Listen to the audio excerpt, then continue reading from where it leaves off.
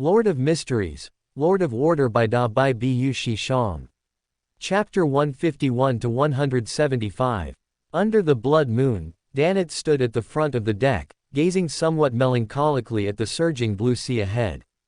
After Fei Lun Idas urged him to repay the money again, he felt he couldn't delay any longer, otherwise, his reputation might be ruined by that guy at any moment. Danitz bared his teeth for a while, then mustered his courage and went straight to the captain's cabin through the hatch, intending to ask the captain for an advance on his salary. Upon reaching his destination, Danitz took 3 deep breaths before raising his right hand, ready to knock on the door. Just then, the iceberg admiral's voice came from inside. "Come in." Danitz paused his right hand, forced a smile, opened the door, and entered. Edwina sat behind her desk, flipping through a book on the table with a deep brown cover made of parchment. When Danitz entered, Edwina's clear, spring-like light blue eyes moved slightly, and she said emotionlessly, "Notify all sailors to prepare, we will open the door of Traveler in 10 minutes. The words Danitz had been preparing all the way instantly got stuck in his throat. He mumbled, nodded, and fled the captain's cabin as if escaping, not forgetting to close the door thoughtfully. Upon receiving the captain's order, the ordinary people on the ship and the Beyonders who were only Sequence 8 and Sequence 9 all covered their eyes. Moments later, Edwina's figure appeared at the bow, and the Golden Dream immediately lit up with transparent, almost illusory, strange patterns all over its body. The figure of the Golden Dream then blurred, becoming almost invisible, and a vortex appeared out of thin air in its original spot. The surrounding seawater gathered to fill it, and the sea surface returned to calm. This was a strange but effective spell Edwina created based on the polymath's analysis and imitation of the Traveler, relying on the Mysticism Magister. Fei Lun stood on the deck as if seeing indescribable, even transparent, almost non-existent things, and seeing one clear, bright light after another of different colors, containing endless knowledge. After a few breaths, all of this disappeared, and the Golden Dream also emerged from its transparent and illusory state, returning to reality and arriving at a coastline. The coast north of Kukva, West Bayern, South Continent. Checkwald stood behind Bishop Montella, holding a dried leaf with golden patterns. This was a token of connection given by General Massagnès, the leader of the northern state, when he was at the general's mansion. Czech had just glanced at the blood moon and estimated the time when he suddenly turned his head to look at the sea not far away, his eyes widening involuntarily. There, waves surged, and a sailboat dozens of meters long, lit up with transparent, faintly golden light, appeared out of thin air. Golden Dream, Iceberg Admiral. These 2 names flashed through Czech's mind, and suddenly he felt something, looking at the Golden Dream's deck, and met eyes with Fei Lun Idas, who had also turned his head. East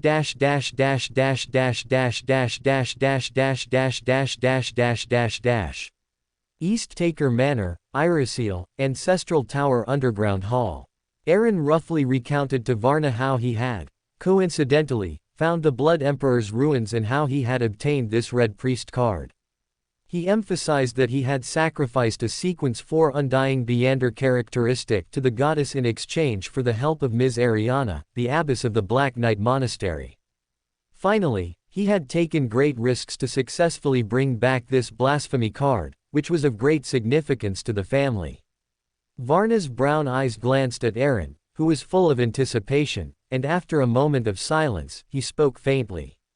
"I remember, you also borrowed the power of my projection at that time." Aaron immediately bowed and saluted, his tone sincere with gratitude. "Thank you for the ancestors' care, I will definitely continue to work hard and lead the family to the next level. I also obtained a Beyander characteristic of the Earl of the Fallen in that ruin. I am willing to offer it to the family, but I still lack a powerful offensive item. I wonder if Ancestor here." As Aaron spoke, he looked at Varna on the high platform with expectant eyes, while muttering to himself. "However, there's only a single Sequence 4 Beyander characteristic. I'll keep the other Beyander characteristics after they precipitate out to cultivate my subordinates." Originally, Aaron intended to leave it for Solo Binter, but considering that he had only recently advanced to Sequence 5 Chaos Mentor and had not fully digested the potion. Moreover, his current contributions were not enough to exchange for a demigod's potion and ritual. Out of consideration for the overall interests of the family, Aaron still decided to offer it to the family so that the family could gain another demigod as soon as possible. Varna's expression softened upon hearing Aaron's words. After a moment of contemplation, on the wall behind the bronze chair, an ancient-looking sword hilt covered in bronze rust began to hum and tremble, as if awakened by some invisible force.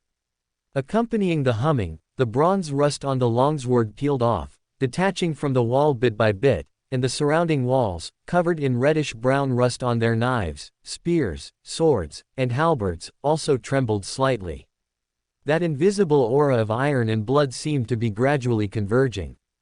Aaron's vision blurred, and an ancient longsword covered in blood-red patterns, without a trace of rust, appeared before him. Varna, on the high platform, flicked his finger, and a red light surged into Aaron's glabella, allowing him to learn the abilities of this longsword. Sword of Judgment. Ability 1 Harvest. Can discover the target's weaknesses from a mystical perspective, which are areas of weak defense, and provide corresponding precision, thereby causing terrifying damage beyond normal and fatal attacks. No matter where it strikes the target, it is equivalent to a weak point attack, and if it truly hits a genuine weak point, then, for enemies whose defense is not too strong, it can achieve a one-hit kill. For targets skilled in defense, it can resolve them within 3 strikes. Ability 2 Domination. Can establish a hidden connection with followers and even armies, allowing the entire team's power to be concentrated on oneself and distributing damage, or sharing members' vision. The power that can be borrowed and the damage that can be shared depend on the team's tacit understanding and whether they are adjacent sequences. Non-adjacent sequences require a higher degree of team cohesion. Side effects. Harvest can be used a maximum of 3 times daily. The damage returned by each harvest will progressively increase, and the third use of harvest will return an equivalent amount of damage, but the received damage can be dispersed through domination. When in domination state, the damage received by the dominated subjects will also be passively dispersed onto the dominator. If used for more than 10 minutes, negative emotions such as irritability and impulsiveness will inevitably appear. Aaron opened his eyes, looking with satisfaction at the Sword of Judgment before him. Besides the most basic manipulation of various flames and enhanced physique, its 2 abilities pleasantly surprised him. Moreover, the negative effects were not severe. The only troublesome point was that to use the domination ability, a team had to be established first, and it also required time to train and build rapport. It's better to be refined than numerous. Control the number of people to within 4. It just so happens that on the way to the South Continent, there's plenty of time to train and build rapport. Aaron thought to himself, reaching out to take the Sword of Judgment, floating before him. A blood-red light appeared out of thin air, condensing into a scabbard, concealing the iron blood aura emanating from the Sword of Judgment. Seeing Aaron put away the Sword of Judgment, Varna looked at Aaron's still very bulging pocket and said faintly, "What's that thing in your arms? I can feel that strong pollution even through the seal." Aaron coughed dryly, took out a long, rectangular box from inside his jacket, broke the spiritual wall on it, and the Calamity Scepter, covered in dark patterns and dark blue to almost black at the top, immediately appeared. Varna frowned slightly, then heard Aaron say, "This is a sealed artifact from the Rose School of Thought, but it has been contaminated. I would like to ask Ancestor to shatter this sealed artifact for me." Aaron was also quite helpless. Above the dark gold mist, even after integrating the Black Emperor card, he could at most only invoke demigod-level power. There were some peculiar residual contaminations within the Calamity Scepter, which the Gun of No Shadow also failed to purify. After careful examination, Varna pressed his right hand, causing the entire underground hull to tremble. The Calamity Scepter, covered in dark patterns and dark blue to almost black at the top, shattered with a crack, splitting into tiny blue light points that seemed to carry electric arcs. Among these light points, a small amount of dark red mist steamed, eventually condensing into a drop of vivid dark red blood. Subsequently, the blue light points with electric arcs reassembled, continuously condensing, turning into a deep blue gem. Its transparent outer layer enveloped the azure seawater, with wind occasionally swirling inside and silver flashes appearing from time to time. Varna manifested a phantom hand and picked up the seemingly vivid drop of blood, finding that it contained vigorous vitality. It hasn't reached the angel level, but it's a bit strange. It seems to be something blessed by an evil god. While Varna was deep in thought, his gaze inadvertently swept towards Aaron, only to see him beaming with excitement, pulling out a bizarre black glove from his embrace, upon which countless ears seemed to be embedded. Before he could inquire, Aaron spoke first. "Please, ancestor, fuse that drop of blood with this glove, and then place a layer of seal on it." This glove was a sealed artifact he made in Backland using the Beander characteristic of the Aurora Order's Sequence 8 listener. It completely retained the listener's abilities and negative effects, maximizing the contamination effect of this drop of blood. It would yield miraculous results against certain heavily wounded demigods. If he had this item when dealing with Flora Jacob, it would have been much easier. By rationally utilizing its negative effects, it could also be transformed into a powerful weapon, even playing a significant role in demigod battles. The only thing to note is that it's useless against the Rose school of thought. In fact, they might even exploit it. Varna was silent for 2 seconds, then moved his finger, flicking the bizarre blood drop into the glove. At the same time, red and white intertwined patterns emerged, sealing all the ears on the glove, which had turned from black to dark red. Aaron, with a smile, put away the glove and the cataclysmic Beander characteristic, then lightly coughed and looked at Varna on the high platform. "Ancestor, during that exploration of the Blood Emperor's ruins, I obtained an important piece of information. Bansi Harbor was formerly known as Bansi Town. The blood descendants of the Red Angel Medici are there, and hidden among them is a weather warlock in extremely poor condition. And the Church of Storms is unaware of this information, or for some reason, chooses to ignore it, treating it merely as a somewhat special colonial island." Varna's eyes flickered slightly, and he spoke in a low voice. "That so-called weather museum. The god of weather, worshipped by those natives, is that weather warlock among Medici's descendants." Aaron nodded, looking at the contemplative Varna, and urged, "That's an angel-level Beander characteristic, and I have a way to extract the Sequence 3 and Sequence 4 Beander characteristics from it. Once successful, the family's strength will undoubtedly rise to another level." As he spoke, he took out the night emblem Ms. Ariana had given him and the Wei Ang-citing paper crane covered in writing from his embrace, continuing. "With this, I can summon Ms. Ariana's historical projection and also receive help from an angel of the fate pathway." Varna turned his head and sensed it, staring at Aaron with a strange look for a moment, then nodded. "Good. Before you begin the operation, recite my honored name." This time, he didn't give Aaron a chance to reply, as if worried he might say something else, and slightly raised his palm. Aaron only felt his vision blur, and he had already appeared outside the main tower. The words caught in his throat again. Dash dash dash dash dash dash dash dash dash dash dash dash dash dash dash dash dash. East of Dichi Bay, Damel Island.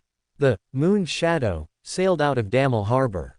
Louise Sears sat by the window, listlessly looking at the sun outside, while gazing at the distant sea. The initial novelty of being at sea had long faded. After so many days at sea with no gains, coupled with her discomfort from the change in environment, Louise gradually grew irritable. Count Mistral, with light silver hair and scarlet eyes, quietly appeared behind Louise, smiling as he spoke.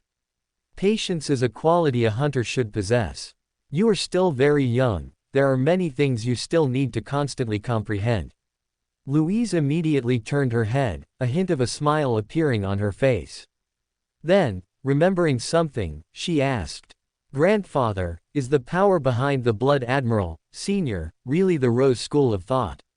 Count Mistral nodded, adding, "He is a Sequence 5 Wraith of the Prisoner Pathway, and this pathway is controlled by the Rose School of Thought. Moreover, His actions and conduct are identical to the indulgent faction of the Rose school of thought. Having received a definitive answer, Louise's eyes grew brighter, and she quickly said, "Then can we use divination to pinpoint the Blood Admiral's location, and then follow the clues to find the Rose school of thought?" Count Mistral paused for a moment, then smiled and shook his head, explaining to Louise's puzzled gaze. "This method won't work. Wraith Beyonders of the aberrant pathway can transform into spiritual bodies and directly contact the spirit world to obtain information.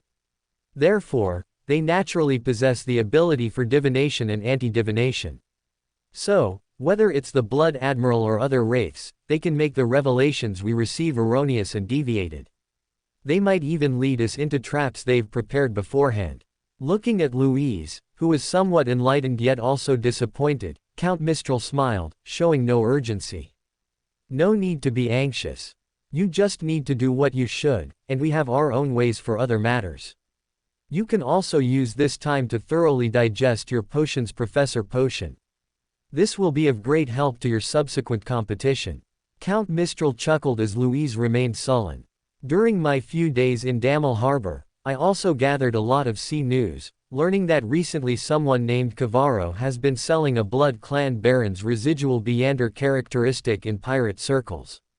I previously sent someone to contact his informant in Damel Harbor, and we agreed to trade that Blood Clan Baron's residual Beander characteristic tomorrow in Bansi Harbor. If you are interested, how about you handle the transaction tomorrow?" Louise, who had been lowering her head sullenly, instantly lifted her head and blurted out, "Bansi, the one known as the Weather Museum. But shouldn't pirates who kill our compatriots and sell their Beander characteristic be completely eliminated?" Count Mistral shook his head, correcting her statement. "That Baron died in a sudden conflict and had no time to find a successor. Cavaro only obtained this inheritance later and has been unable to sell it because he doesn't know which sequence and which potion it corresponds to. Moreover, that fellow is a pirate captain who once served as a sailor on the Black Emperor, so he's considered an outer force of the Five Seas King Nastor. We should try to avoid creating new problems and attracting unnecessary trouble with this operation. Any problem that can be solved with money is not a problem. Furthermore, this sea area is the easiest place for naval fleets and church ships to blockade. Even when the 4 kings and 7 generals pass through nearby sea areas, they try to keep a low profile." Louise then nodded, intending to go to the Moon Shadows library later to read about Bansi Harbor. The sky was dim, clouds rolled in, and deep blue waves rose and fell. According to the normal plan, the Moon Shadows' next stop would be Bansi Harbor. It had been sailing for a whole day and was expected to arrive around 4 p.m. After leaving Bansi Harbor, it would head directly to the capital of the Rorstad Archipelago, Generous City Biome. After resting in Biome for a period, they would follow the border of the Violent Sea and Sonia Sea directly to their final destination, East Barum, South Continent, the northernmost city of the Loan Colony, Beulah City. The Moon Shadow rocked up and down in this pre-storm scene, like a toy in a giant's hand. This is the sea. No matter how powerful a force, it appears insignificant before it. Louise stood by the window, admiring the scene outside, looking at the distant, faintly visible outline of the island, and the introduction to Bansi she had read yesterday flashed through her mind. Mysteriously disappearing in the great fog, bones appearing on the seashore and in the mountains, natives seemingly having a tradition of cannibalism. And precisely because of these legends, Bansi Harbor developed 2 unique customs. One is to keep doors tightly shut on nights with heavy fog and drastic weather changes, not to go out, and not to answer knocks. The other is that they are fond of the fresh blood of various animals and have learned from migrating elves to add salt to it, causing the blood to solidify into peculiar blocks, which, when combined with several local spicy seasonings, are tender and fragrant. What an interesting place. After the transaction is complete, I must take a good tour of Bansi and try their local delicacies. Louise closed the book in her hand, looked at the overcast sky, and her thoughts gradually drifted. After leaving Damel Harbor, the Moon Shadows voyage had been quite smooth. With the help of the wind, its speed remained steady at 15 knots, so it arrived at Bansi harbor much earlier than scheduled. Louise followed Baron Casimir off the moon shadow. Even if they decided to solve the problem with money, they couldn't be treated as lambs to the slaughter. Therefore, having an experienced elder accompany them was quite necessary. Just then, the weather at the harbor suddenly changed. Gale force winds whipped up, making the trees sway violently. As expected of Weather Museum, Bansi Harbor, Louise used her spirituality to erect an invisible barrier to block the strong winds, examining the surrounding scenery with interest. Pedestrians on the street, whether gentlemen in formal tailcoats or ladies in beautiful dresses, were all in a hurry, ignoring their hats blown away by the wind and their skirts fluttering. Doors slammed shut, accompanied by dim yellow lights illuminating inside the houses. Louise was somewhat surprised by their reaction, but not all doors were closed. A bar not far from the harbor was still brightly lit, its clamor carried by the strong winds. That was also the agreed-upon transaction location. Louise followed Baron Casimir into the bar, pushing through the bustling, diverse-skinned drunkards, and arrived at the innermost private room. Alger Wilson, with deep features and a rugged outline, sat in a very humble posture on a chair, looking at the great pirate Cavarro, who was reclining on the sofa, drinking Sonia blood wine, and respectfully said, "Respected Captain Cavarro, I wonder if you are interested in my conditions just now. Can we obtain the information we desire from you?" Cavarro drained the Sonia blood wine in his cup and responded lightly, "Heh, as long as there's money, of course. For 500 pounds, I can tell you all the information about the Azure Avenger. I really don't like that ghost ship's captain, and I actually think highly of you." Alger Wilson paused slightly, his heart immediately conflicted. This was 200 pounds more expensive than the condition he had just proposed. After exchanging a glance with Sains, whose expression was a bit stiff, he finally gritted his teeth and took out all the bonus he received from his last debriefing, placing it on the table. Cavarro scanned the gold pounds on the table with satisfaction. The first mate, who stood by, quickly collected the gold pounds from the table and pushed a wooden box to Alger and Sains. Alger quickly took the box, opened it for a look, then bowed his head respectfully. Sains's face twitched a bit. As a Church of Storms pastor, bowing to a pirate made him feel like he was blaspheming his faith. Just as the atmosphere became somewhat tense, the private room door suddenly opened, and two handsome young people with black hair and red eyes walked in. It was Louise and Baron Casimir. The atmosphere in the private room immediately relaxed. Alger quickly grabbed Sains and left the private room after a low farewell. As the private room door closed, Louise withdrew her scrutinizing gaze and casually asked, "Who were those two just now?" Cavarro felt the aura emanating from the two newcomers and their characteristic red eyes, instantly understanding. His previous indifference gone, he chuckled and said, "You must be the ones here to trade for that Blood Clan Baron's residual Beander characteristic. Welcome, welcome." As for those two just now, he paused, recalling Sains's various abnormal reactions just now, and a slight smile played on his lips. They might be from the Church of Storms, or perhaps connected to a pirate king or a secret organization. They usually disguise themselves as ordinary pirates, collecting intelligence on targets for their true loyalists, making it easier for targeted purges.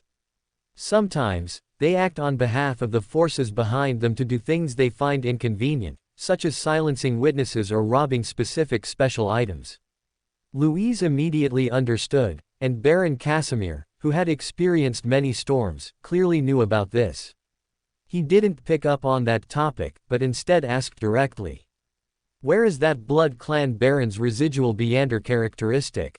Cavarro's smile grew even wider. He took a wooden box from his pregnant and opened it, revealing a completely crimson heart that was subtly expanding and contracting, its surface semi-transparent, with liquid faintly flowing within. "I want 4,000 gold pounds.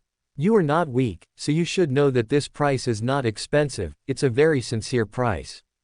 Of course, if you have the Sequence 5 Reaper potion formula and are willing to exchange it, I can give you this residual Beander characteristic directly and compensate you with an additional 1,000 gold pounds.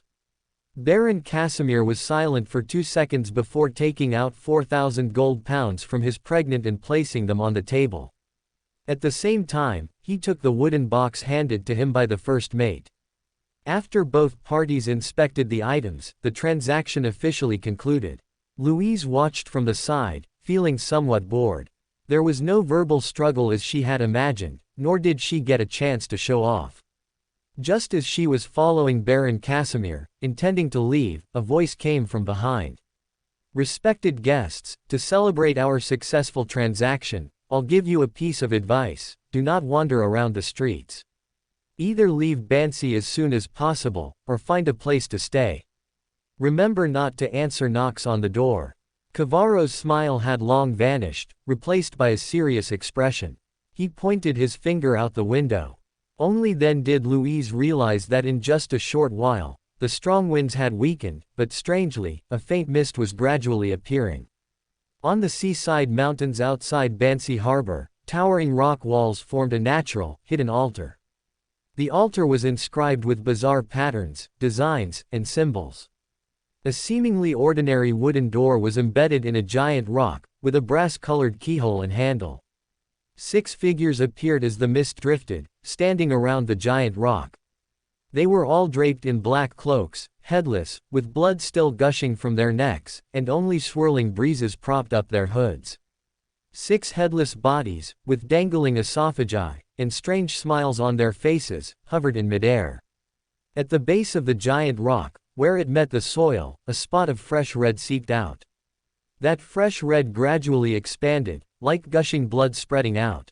However, it didn't contaminate too much, confined to a very small area. The entire altar was faintly glowing, and the sounds of wind and thunder could be heard in the distance. A low, muffled voice, full of seductive and frenzied meaning, rang out, echoing around the altar. What are you still hesitating about? What the Church of Storms cannot give you, the great God of Weather can bestow upon you. As long as the great Lord can gradually awaken, let alone sequence 5, even a demigod, the Lord can fulfill your requests. As long as you open that door, you can truly become a believer of the Lord and listen to the Lord's voice. Bishop Miller, dressed in a dark blue bishop's robe embroidered with the storm symbol, walked to the giant rock with his head bowed, his face pale, his breathing rapid, and his steps somewhat unsteady. Seeing him remain motionless for a long time, the seductive voice sounded again. Miller, do you want to stay in that small church forever? Do you think you still have a chance to turn back now? Bishop Miller trembled all over. His slightly trembling arm gripped the handle and gently twisted it downwards. With a slight metallic click, the wooden door swung open diagonally backward. A stretch of gray-white mist suddenly appeared before Bishop Miller's eyes. Within the mist was a flattened mountaintop, on which were intertwined silver, white and crimson patterns, forming a complex design. In the very center of the design lay a rust-covered coffin. Looking into the distance, through the mist, one could vaguely see a faintly visible street and rows of terraced houses behind the mountaintop. As Bishop Miller's pupils dilated, a vague murmur came from within the faintly mist-shrouded, rust-covered coffin. Castel Medici, the last hope, disaster. Along with the murmuring, bright lights suddenly erupted within the mist, as if countless lightning bolts were intertwined and striking down. The mist immediately surged out, spreading towards Bansi harbor with the strong wind. In a dim room at the deepest part of the moon shadow, docked at Bansi harbor, an ancient coffin was placed. As if sensing a certain aura, the coffin lid trembled slightly, and Marquis Nabe Odra's low voice echoed in Count Mistral's ears, who was standing on the deck, frowning and looking into the distance. There's a problem with Bansi. Leave as soon as possible.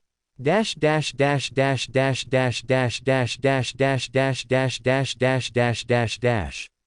Iriseel, Easttaker Manor hunting ground.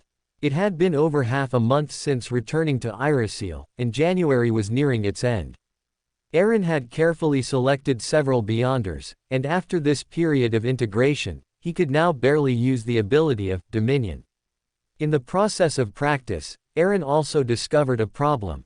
the power that, Dominion, could borrow could not exceed his own sequence. That is to say, if the current Aaron borrowed power from a sequence 5, the upper limit of the borrowed power would not exceed sequence 6. As for the dispersion of damage, facing different attacks, the effect would also vary. The dispersion effect was best for physical damage, while for conceptual damage such as spiritual bodies, the dispersion effect was very small. Of course, it might also be due to insufficient team tacit agreement. Aaron returned to the lounge, holding the sword of judgment, his face somewhat pale, and saw Gusmanwil standing with his hands behind his back, his face stern and old-fashioned. Before Aaron could ask, Gusmanwil nodded slightly and spoke first. Last night, a iron-blooded knight from the Fosak royal family's Einhorn family suddenly made a move in Nicephorus, West Bayern, and a shaman king also secretly made a move. With the help of a Class 1 sealed artifact from the Church of the Night, Mashiana repelled them, but she was also seriously injured.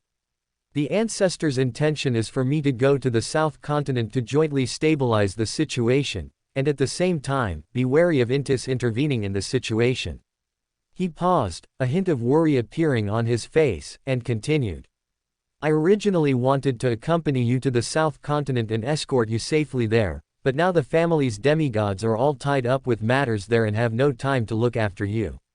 You must be careful before the situation becomes clear.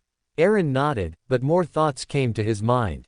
Sequence 3 War Bishop begins to truly involve himself in war, capable of concentrating the power of the army within himself, and also truly integrating the army, making it as easy to command as an arm.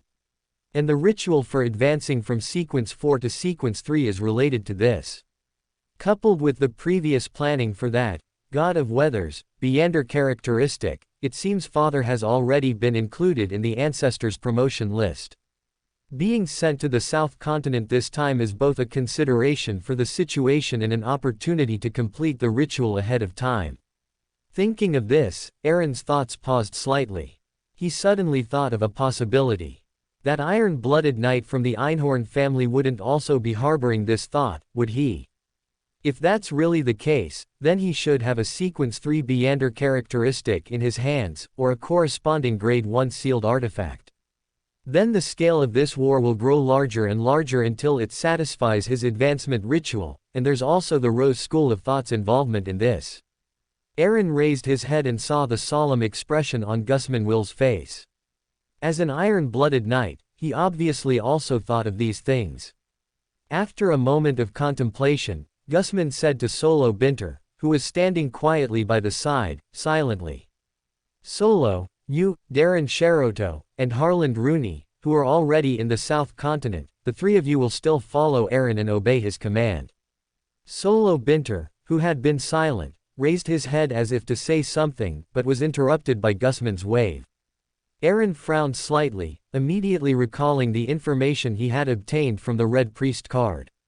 Compared to the advancement of demigods from other pathways, Hunter can be said to be the easiest tier. It only requires a battle team to be cultivated personally, sharing life and death. Correspondingly, as part of the ritual, the members of this team are the iron-blooded knights' anchors, helping to digest the potion and maintaining the self-cognition of the advanced Beander who first obtains divinity, preventing loss of control. Conversely, the iron-blooded knight can also enhance the team's combat power, and even create a mystical connection between each member of the team. Angel-level hunters can even summon each other through team members. In other words, even if alone and separated by vast distances, each person is actually equivalent to being with the team. As the price of a relatively simple advancement ritual, or rather the inevitable risk, the death of every member serving as the iron-blooded knight's anchor will shake the iron-blooded knight's self-cognition. Others might not be clear, but Aaron knew that his father's advancement ritual team back then was the current Duke's Guard. And as the deputy captain of the Duke's Guard, a Sequence 5 mentor of disorder, Solo Binter, from every aspect, could provide his father with a lot of help. With this in mind, Aaron spoke. Father, the situation in the South Continent is unclear. Fosak and the Rose School of Thought have already made their moves.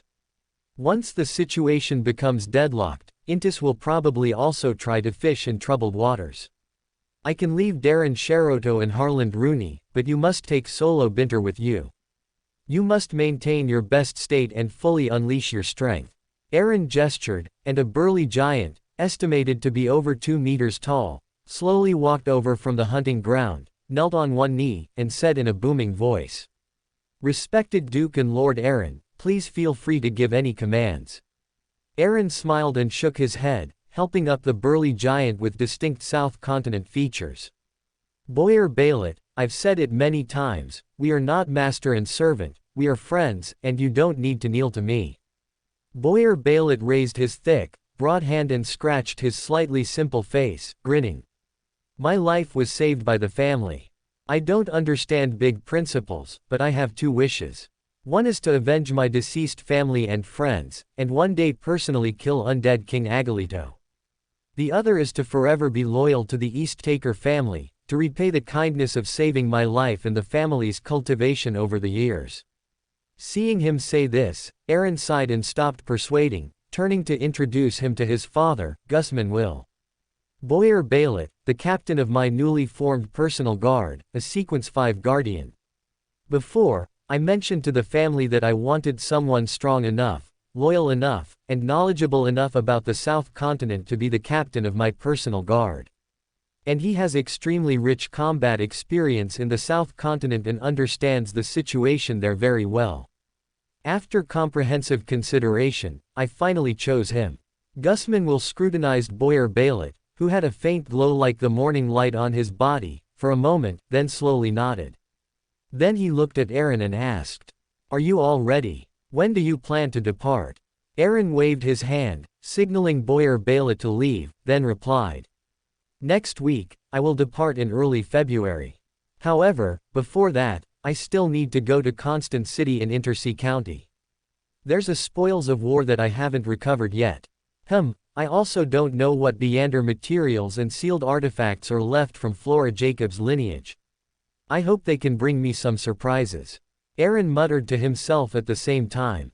Dash dash dash dash dash dash dash dash dash dash dash dash dash. Lowen Intersea County, Constant City, Constant Industrial University. Lawrence Nord, with his silver hair and wrinkled face, slowly walked out of the campus, turned his head to look at the place where he had worked for so long, and sighed softly. He came today to complete the official resignation procedures. The surface reason was his frail health, making him unable to hold the position of public school teacher. The actual reason was that the frequent blood moons this year had almost completely destroyed his body. Lawrence walked with faltering steps through this purely industrial city, passing towering blast furnaces, chimneys, and tall buildings, and arrived at a 2-story building by the Maris River. Lawrence opened the mailbox with hopeful anticipation, found a letter inside, and his smile immediately froze. He had recognized this letter. It was the one he had written to Labro and Annalise last week, appearing untouched in the mailbox. There was only one possibility. That was, the postman could not find Labro and Annalise, and had to return the letter. Lawrence stood for a long time before opening the door and going up to the 2nd floor. He took out a palm-sized notebook from the compartment. Its cover looked very hard, copper green, and appeared quite ancient.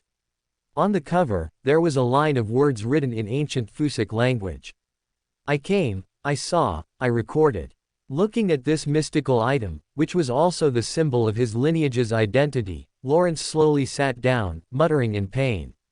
"Where did Labro and Annalise go? Richard died at the hands of the Aurora Order. Sam doesn't want to contact us at all, doesn't want to bear the responsibility of the surname. Is the Abraham family really going to slowly die out like this?" Then he uncontrollably recalled the Abraham family's suffering over the years. After the disaster brought by the Aurora Order, the reconstructed Abraham Family Elder Council reflected on their past actions over many years, but could not find a solution to the problem. Negative, despondent, and despairing emotions enveloped the few remaining family members. Lawrence was unwilling to stay in such an environment, nor was he willing to face size and a depressing atmosphere every day, plus he didn't know how much longer his body could hold out. He had just decided to leave Constant City and planned to come to Backland to seek out another half-brother, Labro, and a step-brother, Sam. Now, he suddenly found that he couldn't contact Labro. And he himself was nearly 80 years old, and all his children had died in the disaster brought by bodies. Just recalling these things filled him with overwhelming sorrow. What pained him most was seeing no hope for revenge, no dawn for the family's glory to reappear. I am already very old, and my physical condition is extremely poor now. Unless absolutely necessary, I dare not use Beyonder abilities anymore, as that would lead to loss of control, or bring down a curse. Where exactly does the future of the Abraham family lie? Lawrence fell into a long silence. On the other side of Constant City, west of the industrial district. In a luxuriously decorated room, at a dining table laden with various delicacies, a strange figure sat at the head of the table. This figure wore a formal three-piece suit, a semi-tall silk top hat, and a bizarre mask on his face. The mosque's mouth was stretched wide, almost to the ears, and it remained open, as if to swallow everything its two eyes saw. This figure had an extremely elegant demeanor, with a scholarly air, but his hand movements were as fast as afterimages. In just a moment, a table full of food was reduced to empty plates. A hint of satisfaction finally appeared on the strange mask. A young man wearing gold-rimmed glasses slowly walked in, personally collected all the empty plates, and as he turned, revealed a room full of empty plates behind him. The figure with the strange mask nodded in satisfaction. Well done. I might be going out for a while recently, so the psychology alchemists in Constant City will be temporarily under your charge. The young man paused slightly, then joy and gratitude appeared on his face, and he replied excitedly. I will certainly live up to your expectations, Counselor Howard Phillip. Ignoring the young man, Mr. Gluttony, Howard Phillip, a member of the Psychology Alchemists Council responsible for Constant City in the Loan Kingdom, turned his head to look out the window. A smile, whether mocking or wary, appeared on the strange mask. His illusory figure had already arrived on the street outside. People came and went on the street, but no one noticed his strangely dressed appearance, and they also avoided the central area. A large carriage was parked there, and the coachman was an ordinary middle-aged man wearing an old top hat and a dark jacket. However, in Howard's eyes, the coachman simply did not exist, because he had no corresponding spiritual island or conscious activity. In other words, the coachman was just an illusion, a dummy. The master of the carriage was the horse itself. Howard curled his lips slightly and walked over. The carriage door creaked open. Mr. Gluttony, you're late. A low male voice came from inside. The mouth on Howard's mask stretched even wider. He boarded the carriage and saw a gentleman sitting in a black wheelchair. His pale yellow eyebrows were long, his hair was neatly combed back, and there were a few wrinkles on his forehead. His face had an abnormal paleness. Oh, President, I just ate a bit more. You shouldn't have to come and pick me up yourself, should you? The president of the Psychology Alchemists, Bully Delaumo, rubbed the wheels on both sides of his seat and said, This meeting is still very important, and it will only officially begin once everyone is present. Mr. Gluttony Howard remained silent, neither responding nor sitting down. The carriage had unknowingly arrived at a city shrouded in night, Eden. In the city, magnificent buildings with a mysterious and dark aura stood tall, and pedestrians, symbolizing bestial desires, walked about. They either wore top hats and trench coats, or exquisite and complex dark long dresses, trying their best to imitate humans in every detail, but they could not truly be like humans. The carriage drove under the dim night, passing among these pedestrians and various Gothic buildings, and soon arrived at the central church of the city. This church was over 80 meters high, supported by black giant pillars. Each giant pillar was inlaid with a certain number of skulls, some from humans, some from different creatures, but all their hollow eyes were directed downwards, as if watching every living being entering the church. Stepping out of the carriage and through the main entrance, one entered a grand but empty hall.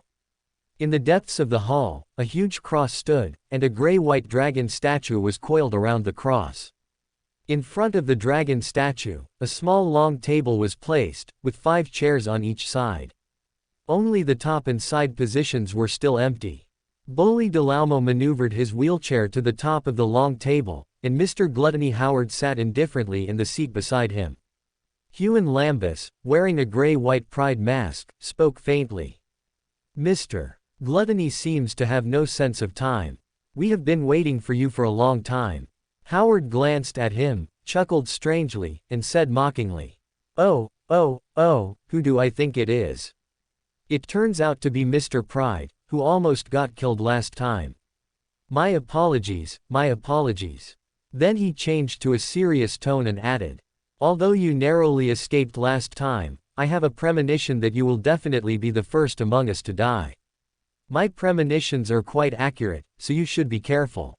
Huon Lambus looked at the mask with its mocking expression, his fingers clenched, and the pride mask emitted a faint glow. The other Psychology Alchemists Council members wearing other personality masks remained silent, neither helping nor stopping, as if they were already used to it. Bully Delaumo raised his hands, clasped them, and rested them on the surface of the long table. "Enough. First, let's share our respective intelligence, then discuss matters." Mr. Greed, who was responsible for St. Mylon, the capital of Fosak, and whose mouth was stretched to his ears but not open, and whose eyes were closed, spoke first. According to the President's arrangement, the war between Lowen's Easttaker family and Fosak's Royal Einhorn family in West Baron has officially begun. Both sides are increasing their stakes, and everything is going smoothly. Bully Delaumo nodded, then looked at Mr. Lust, who was responsible for Trier, the capital of Intis. Mr. Lust, whose eyes were sunk into the middle of his nose, as if looking up at people, nodded and then spoke. "My manipulation failed. Someone intervened to stop my actions. Intis will not participate for now, only observe. If we want them to act, we can only offer greater benefits."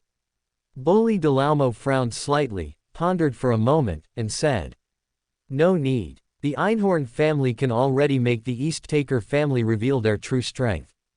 They have long wanted to swallow the Easttaker family.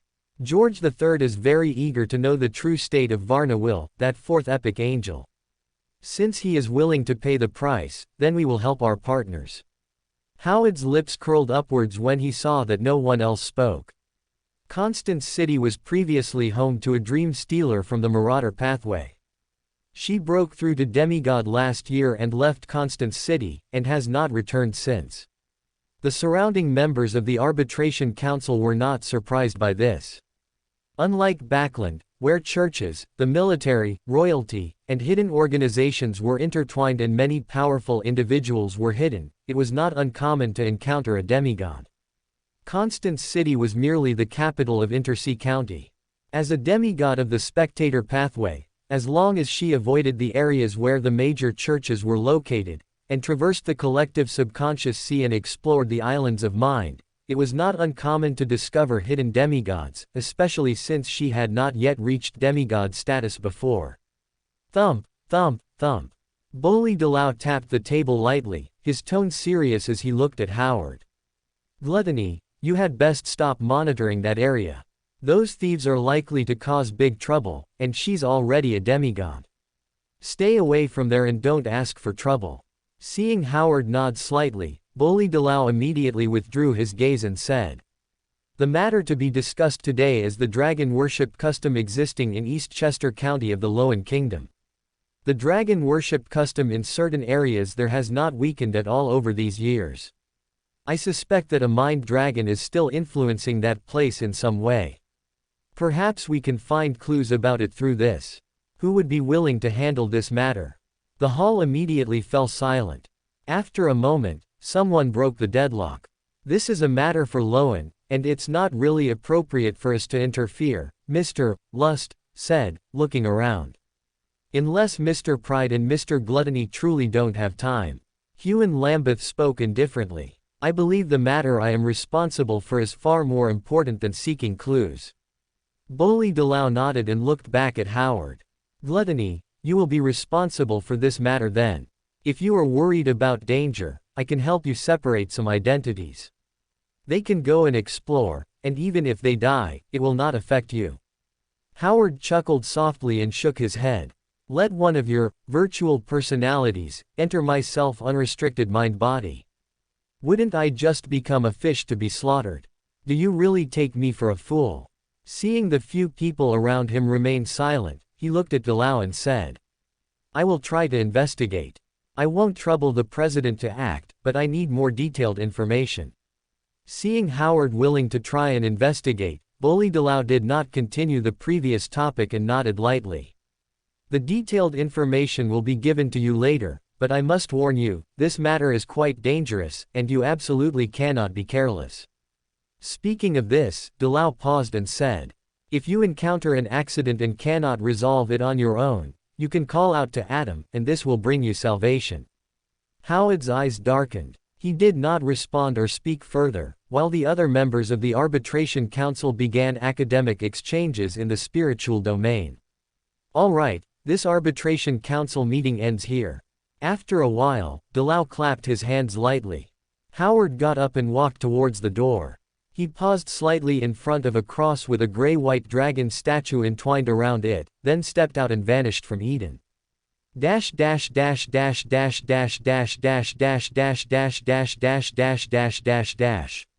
Constance City, Intersea County.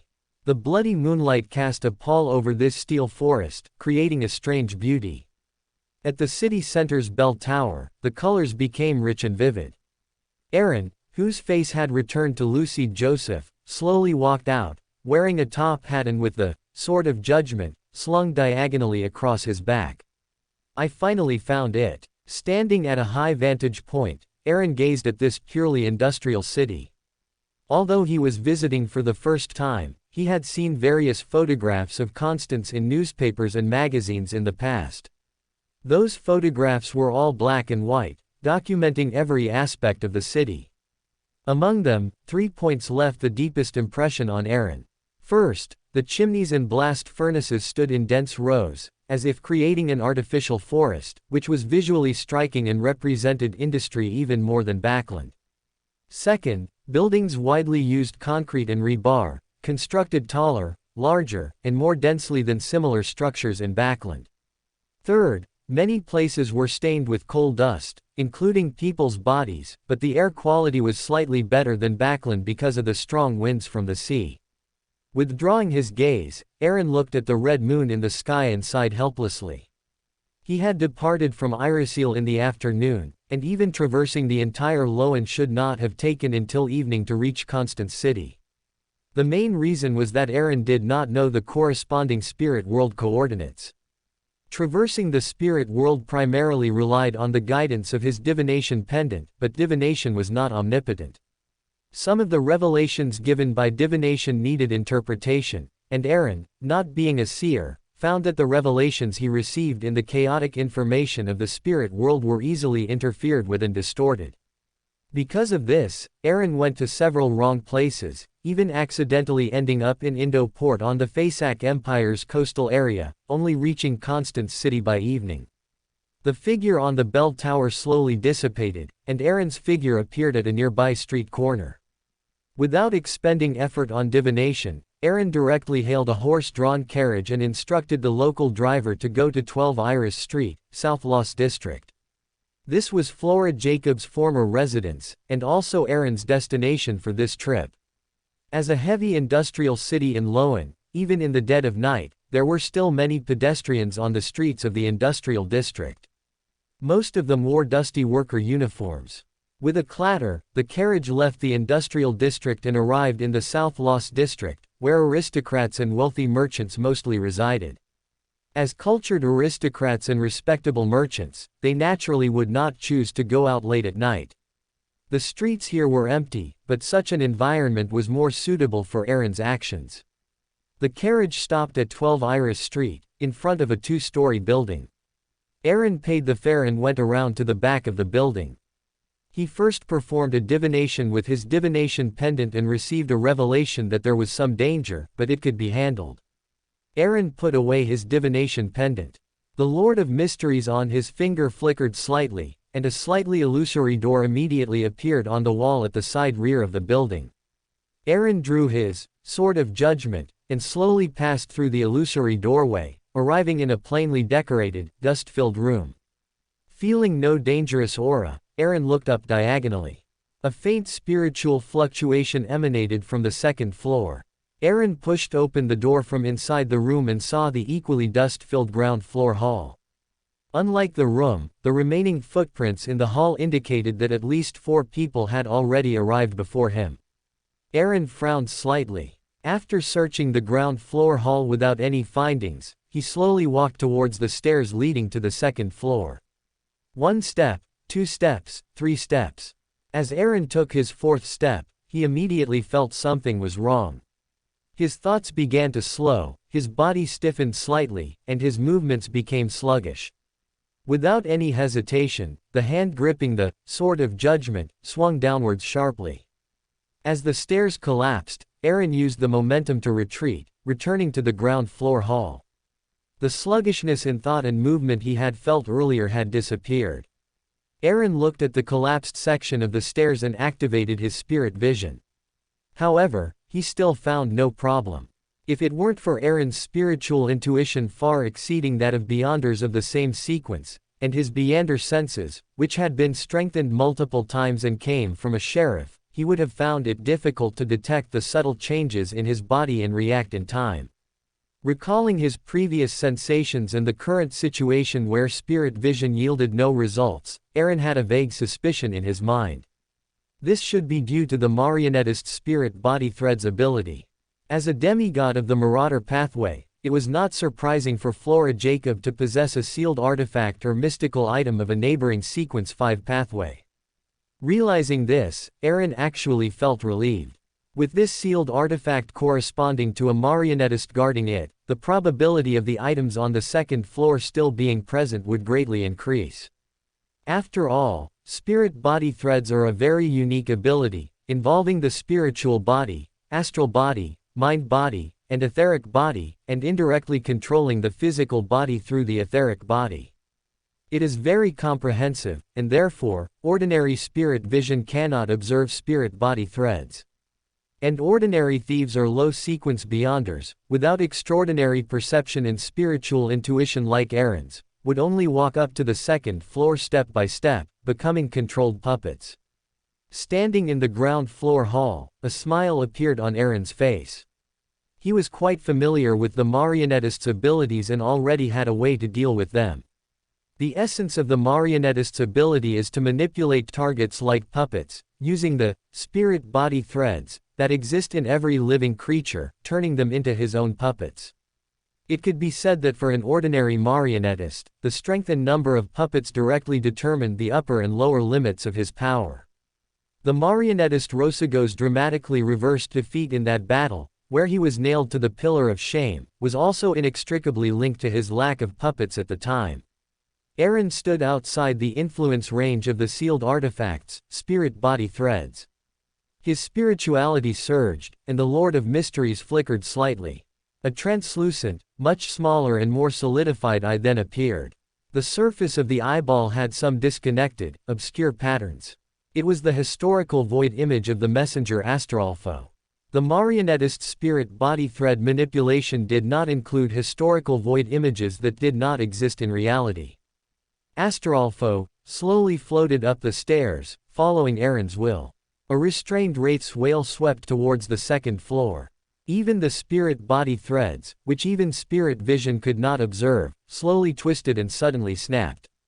4 muffled thuds in succession. 4 bodies fell from the ceiling, which was swallowed by blackness, hitting the floor. They were already unrecognizable, and 2 Beyonder characteristics emitting faint spiritual fluctuations appeared on the bloody, blurred ground. If he were facing a true marionettist, the opponent would naturally not be so weak. Even if the spirit body thread control was interrupted by a wraith's wail, the opponent could still use puppets to switch positions and launch another attack. But this was just a sealed artifact. Without human manipulation, the range of the spirit body threads only covered the second floor, which is why it was so easily broken. Seizing the gap where the spirit body threads were temporarily interrupted, and without looking at the 2 Beyonder characteristics that had fallen to the ground, Aaron exerted force with his feet. Accompanied by the sound of the floor cracking, he rushed towards the second floor. There wasn't a single footprint on the dust-covered floor of the second story, all footprints stopped at the stairwell. Relying on his spiritual intuition, Aaron directly rushed into the innermost room. As soon as he violently broke into the room, that familiar feeling of obstruction reappeared.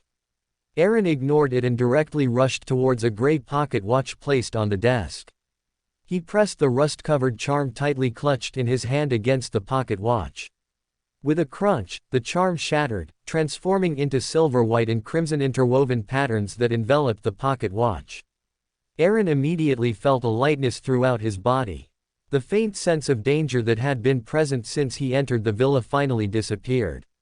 A certain flying insect in a corner of the first floor slowly flew to the stairwell of the second floor, seemingly observing everything.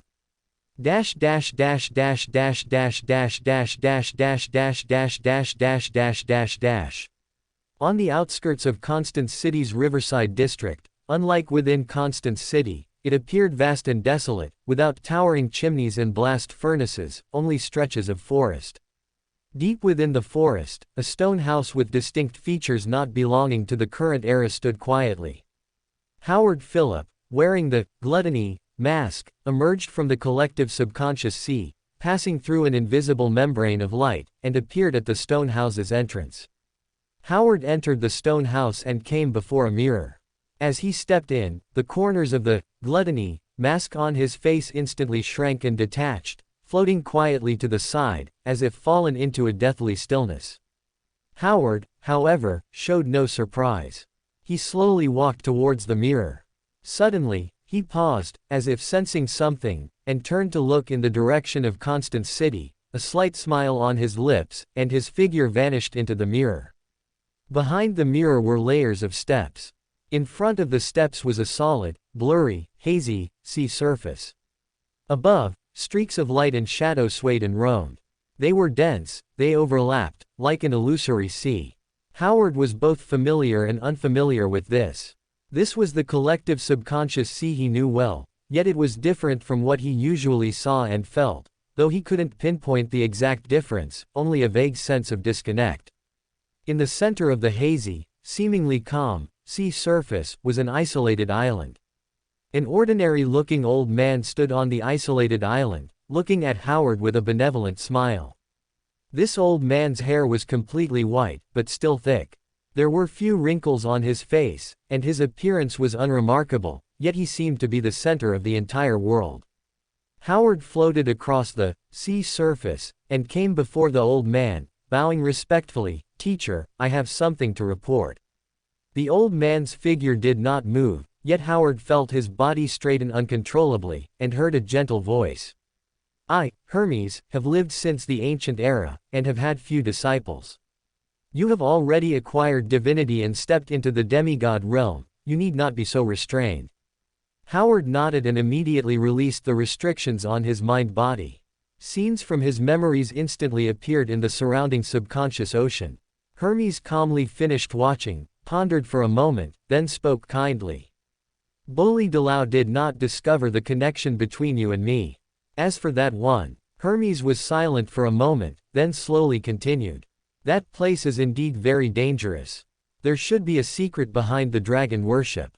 I cannot extricate myself now, and I'm afraid I won't be able to help you at critical moments. Later, I will separate an identity for you.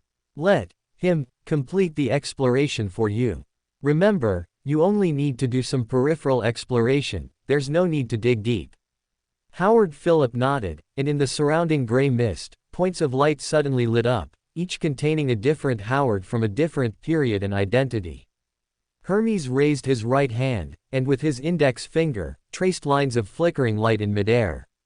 These were like images from the deepest dreams. A few seconds later, those faint lights absorbed one of the light points, twisting and transforming into a middle-aged man with golden hair and brown eyes, becoming another Howard Phillip. What differed from Howard was that this gentleman also possessed a strong scholarly demeanor, and the depths of his eyes lacked the cold indifference of someone who had seen through everything. "Teacher, Mr. Gluttony, good evening." Howard performed a standard low and noble bow, greeting them courteously. Howard looked at the identity that had been separated from him, as if recalling something. After a moment of silence, he waved his hand, and Howard instantly transformed into a point of light and vanished. A few seconds later, the points of light that had illuminated in the surrounding gray mist converged to form a ball of light, revealing the scene on the second floor of Flora Jacobs' villa. Watching the unfolding scenes, Hermes's eyes gleamed slightly. As a Sequence 2 discerner, he seemed to have discovered something interesting. Dash dash dash dash dash dash dash dash dash dash dash dash dash dash dash dash dash. Aaron glanced at the sealed silver pocket watch corresponding to the marionettist and put it away with satisfaction. Without wasting time searching, Aaron took out his divination pendant and directly divined for high-value items in the room. A moment later, Aaron pried open the wall of the compartment, broke through the spiritual wall on it, and found a brown box. Without the obstruction of the spiritual wall, Aaron saw the colorful spiritual hues within the box through spirit vision. Feeling no danger, Aaron directly forced open the lock, picked up the item with the strongest spiritual fluctuation, pried open the outer layer of gold, and saw the item wrapped inside. It was a strange decorative item, similar to a brooch, entirely grayish-white, with peculiar folds and protrusions. Patterns and symbols formed a miniature door in the center of the brooch. The divination pendant quietly floated above the brooch. A moment later, Aaron frowned slightly and opened his eyes. Travel brooch. Ability 1. Teleportation door. Allows one to perform spirit world travel that can sense the outside world and self-locate. Beyonders of different sequences, due to the varying strength of their spiritual bodies, can withstand different teleportation times, and the effect and distance of spirit world travel will also vary significantly. Ability 2. Record, retains some of the scribe's abilities at Sequence 5 level. It can record one demigod level Beyander ability at most, with specific effects close to Sequence 4. Negative effects. 1. If not isolated by gold, it will continuously affect the wearer and even those around them, causing hallucinations until they go mad.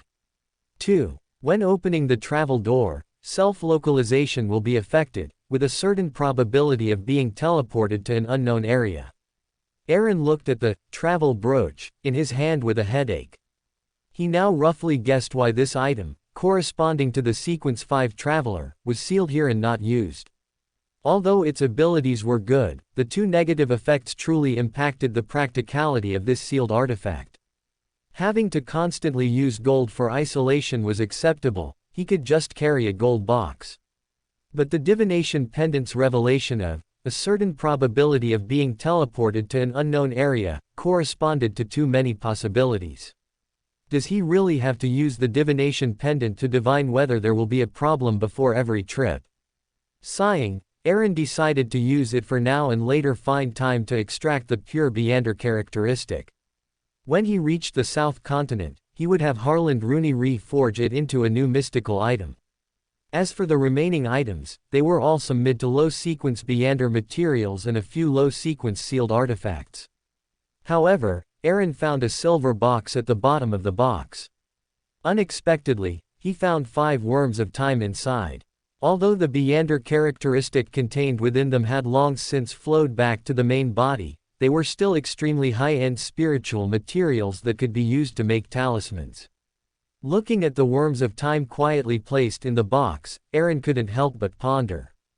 The essence of a talisman is to pray for power from a high-level existence and fix the obtained power with suitable materials and corresponding symbols.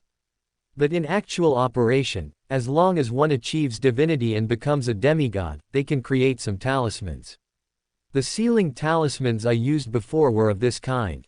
These worms of time can indeed serve as unique carrying materials. They are high enough in level, conform to the essence, and their spirituality is sufficient to meet the needs. However, the uniqueness of the carrying material will also affect the effect of the final talisman. In other words, different special materials can induce different types of responsive power. The talismans I can currently make roughly correspond to the Justiciar, Black Emperor, Red Priest, Evernight, and Destiny pathways, but none of these are compatible with the Worms of Time. But among the 3 pathways most compatible with the Worms of Time, besides Aemon, the remaining high-level existences are either dead or injured.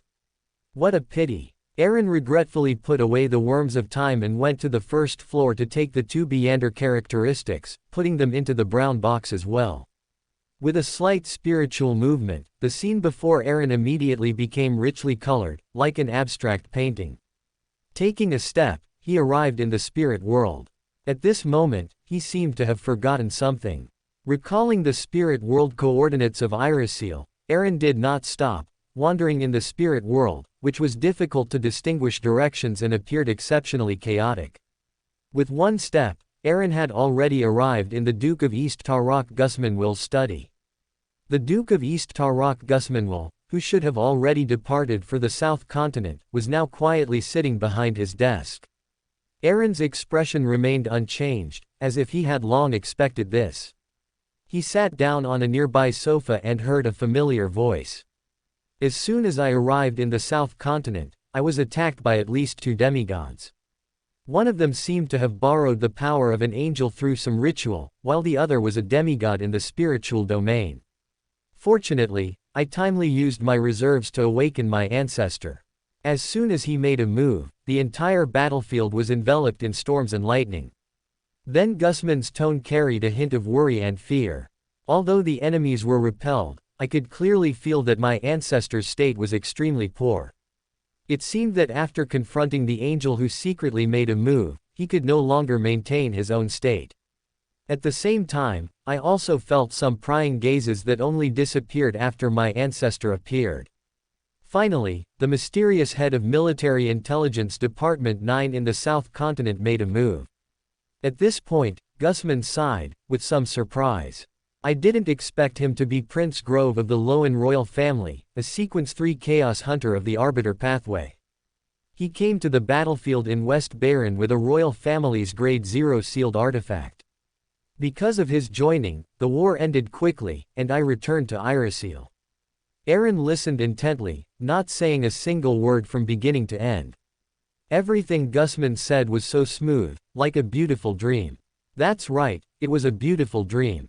Because of the Evernight goddess's blessing, Eren, who could always remain clear-headed in dreams, discovered as soon as he entered the spirit world that he was already in a real dream woven by someone else. Such a level of real dream, there were not many existences in the entire spectator pathway who could achieve it. Eren was also very curious who the existence who made the move was. And what was their purpose? Therefore, regarding being in a real dream, Eren pretended not to notice, following the will of that existence, and like an ordinary Beyonder, deliberately ignored the illogical parts of the conversation. Because he had not yet detected any malice, and even though he was in a dream, he could still sense the presence of the Night Mark, which was Eren's greatest confidence. And through the information revealed in the words of this, Gusman, before him, Eren already had many guesses in his mind. With this thought, Eren smiled, stood up, and bowed to Gusman. Thank you for your guidance, Senior. May I ask if Senior would grant me a meeting? As soon as the words fell, the real dream Eren was in disappeared silently. Everything around him seemed to return to normal. He was standing on the first floor of Flora Jacobs' villa, still holding the brown box in his arms. He had never left. Eren's eyes darkened. He suddenly turned to look at the corner of the room, where a mirror had appeared. The mirror surface was hazy, unable to even reflect a human figure.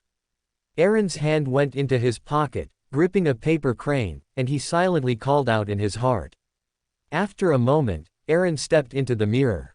After an indescribable strangeness, he saw layer upon layer of stairs. Eren's originally strong physical qualities seemed to have vanished into thin air, and the box he had been holding in his arms also disappeared. He could only move forward step by step along the stairs. What Eren did not notice was that points of light slowly emerged on both sides of the stairs he walked past. This seemed to be an external manifestation of a person's subconscious, reflecting his experiences, identity, and even emotions. Unlike Howard, all of Aaron's light points were covered in a thick dark golden mist, making them impossible to peek into. The concept of time here seemed to be distorted, or Aaron's perception of time was distorted. After an unknown period of walking, he finally reached the end of the stairs. It was a solid, blurry, gray ground, with shimmering light and shadows swaying and roaming above it.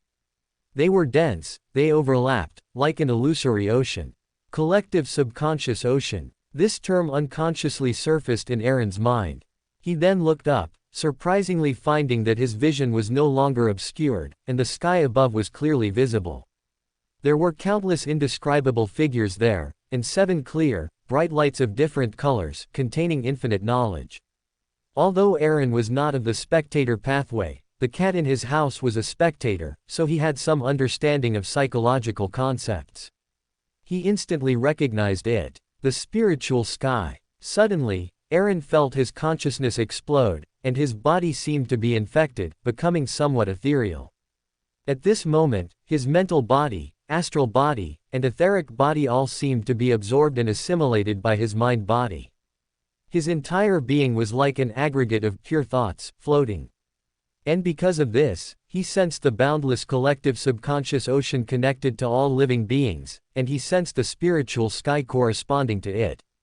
Seemingly having passed through some obstruction, Aaron blinked in a daze, then alertly opened his eyes and looked around. He saw an ordinary-looking old man floating in midair, looking at him calmly, and sighing in ancient Hermes. "I cannot peek into your mind island. I originally intended to guide you through dreams to show your uniqueness. I didn't expect you to be unfooled by the dream I wove. It seems your secrets are far more than this." After saying this with a hint of meaning, the old man in the gray-white robe chuckled softly and kindly added, "I forgot to introduce myself. My name is Hermes. Hermes, the angel of the spectator pathway who survived from the second epoch and created the ancient Hermes." Aaron was first startled, then confirmed some of his thoughts, but also many questions arose. Dash dash dash dash dash dash dash dash dash dash dash dash dash dash dash dash dash. South Continent, Caesar Port. The civilian district here was far from the port area and the western district where the church was located. The Intis people ignored it, and the locals didn't want to manage it. Therefore, law and order were extremely poor, a place where various gangs ran rampant, and also a breeding ground for various grey transactions. In a particularly spacious underground room in the civilian district, open coffins were scattered about. The bodies inside, though emaciated and clearly from the lowest class, had peaceful expressions before death. These coffins were strangely arranged according to the patterns on the underground floor. As several members of the numinous episcopate's sleeping faction chanted in low voices, one pattern after another lit up. Czech Wald, who had recently become a Sequence 7 spirit medium, first glanced at Anthony as standing at the very front, then focused his gaze on the patterns inscribed on the ground. As a spirit medium, he himself mastered various mystical rituals related to spirits and could directly communicate with the natural spirits and lingering souls of the real world. He had also previously traded with Sharon for Witch King Kalaman's Book of Secrets, and was extremely knowledgeable about mysticism and ritual knowledge, barely able to recognize that this was likely a targeted awakening ritual. Thinking this, Czech suddenly felt a cold wind sweeping through the underground room. The few natural spirits that had been present wailed and left, as if sensing some aura. Anthonius took out a white feather stained with light yellow grease from his embrace, used it to cut his wrist, and crimson blood merged into the patterns. A mysterious door, as if leading to the underworld, slowly emerged. A pale, bony hand reached out from within, and a figure slowly walked out. This figure was dressed luxuriously with a distinct fourth epoch style, but white feathers grew from his back. He tilted his head slightly, revealing the obvious red patches on his face, as well as dull, blank, emotionless eyes. It was Undying, Faust Ellen, currently the sleeping faction's only saint. As an Undying, he would die once and resurrect once every 60 years, forgetting most of his past memories, which he would slowly retrieve later, like starting a new life. And this period was precisely the stage of him searching for his memories and slowly recovering, which was also the main reason for the sleeping faction's recent decline. The blood-stained white feather with light yellow grease slowly floated to Fau's Ellen's forehead and directly merged into it. Those dull, blank, emotionless eyes instantly became sharp. Everyone present felt as if they were frozen in an instant, having the illusion of becoming corpses. Anthonius raised his stiff fingers, signaling everyone to retreat. After they had all left, he meticulously recounted witch King Kalaman's request for cooperation from beginning to end. Welcome to Fanfic Audiobook, your go-to place for immersive audiobooks. If you enjoy the content, don't forget to like the video and subscribe to our channel for more amazing stories. And please support the author by link in description. In the oppressive and terrifying atmosphere, Anthonius finished recounting the events and waited for the saint's decision. After a moment of silence, Fau's Ellen said, as if reminiscing, "Those blasphemers from the man-made death faction intend to emulate what the hidden sage did, attempting to create a new death god themselves. The grand priest of the death god church, Heidel, who has already disappeared, is also the current controller of the man-made death faction. Later, thanks to the man-made death plan, he became an angel, which made him even more fanatical about this plan. If not for the existence of the Pale Empress making him wary, and the severe erosion he suffered in a certain ritual, preventing him from leaving his mausoleum currently, otherwise he would directly lose control. If not for that, he would have probably long wanted to devour us." Anthonius's pupils constricted. This was the first time he had heard these inside stories. As he let his imagination run wild, he heard Fau's Ellen continue.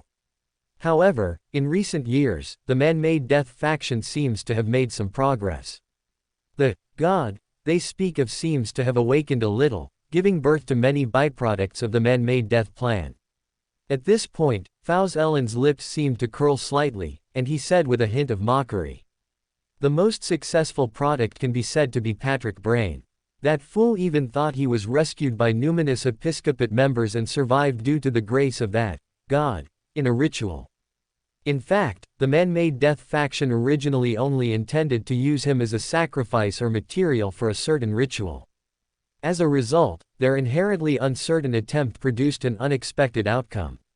The uniqueness left behind by the death god developed an initial instinct, or underwent other changes, leading to Patrick Brain's survival and the establishment of a certain connection with the so-called man-made death god, with both his spirit and body tainted with something special. So he has always been watched by Heidel. If you ever encounter him in the future, you must be careful. HMPH, he is also a fanatic." Anthonius's mouth slightly agape, information quickly surfaced in his mind. Patrick Brain, achieved undying 7 years ago, is one of the 3 saints of the numinous episcopate's man-made death faction.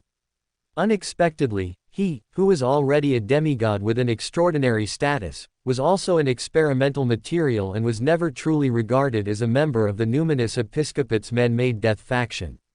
Looking at the somewhat dazed Anthonius, Fau's Ellen sighed. "Factional infighting within the numinous episcopate, the royalist faction already covets our smaller factions, and in recent years, the man-made death faction has been making constant moves. We indeed need help, but you must always remember one thing. External power is always just external power, it can be gained, and it can be lost. I will provide you with the necessary help, and I hope you can become the second saint of our sleeping faction." Anthonius respectfully lowered his head, responding solemnly, "I will not disappoint the saint. Dash dash dash dash dash dash dash dash dash dash dash dash dash dash dash dash dash." Looking at the amiable Hermes in front of him, Aaron couldn't help but twitch the corner of his mouth. "I just came to get my spoils of war, why did I run into him? I don't have any high-level items from the spectator pathway on me." Hermes smiled, looking at the young man whose mind-body was enveloped in dense dark gold mist. 2 chairs instantly appeared on the originally barren isolated island. Seeing the angel casually sit down, Aaron had no choice but to follow local customs and sat down somewhat cautiously. "No need to be nervous. I cannot pry into your thoughts, I can only see a layer of mist." If I continue to forcibly pry, there might be some unpleasant consequences. Hermes smiled, his posture casual, without the airs of an angel, and at the same time, he hinted with a reminder. At most, it's like the previous dream, where through the guidance of the dream, you yourself display it. Aaron breathed a sigh of relief, making a note of this. Connecting it to the previous events, he no longer deliberately suppressed his thoughts, and his brain rapidly processed information. The information Hermes revealed through the dream earlier is very interesting. Those things haven't happened yet, but they are logical, as if they are about to happen. It sounds like a prophecy. Is this also one of the abilities of a Sequence 2 discerner? Or is it information obtained from the Twilight Hermit Order? Is it a benevolent reminder? Or is it part of a trap itself? Aaron hesitated slightly, looking at Hermes, who wore a constant smile, and pretending to be ignorant, he slowly began. Why did you think that ancestor Varna's condition was extremely poor before? Hermes scrutinized Aaron from head to toe, chuckling. During the Pale disaster at the end of the fourth epoch, Varna, who had already achieved angel status, obtained a grade 0 sealed artifact that belonged to the demoness sect at the cost of severe injuries and near madness. Later, during LotM's 20 Years' War, a Sequence 3 war bishop of the East Taker family was severely wounded by an angel from the Fasak Empire. Nearly 1,000 years have passed since then. That war bishop has been missing, whether he is also in slumber to delay his injuries or has already fallen and become a sealed artifact.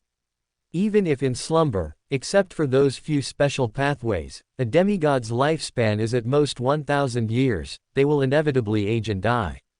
And that war bishop was Varna's biological son, and also the core of Varna's previous demigod promotion ritual. The Red Priest pathway has a peculiarity or flaw after demigod. Aaron's pupils constricted, almost blurting out, "Anchor." Immediately, his heart tightened, and he suppressed the strange emotions within him, quickly stopping his words. Looking at Hermes, who was still smiling and very inviting to confide in, he thought to himself. This should be one of the inherent traits of a high-level spectator pathway beander. I need to be careful, I absolutely cannot let anything slip. Hermes smiled and nodded, not minding Aaron's small gesture. That's right, the stronger one is, the more important the corresponding anchor. Such an anchor being severely injured or even dying would only worsen Varna's condition. This is also why Varna signed a contract with William Augustus I of LotM back then. His condition at the time was extremely poor. Many high-level beings speculated that he wouldn't last much longer, but he still hasn't fallen even now, which is the fundamental reason why many existing beings are curious about his condition. Aaron slightly lowered his head, suppressing the emotions in his heart. He had seen Varna, and his condition was surprisingly good, nothing like what Hermes had described. For Hermes to consider his condition extremely poor means that ancestor Varna was indeed severely injured at the time, to an extent that even angels were somewhat helpless. And to fully recover in less than 1,000 years, there is only one possibility. Varna, who secretly became a favored one of Evernight, received help from the Evernight goddess and secretly recovered to normal. Without continuing to ponder, Aaron raised his head again and tentatively asked. That spectator pathway demigod you mentioned in the dream you wove. Hermes acted less like an angel and more like a learned and benevolent teacher, saying gently. That is a member of the Psychology Alchemists' Council, but that is merely a separate identity. Psychology Alchemists. George III. A flash of lightning crossed his mind. Combining the hints from the dream with Hermes's explanation, Aaron finally confirmed his thoughts. And this also made him recall a previously overlooked issue. Neither George III nor Adam were ready to become gods. Starting a war prematurely was not their objective, which was why Aaron hadn't thought so much about it initially. But combined with the final hint in the dream, after Prince Grov, who carried a grade 0 sealed artifact, appeared, this sudden war abruptly ceased and did not trigger a larger conflict. This made Aaron realize that from beginning to end, this suddenly erupted South Continent war was essentially meant to force Varna to act, to test his true condition. And the only one capable and motivated to do so was George III. After all, not everyone wanted him to achieve Black Emperor status. Having an enemy angel whose condition was unknown would also make one uneasy when thinking from their perspective. Aaron's lips curled slightly, unable to tell if it was mockery or sneer, and he sighed in his heart. What a good plan. George not only tested the ancestors' condition but also didn't lose the colony, and incidentally, consumed the family's strength. That iron-blooded knight of the Einhorn family also gained the opportunity to complete his promotion ritual. Heh, truly a win-win solution. Aaron, now enlightened, stood up and bowed to the angel, asking his last question. Why do you help me like this? Hermes remained seated in his chair, his smile undiminished. The first time I saw you, I felt you were very much like a friend of mine. He was as mysterious as you, but you are more composed and know more than he did at the same stage. It's just a pity that he has already fallen. I hope you can go further with the help of that one. The great tide of the era is coming, and the doomsday is not far in the future. He, already fallen, does that refer to Rosal? As this thought just surfaced in Aaron's mind, his consciousness wavered for a moment. Opening his eyes again, the subconscious ocean and the spiritual sky had disappeared. Aaron looked around, hugged the brown box in his arms, and took out a dark gold talisman from his embrace, throwing it towards the second floor. This was an interference talisman Aaron had crafted himself, above the dark gold mist, in response to himself, capable of disrupting any potential subsequent tracking and investigation. After confirming his condition was normal again, Aaron activated spirit world travel. He was somewhat eager to return to Iriseel to verify some conjectures.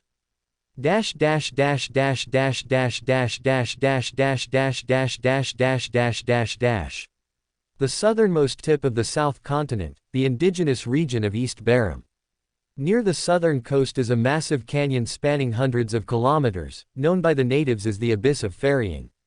Legend has it that many years ago, black river water flowed here, and living beings in the areas it passed through would slowly wither and fall into the embrace of death, as if crossing the river of death inch by inch.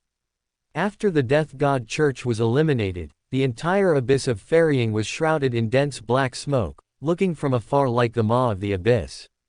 Patrick Brain grew white feathers stained with pale yellow grease on his back, holding an ancient token from the Barum Empire period. Following the pull, he passed through the eerie black smoke. He arrived at an unusually massive, entirely black mausoleum, embedded upside down into the ground, like an inverted pyramid. Surrounding this mausoleum, a city with even more ancient Barum Empire characteristics was built. Ghostly fires surrounded the city, and pale lights flickered everywhere, replacing the sun. The city was divided into two parts by a black river. Walking on the streets were not only living people but also rotting corpses and countless vengeful spirits and phantoms. This was the headquarters of the numinous Episcopate's man-made death faction, Manuel, where the City of the Living and the City of the Dead faced each other across the river, forming a complete cycle of life and death. Patrick Brain stopped at the entrance of the massive mausoleum. A gray-robed woman with distinct Barum features turned her head, her lifeless gray eyes fixed on Patrick. Follow me to meet the Grand Priest. After speaking, she ignored Patrick and walked directly towards the mausoleum. Patrick showed no discomfort at the slight. Because the one who had just spoken was Flora Tristan, the spokesperson for Grand Priest Heidel, a Sequence 3 ferryman. Silently following the lady, as they continuously descended through the passage and stairs, in the completely silent environment, there was no impatience or unease, letting their footsteps echo all around. Until a river suddenly appeared before them, a phantom and dark river. Flora's gray eyes shifted slightly, and a hint of pleasure appeared on her delicate yet lifeless face. Beneath the surface of the river, countless skinless bloody arms, green vines with baby faces, and slippery tentacles with eyes were densely packed together, constantly leaping upwards, lifting a black and red boat from the river. Patrick's eyebrows twitched slightly. He endured the faint sense of crisis transmitted by his spiritual intuition and followed Flora onto the ferry boat. At the edge of the river near the entrance, there were figures, some tall, some short, dressed in old clothes, walking back and forth with their backs to the two, seemingly troubled about how to cross the river. Suddenly, they all slowly turned to face Patrick, revealing faces that were unusually numb. They were all people who had sacrificed their lives for the man-made death plan. As long as God awakens from slumber, all your sacrifices will be exchanged for God's grace, eternal life in God's kingdom. Patrick's gaze became frenzied, and he kept muttering. Flora, at the front of the ferry boat, curled her lips slightly, saying nothing. The ferry boat sailed across the illusory, pitch-black water, leaving a long trail, and arrived before an altar. On it lay a heavy coffin wrapped in white feathers, surrounded by pale skulls. These grotesque white skulls were from humans, some belonged to animals, and some were extremely strange, with a sense of deformity, making it impossible to imagine their original appearance. Patrick was momentarily dazed. His spirituality seemed to be stirred by some homologous power, as if he saw nearly illusory black thin tubes extending from the deep, dense, eerie, and cold boundless black mist, directly inserting into the coffin. In just an instant, this scene disappeared. Patrick shook his head, suppressing the doubts in his heart, and quickly walked towards the altar. Standing in front of the coffin, Patrick bowed his head and chanted in a language that seemed to originate from the underworld. King of the depths of hell. Angel who plays the symphony of death. Ruler above the river of the dead. As Patrick Blaine chanted, the various skulls surrounding the deep black coffin gradually took on a layer of dark green, which blended with their inherent white, creating an extremely chilling sensation. The voice, seemingly from the underworld, echoed continuously, and the skulls floated up one by one, as if imbued with their own vitality. Then, in an orderly chaos, they flew towards the heavy, paint-black coffin, passing through the lid as if without substance, and entering inside. The coffin immediately transformed into a deep, insatiable vortex, expanding in place, emitting a cold, chilling, lofty aura that made Patrick Blaine instinctively tremble and lower his head. This was the aura of an angel, a death consul. From within the deep vortex formed by the black coffin, an old, cold voice emerged, making one's soul feel as if it would directly leave the body. Go to Backland, spread the faith of the God, and collect clues about the various things left behind by the God. Lead loyal believers and continue to try to awaken the God. You are the host of the operation and the core element of the ritual. Patrick Blaine did not question the words of High Priest Hyder, nor was he surprised why he had to go to Backland, because the other party was a favored one of the God, an agent of the God. He respectfully nodded and said, I will bear in mind the God's teachings. May every spirit live forever in the God's kingdom. While speaking, he used the prayer posture of the current numinous episcopate's artificial death faction, which was to raise both hands, with thumbs touching, placed on the center of the forehead. In the corresponding mystical theories, this is the core of the underworld within every gatekeeper, representing the position of death. After Blaine finished speaking, the old, cold voice sounded again. That's all for today. If you have anything else, contact Flora Tristan, she will fulfill your requests. Yes, Your Excellency the High Priest. Patrick Blaine stood up, bowed, and retreated to the edge of the altar. The ferrying boat slowly emerged on the illusory, black water surface. Patrick stepped forward alone, and the pale, faintly dark green light grew fainter and fainter.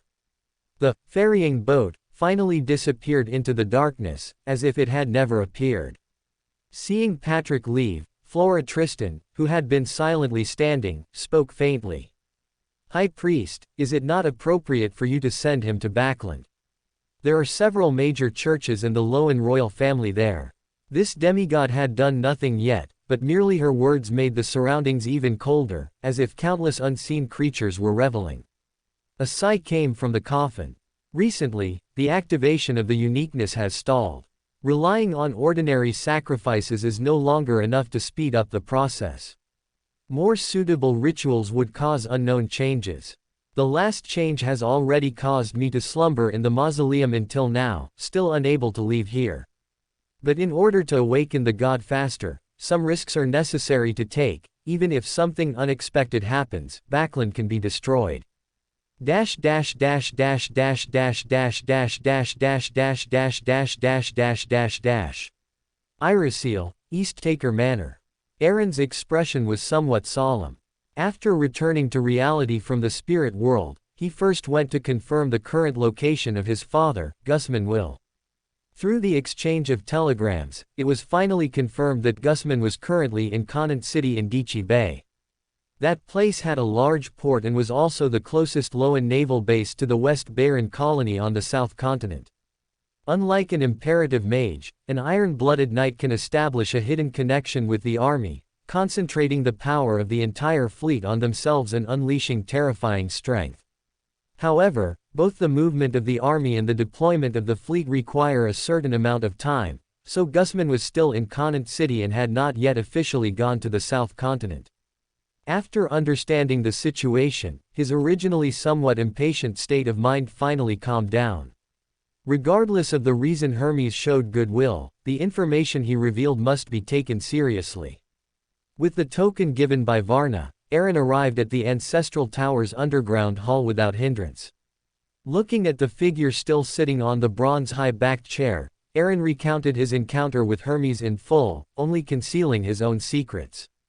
Varna was silent for a while, then spoke in a low voice, as if already knowing what Aaron wanted to ask. I did indeed gradually recover with the help of that one, and it is thanks to that one's hidden authority that no one knows I have recovered. He paused, then continued with a hint of complexity in his tone. The war bishop Hermes mentioned is my child, Lord Will. He was born at the end of the fourth epoch, and thanks to the chaos of that era, he achieved the war bishop in continuous wars. Speaking of this, he sighed, then changed the subject. You also know that after a high-sequence powerhouse dies, the meander characteristic that precipitates will have residual mental imprints. These are very strong and resilient, simply relying on time. They might not completely dissipate for hundreds or even thousands of years. Many people, in order to effectively reduce the difficulty of promotion, consume a potion similar to their own spiritual body. But most of them will be affected by the residual mental imprints within, unknowingly developing personality splits and other conditions, gradually evolving into mental patchwork monsters, just as if the original high-sequence powerhouse had resurrected in them. During the 20-year war back then, the war bishop of the Einhorn family of the Fosak royal family, who fought against us, was in this situation. The already barely maintained mental balance could no longer be sustained after the death battle with Wardwell, leading to an unknown mutation. Meeting Aaron's surprised and curious gaze, Varna sighed. Although Ward ultimately won a tragic victory and was on the verge of losing control as a result, under the influence of the convergence instinct, he eventually formed a mental patchwork monster with the war bishop of the Einhorn family. And the war bishop, before completely going mad, was already a mental patchwork monster to some extent. His self-perception and mental imprint partly belonged to a certain ancestor of the Einhorn family contained within the meander characteristic. Ward is not an angel, and many methods he cannot withstand. He can only wear down the invading mental imprints through slumber, but he is still sleeping even now. Aaron nodded, his thoughts racing. The pathway most proficient in the spiritual domain is naturally the spectator pathway, which is difficult for other pathways to match. If Hermes was willing to act, for a mental imprint at the sequence 3 level, he would definitely have a way to resolve it. But this is not urgent for now. Without sufficient strength, rash contact would only expose more. Suppressing the thoughts in his heart, Aaron pondered and said, "We must be prepared. Since someone wants to force you to act, no matter how we avoid them, they will not give up easily. So we must be prepared to show them what they want to see." Varna lightly tapped the armrest of the chair with his finger, then suddenly flipped his right hand, and a dark gold token appeared out of thin air, floating above his palm. Aaron felt an inexplicable pull, and his gaze involuntarily lifted to look at the token, his pupils instantly constricting. He had already recognized it. This was precisely the token that could find and open the treasure of the Ghost Empire. Before Aaron could speak, Varna chuckled, and the dark gold token with complex patterns already floated in front of Aaron. "You have given me many surprises. This token is officially entrusted to you. I hope you will not disappoint my expectations. Dash dash dash dash dash dash dash dash dash dash dash dash dash dash dash dash dash. Eastchester County, in the Hall family manor. Audrey sat in front of the dressing table, recalling the ritual Aaron had taught her. After clumsily setting it up, she lit the candles and began to summon the messenger. She took out Amantha Dew. As the candlelight flickered, the few drops of dew quickly evaporated, filling the room. An extremely familiar, clear, and charming scent wafted into Audrey's nose, relaxing her tension and quickly calming her mind, as if she were overlooking the darkness in the dead of night. Then, she spoke in somewhat unpracticed ancient Hermes. I summon in my name. The spirit wandering in nothingness, the upper world creature driven by others, the messenger exclusive to Lucy Joseph. As the spirituality stored in the emerald chain spread, a translucent, much smaller and solidified eye emerged, its surface covered with obscure, interconnected patterns. Audrey took the letter, and at the same time placed her own letter in the center of the altar. Then she curiously observed this rather peculiar-looking messenger. She clearly remembered it wasn't like this when she was in Backland. After observing for a moment, Audrey suddenly realized this was impolite. She immediately averted her gaze, suppressed the doubts in her heart, and bowed slightly with great politeness. "Thank you, Mr. Messenger." After the messenger disappeared, Audrey put away the candles and other items, went to the desk, and eagerly unfolded the letter. Sunlight filled the room. After an unknown amount of time, Audrey was suddenly startled awake by the loud, urgent barking of a dog, followed by a familiar voice. "All right, Susie, stop barking. What are you doing squatting at Mrs. door?" Audrey immediately stuck out her tongue in a rather unladylike manner. She glanced at the time on the wall and was stunned. "Oh no, it's already been over an hour. If I don't go on today's exploration, it will be too late." Audrey very skillfully put away the letter on the desk, tucked it into an unused book, and placed it on the small bookshelf in her bedroom. Then, she walked lightly to the door and pulled it open. A large golden retriever sat obediently outside, with her personal maid, Annie, standing beside her with a helpless expression. Audrey's lips curved upwards, revealing a smile as bright as sunlight, and praised inwardly. "Susie, you've done a wonderful job with your task. A detective miss indeed needs a large dog to follow her." Her personal maid, Annie, seeing Audrey walk out, said with a somewhat helpless tone. "Miss, the outdoor activity you proposed yesterday is all ready, but you still haven't changed your clothes. As a noble, you must change into different attire for different occasions and display the proper etiquette." Looking at the chattering Annie, Audrey couldn't help but rub her forehead and said gently, "All right, Annie, I know. Come help me change. Eastchester County in early February was still cold, with frequent snow. The woods were bare-branched and leafless, beasts hidden, utterly lifeless. Eastchester County, in the vast and beautiful countryside, at the side gate of an expansive manor. Audrey, dressed in a cinched black riding habit with a simply decorated lady's shirt underneath, sat quite skillfully on the back of a reddish-brown mare, without the slightest sway. Her black leather boots rested in the stirrups, her white-trousered legs slightly tucked in, and she turned her head to look at Susie, the golden retriever, who was running playfully beside her, carrying a small leather bag on her back. One by one, fine horses galloped out, ridden by attendants, maids, and even a nighthawks who followed, and their only task was to protect Miss Audrey. Galloping on the snowy road, Audrey recalled Aaron's narrative and the family records of several villages in Eastchester County with dragon worship customs. A cold wind swept by, and Audrey's delicate face seemed to blur for a moment. She suddenly reined in her horse, very naturally turned it around, and headed back in the direction she came from, seemingly having forgotten her previous thoughts and plans. And the surrounding attendants and the nighthawks followed without any question, as if all of this was perfectly natural. Only Susie's eyes showed a human-like confusion. After a bark, she looked at the outline of Hedrack village, which was already appearing in the distance, before chasing after them. Below the spiritual sky, the deep, dark sea of subconsciousness, where every drop of liquid was like a light and shadow, seemingly representing a point of consciousness, an imprint. Near this great sea, there were several islands, corresponding to the mental islands of Audrey and her group. And above these mental islands stood a figure, dressed in a thin, pure black overcoat and a tall top hat, possessing a refined and gentle demeanor. It was precisely the identity separated from gluttony, Howard Phillip. His gaze was profound, and through the subconscious ocean, he saw the group of people leaving the outside world, muttering thoughtfully. Audrey Hall, Aaron Will. He then withdrew his gaze, floating above the island, and looked to the west. There was a large expanse of lonely, silent gray mist, obscuring the view.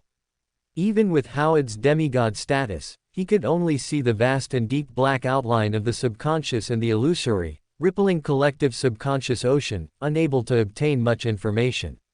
Within that gloom, the outlines of some things were vaguely sketched out. They were giant stone pillars, dozens to hundreds of meters high, standing alone or collectively supporting magnificent but ancient palaces. These stone pillars and palaces were primarily gray and white, resting on island-like foundations, with a long-bodied lizard-like monster perched above them. This monster squatted on the top of the stone pillar, like a small mountain, its body covered in large, gray-white stone-like scales, and its eyes were pale gold and vertical. This was a mental dragon from a mythical legend. Although this scene disappeared in an instant, submerging into the illusory, rippling collective subconscious ocean, it still made Howard's breathing falter slightly. Hedrak Village. Howard sighed, and after silently repeating the name in his mind, his figure disappeared into the subconscious sea. He had no intention of going to Hedrak Village to investigate the truth. With Hermes's reminder and warning, he had long understood that a demigod's strength was insufficient to deal with that mental dragon. Even if this was just a separated identity, theoretically, even death would not affect the main body. But facing a mental dragon that could also be a high-level spectator pathway meander, and without knowing the opponent's methods, Howard was unwilling to take risks for the psychology alchemist's mission. North of the raging sea, east of Dongtak County, a ship sailed through the waves, and even though the sea was turbulent, the ship remained stable. It was unusually large for humans, said to be able to carry hundreds of passengers. It had the distinct characteristics of the era, with both chimneys and sails. Each side of the hull had 12 cannons and their respective gun ports, a necessity for defense against pirates and rival ships. The strong sailors and crew members on deck all wore the Dongtak family crest, and the proportion of beyonders among them even exceeded half. In the luxurious dining room within the ship's cabin, Aaron enjoyed some fried fish with a strong Dichi flavor, finding the taste quite good, but he knew he couldn't eat it all the time. Next to the dining table, Evelina, who had already advanced to Sequence 7 psychiatrist, pushed her plate away with a look of disgust, not forgetting to grumble. Aaron, the books all say that fried food isn't healthy. This method completely destroys the original flavor of the ingredients. I still prefer the merman you caught a few days ago. When are you going to catch a few more? Aaron drained the Sunya blood wine in his cup before glancing at the haughty Evelina and letting out a soft snort. If you want to eat, go catch it yourself. I can even help you by throwing you into the sea so you can eat your fill. Watching Evelina immediately deflate and obediently eat her meal, Aaron cleared his throat, pointed at the pale gold necklace around her neck, and urged. You've only recently advanced to psychiatrist, and this is when your emotions are most easily stirred. You need to quickly familiarize yourself with your abilities, especially psychological suggestion. With your current sequence, you can already fully utilize the power of the hypnotic chain. When we arrive at Demir Port, I'll need your help. Evelina straightened up, almost thumping her chest with her claws, and promised with a confident expression. Don't worry, I'll quickly get familiar with my abilities. Just give me any tasks you have. Aaron nodded in satisfaction, then seemed to remember something, his face darkening as he said. Next time you dare to use psychological suggestion on the ship to make the crew do those strange things, I'll throw you directly into the sea to keep company with those mermen. After giving Evelina a good scolding, Aaron went to the deck and saw the extremely burly Boyer Bale, who had distinct characteristics of South Continent people. As Aaron's personal guard captain, Boyer Bale's actions these days had lived up to Aaron's trust. Seeing Aaron approach, Boyer Bale had the rest of the personal guards continue their training to build rapport, while he respectfully approached Aaron. Looking at the bright sunlight, Aaron smiled and asked, "In your impression, what is Lloyd City in the Pass River Valley like?" Lloyd City, the largest city in the northern part of the Loan Kingdom's East Balam colonial region, was Aaron's final destination for this trip. It and Walter City on the Haiti grassland in southern East Balam were the two most important strongholds of the South Continent's Military Intelligence Department 9. One in the south and one in the north, they jointly maintained the rule of the Loan colony in the South Continent and continuously supplied resources to Loan itself. Boyer Bale scratched his head in a simple manner, thought for a moment, and then replied. Lloyd City was originally established to resist the invasion of the Intis Republic, so even after Loan later conquered other areas of the Pass River Valley, Lloyd City's location is still not very good. Its west is the Intis Republic's colonial area, and its south borders the West Balam native area, where forces are extremely mixed. However, due to the high pressure from the church and the royal family, the local area still maintains a superficial peace. Aaron listened intently, then raised an eyebrow and asked directly. Superficial peace. Boyer Bale nodded and explained. Lloyd City is different from Walter City in the south.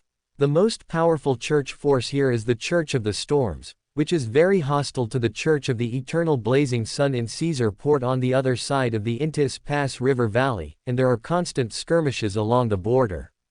What's more troublesome is the West Balam native area in the south, which belongs to the eastern part of the Starry Plateau. There are many remnants of the Highland Kingdom's resistance army from the early 5th epoch there. They have received support from the Rose School of Thought and have built many secret bases there, disrupting Loan's colony, and small-scale wars often occur. There are also some other organizations, both overt and covert, mixed in, such as the Numinous Episcopate, and also the East Balam Restoration Society, etc. Aaron nodded in understanding. He wasn't unfamiliar with the Highland Resistance Army. After all, he had severed an arm of one of their leaders, the one nicknamed, the Silent One, Mahams. Just as he was about to ask something else, his spirituality suddenly stirred slightly. Aaron's mouth curved upward, and he waved Boyer Bale away, then walked back into his spacious bedroom. Evelina had long since disappeared, and in the empty room, the colors immediately became vibrant.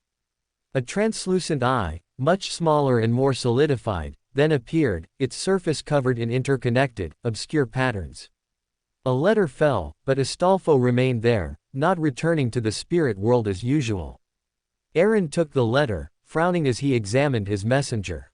Astolfo's condition was clearly much better than before, and the patterns on its body were now completely interwoven. This also meant that it had completely digested the sequence 5 Wraith Beander characteristic. However, it was well known that advancement from sequence 6 onwards required the assistance of a ritual. Aaron had originally wanted to communicate with his messenger about how to help it complete the advancement ritual, but the current situation made him think of many things. There was another very similar situation where one could advance directly without a ritual, and it was one Aaron was quite familiar with, the formation of a malevolent spirit after the demise of a high-sequence powerhouse. For example, the Red Angel evil spirit could directly absorb and accommodate Beander characteristics of its own pathway without needing ritual assistance. Of course, the prerequisite for doing so was that the malevolent spirit's own standing had to be high enough. It couldn't directly accommodate Beander characteristics higher than its sequence when alive. But Aaron could be sure that his messenger was definitely not a malevolent spirit. As Aaron was observing Astolfo, the eye with its interconnected, obscure patterns on its surface rotated slightly. Its black and white pupils looked at Aaron, and fragmented thoughts were transmitted. I need more Beander characteristics to recover more memories and to give you greater help. Aaron's eyes narrowed slightly. Although he didn't feel any malice, he still took out his sword of judgment, and placed it in front of him, then frowned and asked, "Who exactly are you?" A human-like confusion appeared on the black and white eye, and the obscure, interconnected patterns on its surface also glowed slightly. After a moment, it spoke softly. I am Astolfo now, but I think you should also have heard of one of my former identities. At that time, my believers called me, the Bound God. Aaron's pupils contracted sharply. He looked at the messenger in front of him with some disbelief, momentarily unsure what to say. The consciousness became coherent and smooth, no longer pausing, and continued. Don't worry, I am not him, or rather, I am not the complete him. I only possess a portion of his memories. Aaron had by this point recovered from his initial surprise. He frowned as he looked at the messenger in front of him, unsure whether to believe it or not. The Bound God, as a king of angels of the prisoner pathway, had been corrupted by the mother tree of desire 1,000 years ago, living completely in endless pain. Not only was he forced to give birth to Sia, but he was also used by the mother tree of desire as a vessel for faith.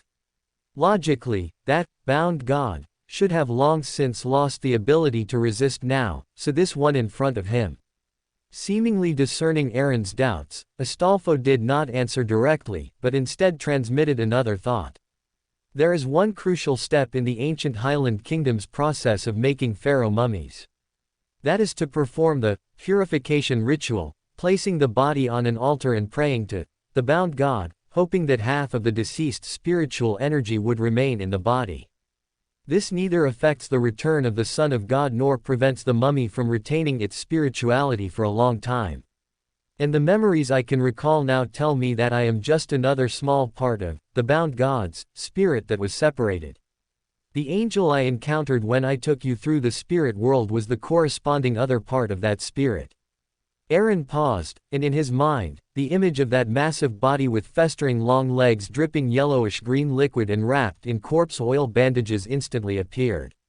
Some of his previous doubts were answered, but they were followed by even more questions. If the angel in the spirit world was truly formed by a part of the Bound God's spirit combined with Beander characteristics, why had the Rose School of Thought not taken any action? Given their indulgence in desire, they wouldn't just stand by and watch an angel-level Beander characteristic remain outside. The outer god behind them shouldn't allow him to continue existing in the spirit world either. Moreover, Aaron had seen that angel at the time. There was no trace of rationality, only instinct. Although it was just a fleeting glance, Aaron could confirm that he was definitely not just a sequence to ancient Bane, there were also some strange things mixed in.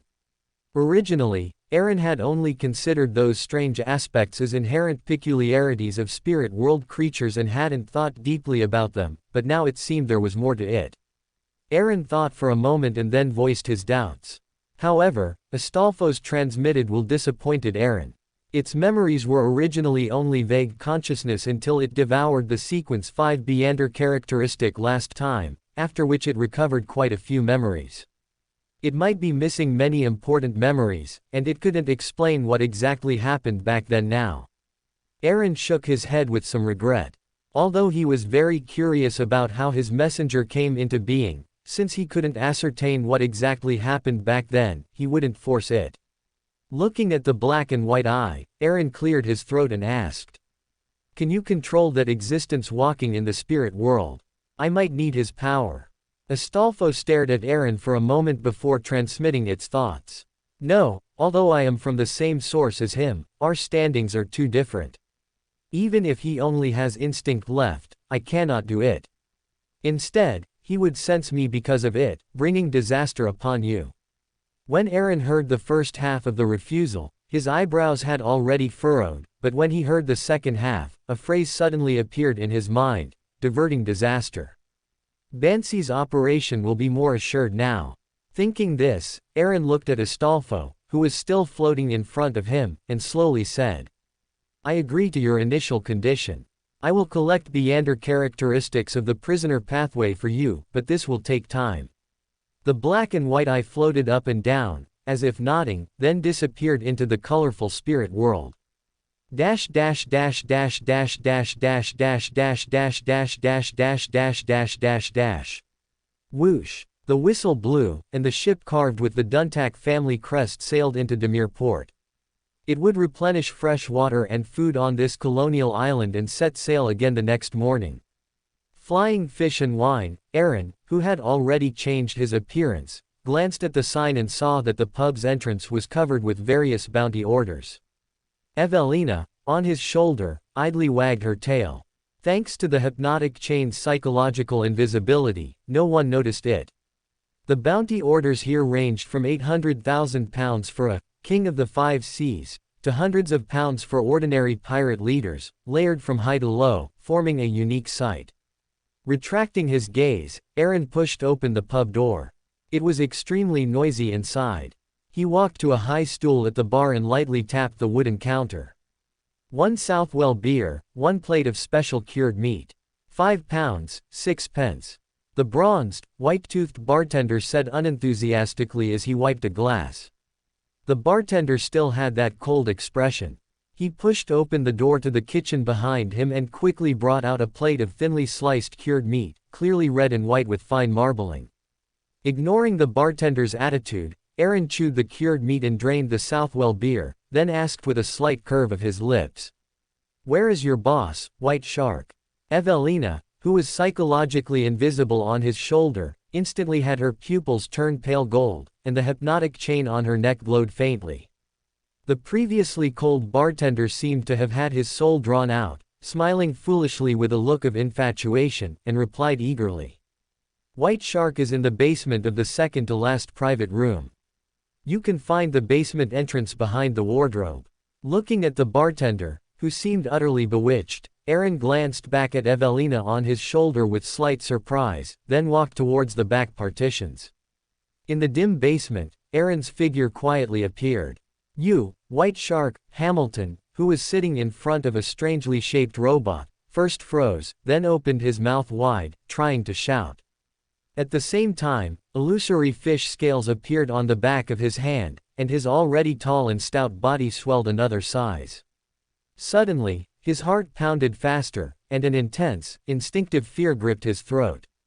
At that moment, he felt that the stranger standing by the door was a devil that had been hungry for many days, examining his flesh and soul with cold, hungry eyes. Aaron's mouth curved slightly, and his low voice, like that of a devil, sounded in Hamilton's ear. "I finally found you. I heard you work for Admiral of Blood. I have something I want to ask him. I wonder if you can help me." In an instant, White Shark, Hamilton was plunged into extreme panic, unable to make an effective response. Aaron leisurely walked to the sofa, sat down, and said with a polite smile, "You have 2 choices. One is to answer truthfully, and the other is to be killed by me, and then answer truthfully." Killing and communing with spirits. White Shark, Hamilton had heard similar rumors, and his attempts to argue immediately got stuck in his throat. He swallowed hard and said, Are you crazy? That's Blood Admiral, Senior, a byword for bloodthirsty cruelty on the sea. Everyone who dared to disrespect him has been buried at the bottom of the sea. If I dare to betray him." Before his inner fear had fully vented, he saw a pair of pale golden pupils light up on the man's shoulder opposite him, and the words he hadn't finished saying abruptly stopped. Looking at Hamilton, whose face was gradually becoming dazed, Aaron frowned, resisted the urge to kick him, and said directly, "Find the frequency band spectrum and codebook you used to contact Blood Admiral, Senior's intelligence officer, Old Quinn." White Shark, Hamilton's eyes were glazed over, and he responded obediently. "Okay, beautiful Miss Thea." Saying that, he turned and went to the gray-white safe behind him, pried open the floor in front of the safe, and by twisting a device, made a secret door appear on the wall. Miss. Aaron, with a face full of black lines, picked up Evelyn from his shoulder, pinched her scruff of the neck, and asked through gritted teeth, "What did you do?" Evelyn meowed, symbolically resisted for a moment, then gave up, and immediately argued. "I merely catered to his deepest desires, using another application of psychological invisibility combined with hypnosis, to replicate the image of that demoness you caught in Backland onto you. How about it? Aren't I amazing? Look how obedient he is now. Also, quickly put me down. Although this guy is only a low-sequence Beander of the Sailor pathway and his potion digestion is a mess, if the hypnosis lasts too long, he'll eventually notice something is off. Aaron let out a deep breath, suddenly having the thought that he didn't need this cat after all. He casually tossed her onto the ground and turned to look at the open secret door. Behind the secret door was a hidden cabinet divided into 3 compartments. The top layer held some documents and tickets, the middle had weapons like revolvers and new-style semi-automatic pistols, and the bottom was stuffed with complex black machinery. Hamilton took out the radio and codebook from the bottom layer and said with a fawning, eager expression, "This is it. Messages sent from here can be received by similar devices as far as the Rorstad archipelago. Any further than that depends on the weather and luck. Usually, it's very troublesome and has many limitations." Looking at the expression on the guy's face, Aaron suppressed his disgusted feeling. His peripheral vision caught sight of the documents at the very bottom, and his gaze paused. He then took them out as well. The contents of the documents were all tasks and information transmitted by Old Quinn, the intelligence officer in Byam. Among them, 2 things caught Aaron's attention. The first thing was that Blood Admiral Senior was approaching the Rorstad archipelago from the waters near Toscate Island in the Sonia Sea, to encircle and suppress the fleeing Rose School of Thought defectors. All intelligence personnel on the islands near the Rorstad archipelago were to report any traces of the defectors. The other thing was that Helmos Hu-in, the father of the 2nd-generation difference engine, had left the northern continent and arrived on the sea. Intelligence personnel on all islands along the way needed to closely monitor this key figure. Once his exact location was discovered, he was to be secretly captured immediately. The end of the document also included Helmos Hu-in's appearance and peculiar habits to facilitate identification. Aaron was not surprised that Sharon could escape the encirclement. After all, the sea was not the South Continent, and the Rose School of Thought's power was limited. 2 Sequence 6 Beyonders plus a sealed artifact equivalent to a Sequence 5 were already enough power to deal with most situations. Coupled with the heavy losses the Rose School of Thought suffered last time, they would most likely not dispatch Beyonders above the demigod level without definite intelligence. At most, it would be a Sequence 5 Beyonder like Senior, carrying a sealed artifact similar to the Crimson Moon Crown, that could bring about a full moon effect and greatly weaken the Temperance faction's power, constantly encircling them. But what interested Aaron most was Helmos Hu-in. The last time he heard this name was in Backland, and he didn't expect to hear it again now that he was on the sea. The 2nd-generation difference engine was indeed very important, but even more crucial was his other identity, an avatar of Orange Light, Hilarion. As one of the 7 lights of the spirit world, Orange Light, Hilarion already possessed the status of an angel.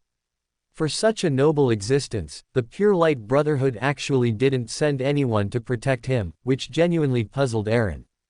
Putting away his jumbled thoughts, Aaron thoughtfully put the documents back in their original place, hands in his pockets, and quietly listened to Hamilton's explanation, committing all the content of the frequency band spectrum and codebook to memory. He temporarily did not plan to deal with White Shark, fearing to disturb the real prey.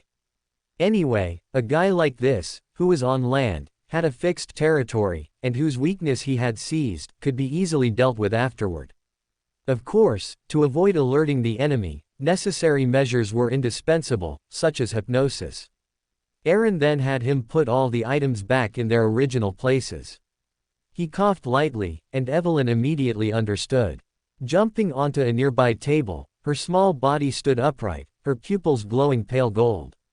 The chain of hypnosis emitted a faint light, and White Shark, Hamilton's face instantly stiffened and became blank. Remember, you are very tired and want to sleep badly. When you wake up, you will forget everything that happened tonight. After 3 consecutive repetitions, Hamilton walked to the sofa and lay down stiffly. Looking at Evelyn, who was already a bit unsteady on her feet due to excessive spiritual consumption, Aaron sighed, picked her up, and after clearing all traces, activated spirit world travel. What Aaron didn't notice was that the originally weak Evelyn in his arms had a slight curl to her lips, looking as if her scheme had succeeded. Dash dash dash dash dash dash dash dash dash dash dash dash dash dash dash dash dash. Roarsted Archipelago, generous city biome. The red moonlight pierced through the clouds, illuminating a dark alley and revealing a lean, sharp-featured figure with an aggressive appearance, wearing a boat-shaped hat.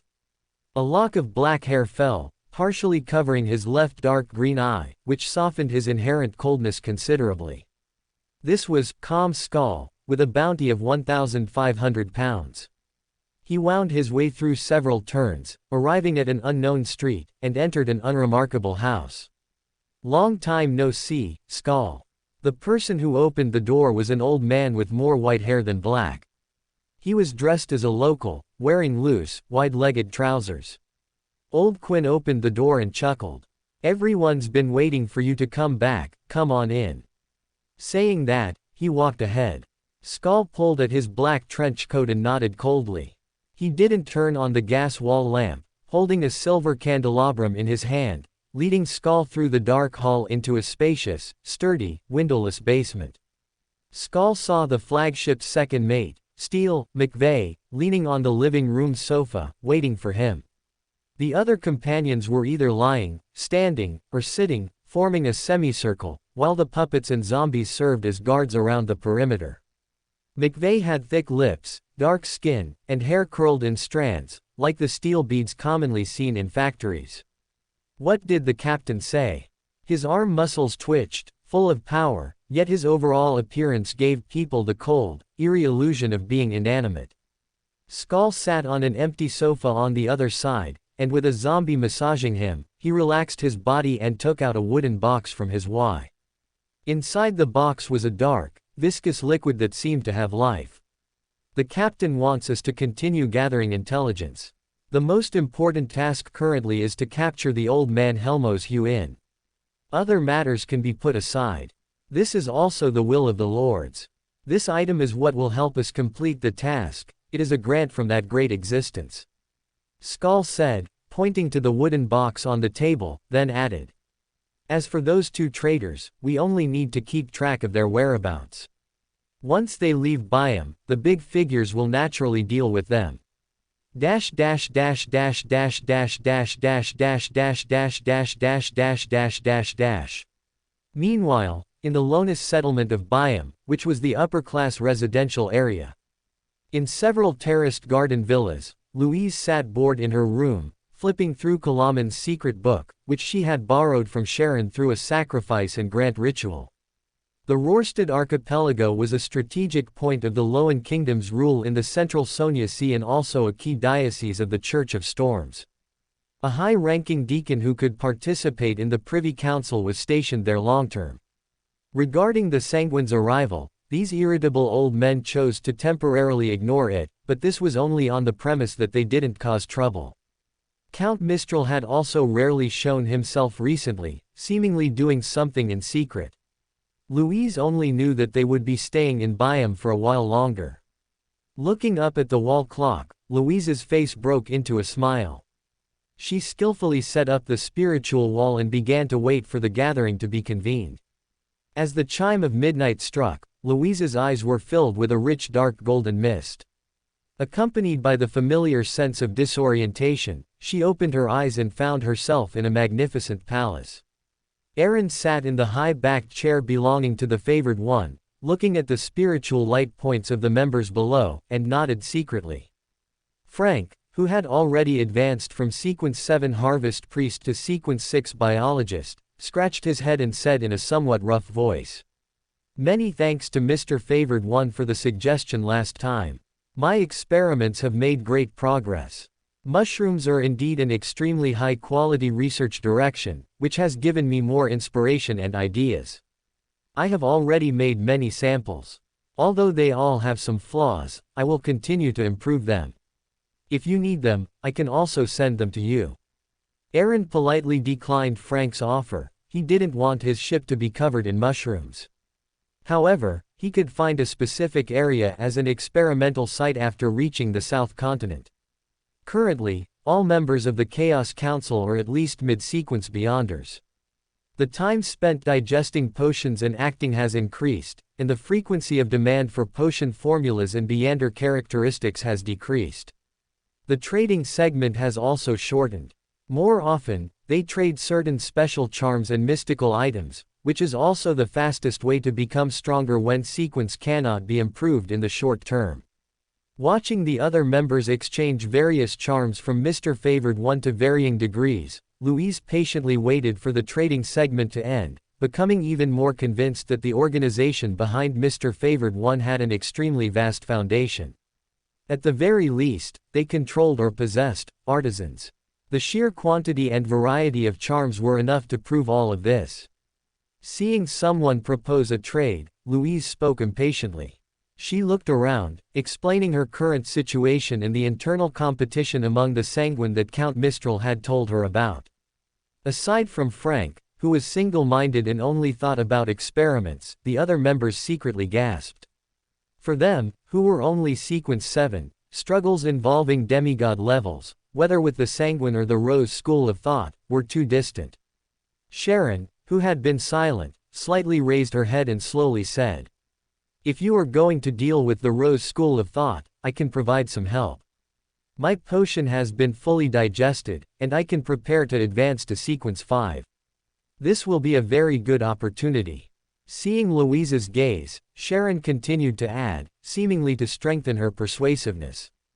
The most crucial part of the Sequence 5 advancement ritual is to consume the potion while the spirit and flesh are separated, and to transform into a true wraith under the baptism of the spirit world. And this requires arranging a specific ritual array. The initiation of the ritual until the baptism and final transformation must utilize the peculiarities of the spirit world, and this will produce a special resonance. This special resonance is extremely difficult for beyonders of other pathways to detect. Even at the demigod level, it is very difficult to detect without spirit world-related authority. But for other wraiths, or even higher sequence beyonders of this pathway, this fluctuation is like a lighthouse, conspicuous and dazzling. Listening, Louise finally truly understood the fundamental reason why Count Mistral had said that wraiths naturally possess the ability to divine and counter-divine. Then she spoke with some embarrassment. "Letting you be the bait, that's too dangerous. Is there no other way?" Over this time, Louise had come to regard the members of the Chaos Council as her friends. Although she was eager to win the competition, her pride as a Sanguine made it difficult for her to allow her friend's safety to be used as a bargaining chip. Sharon calmly shook her head, her tone flat yet firm. "Perhaps there were other ways before, but the last defeat will make them more cautious, so this time we must take some risks."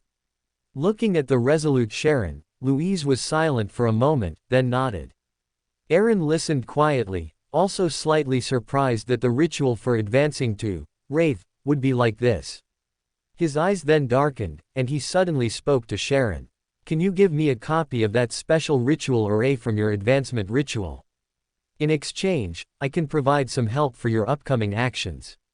Aaron planned to give this ritual array, which was related to wraith and the spirit world, to Astrolfo. Perhaps it would bring unexpected surprises. Sharon paused, seemingly not expecting Mr. Favored One to be interested in this ritual.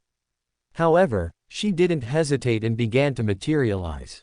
The surrounding dark golden mist surged and converged, forming a slightly illusory, complex ritual pattern that appeared before Aaron. Looking at the ritual pattern, Aaron's eyes lowered slightly, suppressing the surprise in his heart. The complex patterns in the center of the ritual diagram were almost identical to the strange patterns on Astrolfo's body, only more detailed and obscure. Aaron simply glanced at it and didn't spend time memorizing it. After all, he could use dream divination to recall it later. With a slight thought, a charm seemingly cast from gold appeared in his hand. Aaron flicked his finger, sending it into Sharon's hand, then spoke indifferently. "Before you act, you can use it to contact me. I will provide you with help based on the situation." Sharon's azure eyes looked at the charm before her. She held it in her hand, stood up, and bowed. Even though this could be considered an equal exchange, she still said with gratitude. "Thank you for your help." Aaron nodded, looking at Sharon, who rarely showed extra emotion, and added, "If you wish to restore your sealed artifact to a Beander characteristic, you can offer it to my lord." Sharon nodded slightly and sat back on the stone chair. Louise, who was beside her, slowly withdrew her gaze from the golden charm, feeling as if it was identical to the one Mr. Favored One had given her. Dismissing the strange thoughts in her head, Louise mused. "I currently reside at 20 Daffodil Street, George District, Byam, and the Sanguine accompanying me also live nearby. The Church of Storms does not trust us and always has a Punisher team patrolling nearby. I will convey your idea to Count Mistral of the Sanguine. We can find time to meet and discuss the specific plan in detail." Sharon listened silently and nodded. Seeing a plan that might involve a demigod-level being achieve its basic framework in just a few words, Feilun Edis was secretly amazed and also slightly wistful. So far, apart from the mysterious and powerful Mr. Favored One, he had never seen a demigod. The strongest he had seen was only a Sequence 5 captain. "Are you still on the Golden Dream?" As his thoughts drifted, Feilun was suddenly startled awake by Aaron's voice. He coughed dryly and quickly replied, "Last week, the captain brought us to the Olid Islands near the Mist Sea. I have already left the Golden Dream and am currently collecting intelligence near the archipelago." Before Aaron could ask, Louise, who had thoroughly read the fifth epic general history of the northern continent, spoke first with interest. "Olid Islands. Isn't that the territory of the Intis Republic? I remember the rumors about Iceberg Admiral. Wasn't she said to be from Lumberg or Seeger? Could the rumors be wrong? Is she actually from Intis?" Looking at Louise, whose eyes were full of gossip and curiosity, Feilun's forehead twitched slightly, and he explained dryly. "We are just here to seek treasure. The captain learned from a certain source that Emperor Rosal, 100 years ago, found a ghost ship left by the Solomon Empire, the ancient, Black Throne, near the Olid Islands on the edge of the Mist Sea. Even if that, Black Throne, has already been taken away, it is said that there might still be some ancient books remaining there, or even a hidden treasure map pointing to an unnamed small island. That was the final settlement of a great noble of the Solomon Empire who retreated and left the northern continent. Everything he left behind is there." Everyone listened intently, only Aaron was thoughtful. Others might not be clear. Iceberg Admiral Edwina's ancestor, Edwards, was Rosal's subordinate, one of the 4 horsemen of the apocalypse. He only moved his family to Lumberg after Rosal's fall and lived to be over 100 years old. So, from this perspective, it's not surprising that Iceberg Admiral obtained some clues about Rosal's adventures from her family. As for that treasure map, Aaron was more inclined to believe that Rosal, who had grown stronger later, put it back, and the location it pointed to should be a relatively safe area. After all, according to the original map, Rosal found the abyss during his voyage, was corrupted, and also found the original island where Rosal later built his final mausoleum. However, this also cannot rule out that it was done by Rosal during a period when his mind was not normal. Therefore, if a so-called treasure map is indeed found, it is still necessary to pay attention. Looking at Feilun, who was recounting his experiences during this period, Aaron coughed lightly, interrupting his narration. "The next time you return to the Golden Dream, you can find Edwina and tell her that someone wants to buy the iron black key she has. I am willing to pay £6,000. Of course, if Iceberg Admiral has any other additional requirements, you can also inform me. You can also ask if she has a book called Grossel's Travels. I am also willing to buy it." Feilun carefully remembered Mr. Favored One's requests and was secretly amazed that such a strange key was worth £6,000, and he was even willing to agree to other additional requirements. This was almost comparable to the value of a Sequence 5 Beander characteristic. As for Grossel's Travels, Feilun seemed to have seen it in the captain's library, but compared to other mysticism books, Feilun naturally didn't pay much attention to this type of book that looked like a biographical novel. However, anything that Mr. Favored One specifically expressed a desire to purchase must contain significant secrets. Fei Lun secretly decided that once he returned to the ship, he would definitely read what was written inside. The other members were also secretly curious about what key could be worth £6,000 and secretly noted down the items mentioned in the transaction proposed by Aaron, as these might all be valuable information.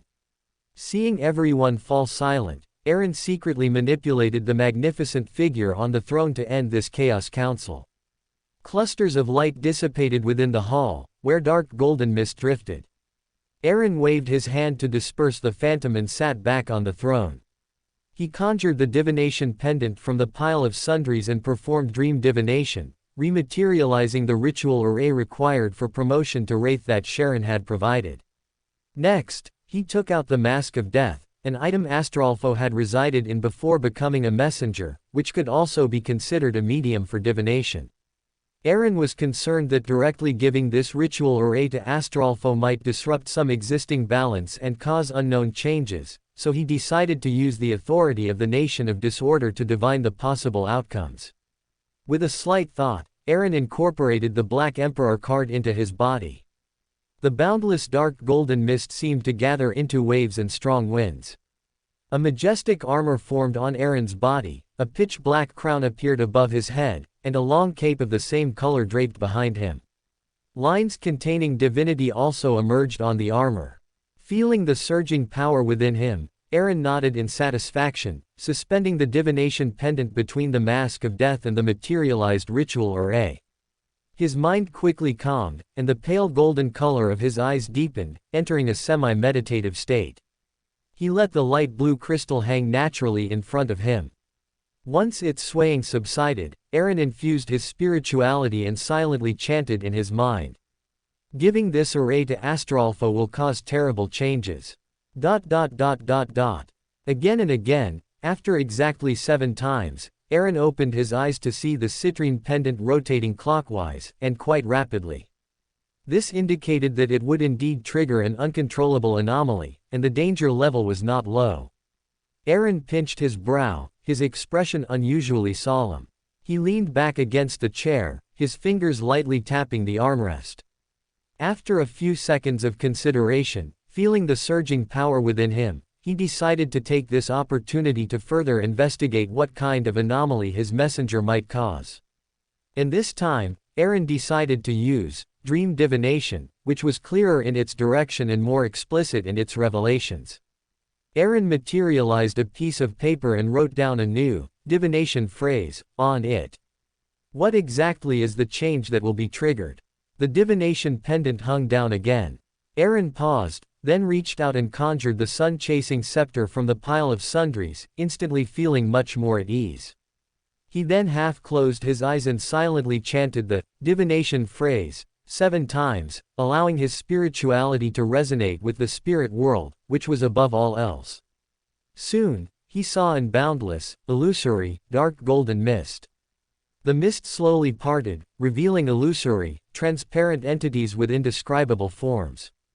All colors became vivid and distinct yet overlapped, while the hazy mist faded to nothingness, pervading and enveloping everything. And in the depths, high in the sky, 7 clear, distinct lights of different colors slowly moved. They seemed to possess life and contained infinite knowledge. Aaron recognized at a glance that this was the spirit world, completely overlapping with reality, omnipresent. Not far away, space twisted and overlapped, with rich, vibrant color blocks. A rotting long leg, oozing yellowish-green liquid, stepped out of the red and blue interwoven color blocks. Further up, there was a massive body wrapped in corpse oil bandages. This mysterious and mad angel clutched a human-shaped light cocoon in his right hand. The strange yet familiar patterns on the surface of the light cocoon, combined with his spiritual intuition, immediately made Aaron realize that this was his messenger, Astrolfo. Before Aaron could clearly see what was happening, a sudden change occurred. Brownish-black branches, covered with viscous black liquid, pierced through the spirit world, obscuring the 7 clear lights of different colors in the high sky of the spirit world. Amidst this aura that almost solidified the surroundings, the terrifying figure, whose full appearance was hard to discern and who was oozing yellowish-green pus, was pierced by countless brownish-black branches, and together with the human-shaped light cocoon in his hand, was dragged towards the violently torn gap in the spirit world. Through this gap, Aaron could vaguely see a mummy wrapped in yellowing bandages, its body pierced by countless brownish-black branches, suspended in an unknown space. Its belly was swollen, and at times, a certain spot would bulge and then deflate, as if nurturing new life. Its opening and closing mouth continuously let out miserable screams. Aaron clearly knew that this was merely a scene from a dream divination and he shouldn't be able to hear actual sounds, but a pain still resonated within his body and soul, making him bear a little of the mummy's suffering. Bound God. Aaron's heart suddenly clenched, and this name appeared in his mind. Without giving him time to react, everything before Aaron's eyes collapsed and shattered, and the dream instantly disintegrated.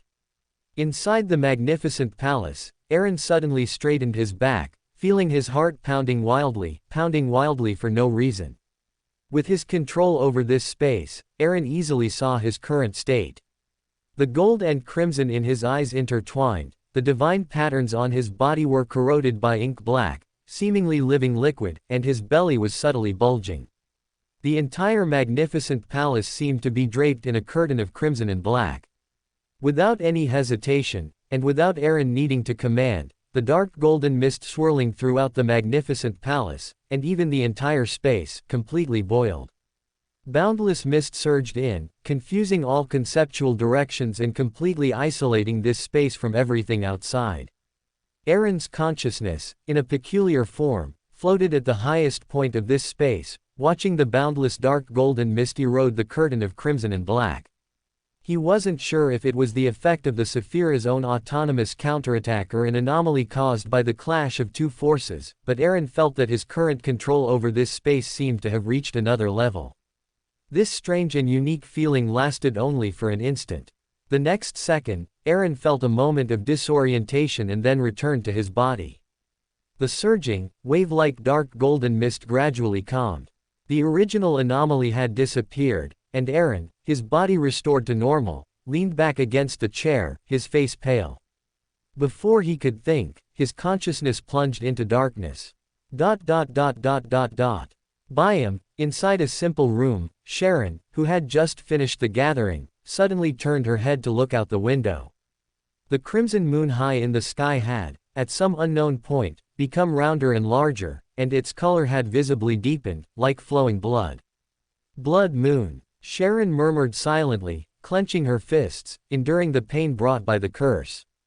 The northernmost tip of the Rorstad archipelago, a small city northeast of Byam, in a deserted alley. Although it was still February, the Rorstad archipelago's location was close to the equator during Earth's time, coupled with being surrounded by sea, so it was hot all year round, roughly divided into a dry season and a rainy season.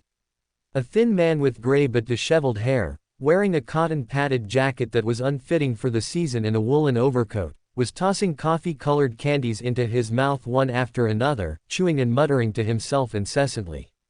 It was Helmos Hu-in, the avatar of Orange Light, Hilarion. Suddenly, his heavily clothed figure abruptly paused, and his chewing stopped. As if sensing something, he looked up at the blood moon in the sky. A moment later, he lowered his head and sighed, seemingly muttering a few words, then changed direction and slowly walked towards Byam, to the southwest.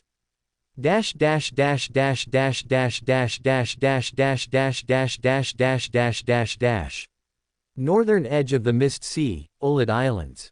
Inside a room near the port, Feilun opened his eyes, looking tired. The sudden blood moon last night had made him feel uneasy, and he hadn't rested well all night. He sighed, just about to ask the inn servant to bring food to his room, when he heard a strong shout from the window, seemingly from the nearby port. "Hey, come one, come all. Anderson Hood, the strongest hunter of the Mist Sea, will lead you to unearth lost treasures. Hee, tickets to the God's War ruins are running out. Seize the opportunity now, cling to this big guy's leg, and getting rich overnight will no longer be a dream." God of War ruins. Feilun paused, slightly surprised to hear that name here, as it was one of the famous treasures that had endured on the sea for a long time. The god of war ruins were definitely the dream of every bounty hunter, but this was the edge of the Mist Sea, the west side of the northern continent, separated from the legendary god of war ruins by the entire Violent Sea and Sonia Sea. Curious that someone would recruit crew members here to explore the god of war ruins, and also impressed by the title of the strongest hunter in the Mist Sea, Fei Lun turned around and changed into clothes suitable for going out. If Danitz were here, hearing this title, he would definitely disdainfully curse, "Bullshit." Fei Lun opened his room door, muttering to himself. Danitz had parted ways with him more than a week ago, saying he was going to Nozier town in southern Intis, as he wanted to go home and visit.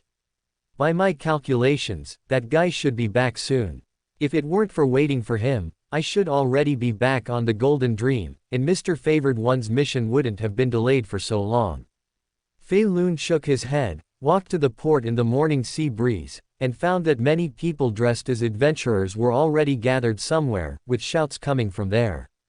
Fei Lun, who had traveled extensively, immediately saw that those people were more like pirates disguised as adventurers, and several of them were beyonders.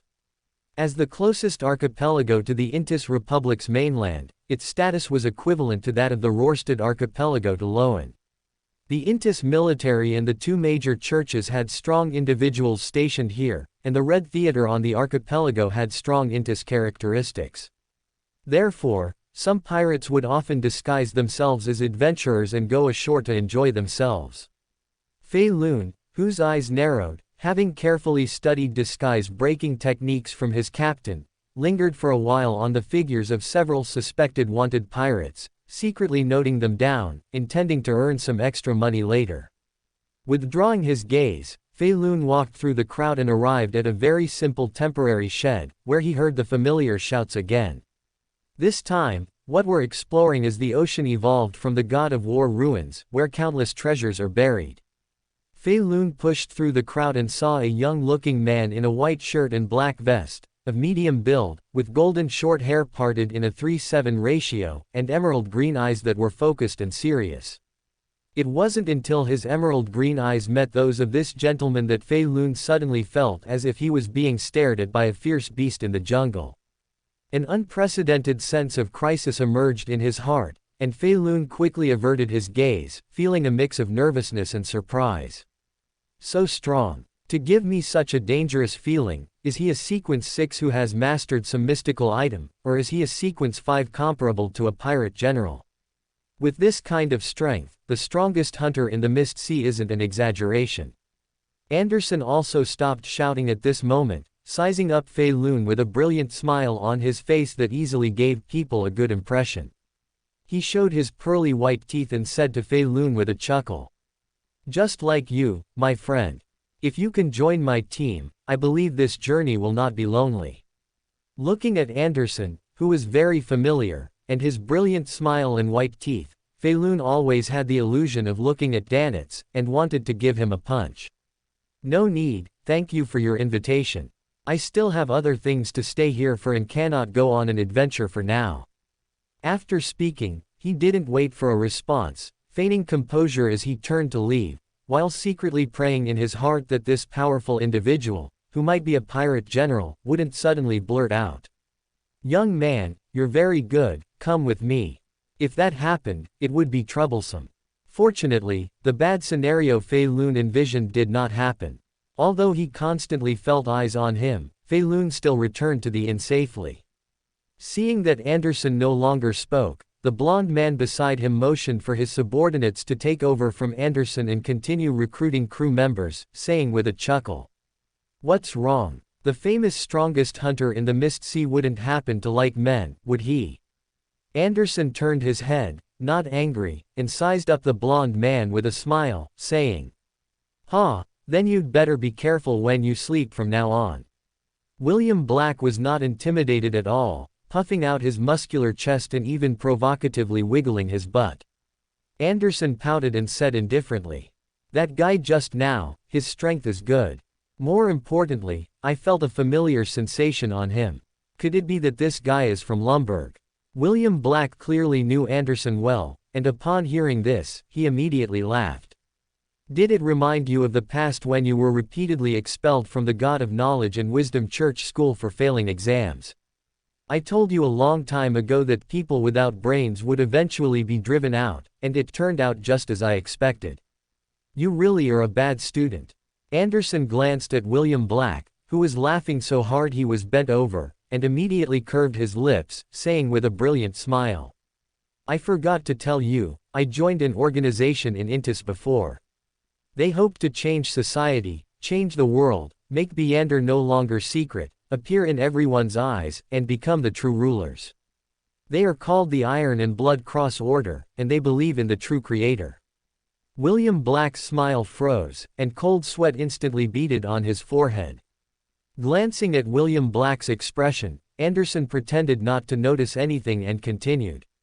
However, their brains seem to have been eaten by zombies. They are fanatical to the point of being foolish, which doesn't quite fit my aesthetic.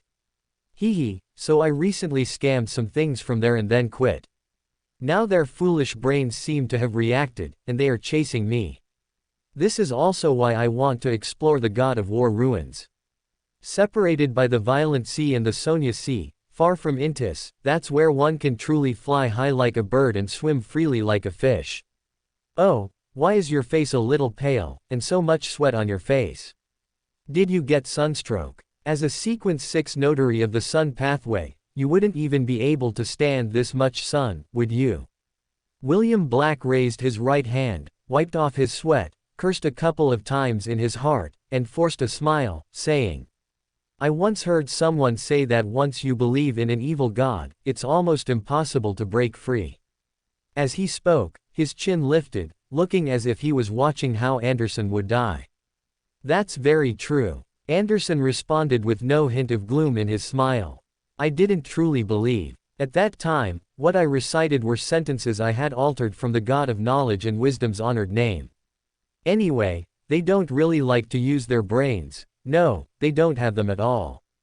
As long as you pretend to be devout on the surface, you can fool them with any random excuse. Looking at William Black, whose face was stiff and could no longer smile, Anderson finally nodded with satisfaction, patting his shoulder in a very pleased mood.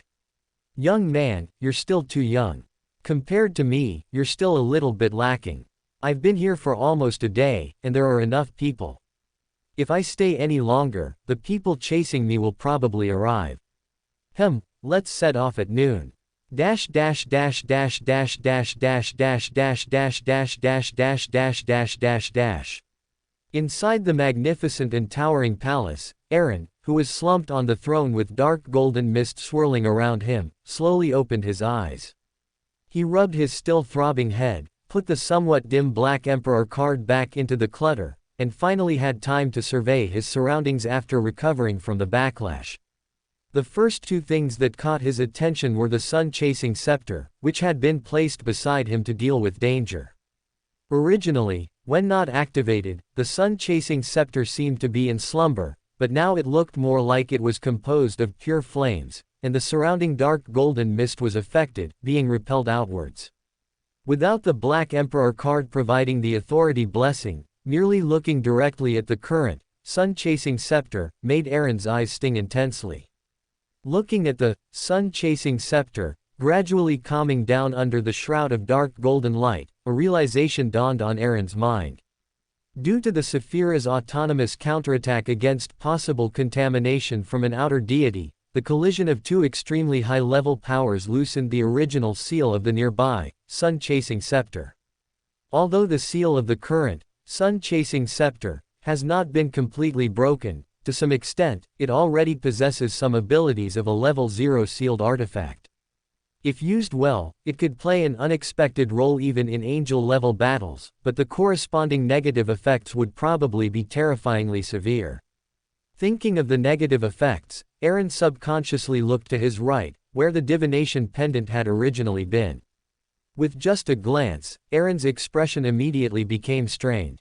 Not far to his right, through the gathered dark golden mist, he could see a completely black, infant-like object within it. Its figure was not solid, its eyes were made of shattered divination crystals stained crimson, and its ink-black body was covered with crystal shards, like stars in the night sky. As the master of the nation of disorder, Aaron could clearly feel the fluctuations emanating from this strange infant, reverberating throughout the mysterious space, yet seemingly unable to transmit outwards. As early as the Saphira's autonomous counterattack, all connections with the outside world were completely severed. Even the omnipresent spirit world was isolated. Aaron also took this opportunity to feel a deeper level of control over this Saphira. And the contamination transmitted through the spirit world in dream divination was also cut off at its source. Even if the Beander sequence was high enough, the contamination, having lost its support, was gradually being cleaned up and gathered. As the medium for divination, the divination pendant bore the brunt, being directly contaminated, shattered during the Saphira's counterattack, and finally forming a part of that strange infant. Aaron glanced at this item that had accompanied him for a long time with some regret, then withdrew his gaze and sighed. Since the divination pendant was gone, Aaron didn't intend to experience its unknown negative effects. He wrapped the two items in layers of dark golden mist. Only after no unusual fluctuations were emitted did Aaron place the two items together and throw them into the clutter. Without immediately contemplating the divination scene obtained at a great cost, Aaron used his last bit of spirituality to unlock the Saphira's seal, returned to the real world, struggled to get into position, and began meditating. In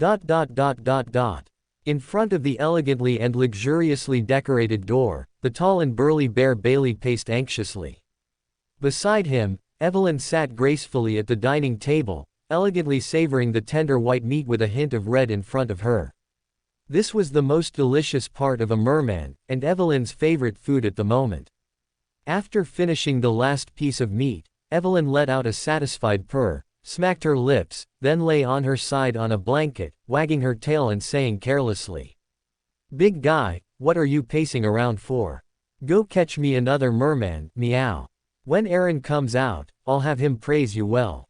Bear Bailey stopped, his expression a little anxious. It's been almost 2 days. Since that blood moon night, Earl has not left his room for almost 2 days. If Earl really has an accident, then I can only apologize with my death. Evelyn rolled over, glanced at the big fool, and meowed disdainfully. Don't worry, he used to be like this too, and he still ended up lively and energetic. Then she shook her head and said, "Meow, what was that saying again? Good people don't live long, but scourges last 1,000 years. He won't die even if you do." Just as Evelyn was smugly slandering him behind his back, she suddenly felt a hand pinch the back of her neck, her fate in its grip. Feeling the familiar pushback and suffocating sensation, Evelyn's white fur stood on end, and her limbs flailed wildly, seemingly trying to escape, but she was subdued by another hand. The bedroom door opened silently. Aaron stood expressionless by the dining table. After casually subduing a rebellious offspring who was ruining his image, he looked at Bear Bailey, whose expression had softened, and asked calmly, "Where are we now?" Bear Bailey's already bent waist lowered even further as he respectfully replied, "Earl, as per your request, we traveled directly from Damel Harbor to Tiana Port without stopping, and then directly to Byam from there. Yesterday, we just passed the sea area near Bansi Port, between Damel Harbor and Tiana Port. Due to poor weather conditions, our voyage was somewhat delayed, and we are expected to arrive at Tiana Port tomorrow." Aaron nodded in satisfaction. This route was the fastest way to reach Byam, and even if something happened at Bansi Port later, no one would point the finger of suspicion at him. Releasing Evelyn from his hand, watching her disappear without a trace with a whoosh, Aaron's lips curved slightly. After a day of rest, he had recovered his state. Nodding to Bear Bailey beside him, Aaron left first and went to the telecommunications room in the middle of the ship, intending to see if Blood Admiral had sent any valuable intelligence via radio recently. Before this, he had already written a letter in his room, enclosing the traveler Beander characteristic extracted from the extremely terrifying traveler's brooch, after sealing it. He had Astrolfo deliver the letter to Harland Rooney, who was already in the South Continent, asking him to forge a new divination pendant. And allowed him to use all resources to forge that traveler, Beander characteristic into a mystical item. Aaron only had two requirements for it: small negative effects and the core ability of traveler must be retained. Stepping through the carved wooden doorway, Lord Aaron arrived at the telecommunications room in the middle of the ship. What greeted his eyes was a massive copper frame, hung with telegraph machines and keys, each machine possessing a complex mechanical structure, some even emitting noticeable Beander characteristic fluctuations. Between the frames, intricate specialized copper wires were laid, transmitting telecommunication signals from one place to another. As a ship traversing the Violent Sea and even the Sonia Sea, this was its greatest feature apart from its luxurious decor. Even though the Violent Sea and Sonia Sea experienced drastic weather changes and numerous factors affecting electromagnetic propagation, it could still receive telegrams from LotM and the South Continent. Upon seeing Lord Aaron enter, the mechanical din and the tapping of telegraph machines that had filled the entire telecommunications room diminished somewhat. The military-clad man sitting in the corner quickly rose, picked up the documents on the table, and walked towards Aaron, saying, "Lord Aaron, these are the intelligence reports intercepted and deciphered over the past 2 days based on the frequency spectrum and cipher you provided. There are 3 reports on top. The rest are intelligence from LotM and the South Continent." Aaron nodded slightly, taking the intelligence. The first page contained a line of LotM words. Helmos Xiong appeared at 46 Oak Avenue, Byam. Arrest at 3 p.m. Aaron's pupils constricted slightly. He quickly looked at the time in the bottom right corner, realizing this was a telegram from yesterday morning. Frowning slightly, Aaron continued to flip through. The next 2 pages of intelligence were both sent this morning, almost simultaneously. One was an order for all intelligence personnel in Byam to continue searching for Helmos Xiong, while the other was related to the Blood Admiral. The Blood Admiral has already arrived in Byam, but unfortunately, the telegram doesn't have a detailed address, otherwise. Aaron regretfully put away the 3 intelligence reports. At least from the current information, Mr. Helmos Xiong had not been captured yet. Aaron wasn't too concerned about the Blood Admiral. He was just a pirate general with a great reputation, merely a slightly more powerful Sequence 5. The real reason Aaron checked the telegrams as soon as he woke up was that he had defeated the contamination originating from the bound god in the Nation of Disorder, which in turn pointed to the outer god, the Mother Tree of Desire. Even with an original barrier and a dream separating them, Aaron couldn't be sure how much this outer god, who acted so wantonly and ostentatiously, had perceived. Currently, the simplest and most direct method he could think of was to make a judgment based on the Rose School of Thought's actions. The Blood Admiral was a very good target. Aaron continued to scroll down. There were 2 more intelligence reports. One was from Connaught City in Dichi Bay, a telegram sent by his father, Gusman Will. The content of the telegram was quite simple, merely bidding Aaron farewell. The fleet would depart in mid-February because Fosak's colonial area in West Bayern was close to the coast. Considering the potential for skirmishes along the West Bayern coast, they would likely only reach the LotM Kingdom's colonial area in West Bayern by late March to support the war there. The last one was from Lloyd City in Pass River Valley, South Continent, sent by Glenwell, who had arrived over a month earlier. It contained only a few brief words: "Mission accomplished." Looking at those brief words, a smile finally appeared on Aaron's face. He put away all the intelligence in his hand, nodded slightly to the officer, and then left. Aaron stood on the deck, looking at the shimmering sea under the red moon and Bansi Harbor, which was enveloped by dark clouds nearby but still showed some discernible outlines. Watching Bansi Harbor recede into the distance, Aaron's fingers lightly tapped the ship's hull. After much deliberation, he finally decided to investigate first. He tossed a bronze-colored talisman to Bay Bale, who stood nearby, which could help Aaron locate the ship in the spirit world, making it convenient for him to return in time. After preparing, Aaron returned to the cabin. Even without the aid of divination, relying on his spiritual intuition, which was almost comparable to a Sequence 5, and the sheriff's enhanced extra perception of the Beander level, he finally found Evelyn, who was hidden by psychological invisibility, in a corner. After a friendly exchange, she, happily, perched on Aaron's shoulder and disappeared into the colorful blocks. Dash dash dash dash dash dash dash dash dash dash dash dash dash dash dash dash dash. Byam, inside an ordinary residential building not far from the governor's mansion. In the spacious basement, candles burned quietly, casting a dim yellow light around. Silver White Viper, Odell had taken off his hooded robe and looked at the middle-aged man opposite him with a slight tremor, saying in an unsteady voice, "Lord Senior, I also don't know why Helmo's Huin suddenly disappeared.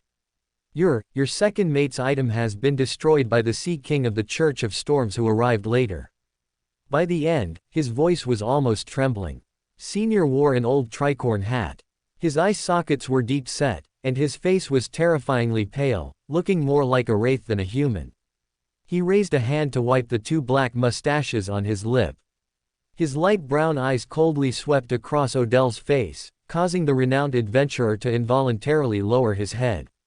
After silently observing the other party for a few seconds, the Blood Admiral, dressed in white trousers and a red jacket, spoke in a low, hoarse voice.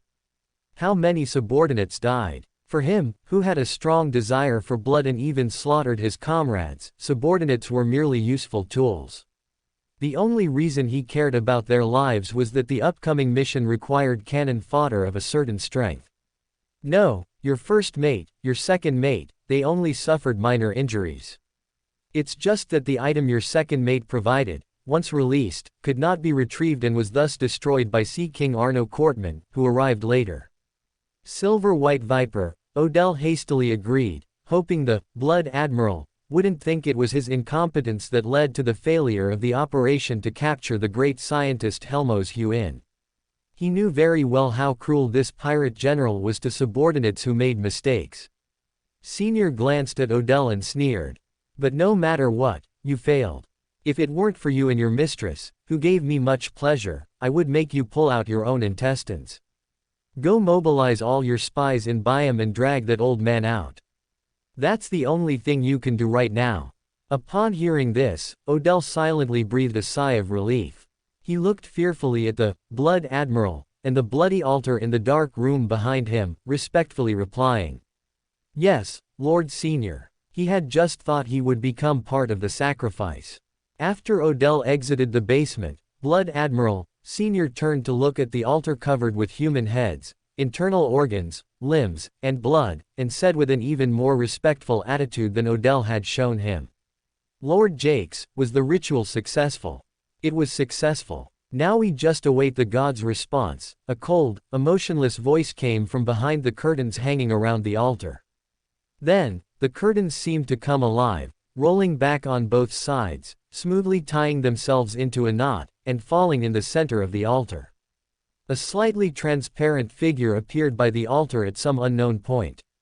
His skin was brownish, his face deeply furrowed with wrinkles, and his white hair was as sparse as autumn leaves, as if he had lived for many, many years. It was Jakes, a high-ranking member of the Rose School of Thought, a Sequence 4 puppet of the prisoner pathway. He looked humbly at the candlelight, his brown eyes unmoving. Blood Admiral, Senior dared not speak again. He stood beside Lord Jakes, waiting for the altar to change. Suddenly, the candle flames took on various colors, each seemingly corresponding to the observer's different desires. The human heads, internal organs, limbs, and blood on the altar moved without wind, piling up layer after layer, and appearing to melt like wax. Before long, they formed a short tree of flesh and blood, its surface uneven like a walnut shell, with black and red intertwined branches spreading out. Thump, thump, thump. Inside the tree of flesh and blood, a heart seemed to be beating, strong and powerful. Just as Senior was about to be unable to bear the noise, the tree of flesh and blood withered, decayed into mud, and spread out. Where it had been, a fleshy, wet, sticky small ball remained. Soon, the small ball grew limbs and a head, transforming into a palm-sized humanoid creature.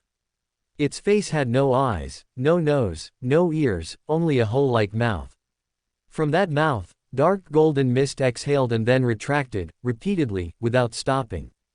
Jakes devoutly and fanatically chanted, "Mother Tree of Desire," many times, then humbly reached out and picked up the strange little figure. Silently, all the candlelight extinguished, but for wraiths with night vision, this did not affect their ability to see. Blood Admiral, Senior looked up at Jakes, hearing the Lord say in a low voice, "We have been preparing for this ritual for a long time, and the God's grace can help us sense the target's presence over a considerable range. Then, we can accurately find him with the glasses made by members of the Life School of Thought." As he spoke, Jakes took out a monocle from his inner pocket. It looked normal, but in the darkness, it shimmered with a luminous white glow. "Lord Jakes, what do we do next?" Senior respectfully asked. Jakes, with his deeply wrinkled face, put the monocle back and thought for a few seconds before saying, "In the sudden blood moon a few days ago, I sensed the God's will. That mysterious person who, along with the Queen Mystic, severely wounded Mahams in the Sonia Sea, or the organization behind him, has attracted the God's attention. Our main task now is to pursue that mysterious powerhouse. Coincidentally, the instigator of that incident, the traitor Sharon, is in Byam. Capture her and try every means to get clues from her." Senior remained bowed, not daring to straighten his body, and hesitated before asking with some concern. What if that mysterious powerhouse wasn't drawn by the Queen Mystic, but by Sharon? Even Lord Mahams was severely wounded, relying only on us. A flicker of emotion, difficult to detect, crossed Jakes's withered face. After a moment of silence, he placed the strange little figure over his heart and spoke with devotion and fanaticism. "If she has a powerful helper, we will monitor her to prevent her from leaving our sensing range, then patiently wait for Lord Sua to arrive. If she has no protector and is in poor condition herself, then we will act directly." When he heard the word Sua, Blood Admiral, Senior's forehead clearly twitched, as if that lord's name alone could inspire fear. He slowly took a breath and said, "Yes, Lord Jakes." After replying, Senior instinctively touched the necklace hanging on his chest. This necklace appeared to be made of pure silver, with a matching pendant shaped like an ancient coin. Both sides were covered with mysterious patterns and symbolic symbols, and inscribed with an ancient Hermes language inscription. "As lucky as you are now, so unlucky will you be later." This item originated from a member of the Life School of Thought, a Sequence 5 winner of the Monster Pathway, and one of the important members of the Life School of Thought provided by Enzo after his defection. After dying at the hands of the Rose School of Thought demigod Jakes in the South Continent, his Beander characteristic, his own spirit, and an ordinary silver necklace he carried combined to form a mystical item, which was finally bestowed upon Senior.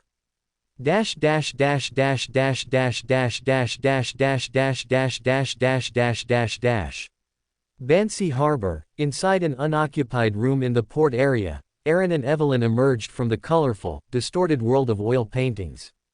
Looking at the dim streetlights outside the window and the slightly thin mist, Aaron habitually touched his right wrist, where his divination pendant used to hang. After feeling nothing, Aaron sighed, unaccustomed, and finally understood why Klein always divined before doing anything. On one hand, it might be out of caution, as a seer doesn't fight unprepared battles. On the other hand, it might truly be due to habit. Suppressing the thoughts in his mind, he tossed Evelyn to the door, motioning for her to guard the room, then walked towards a side compartment.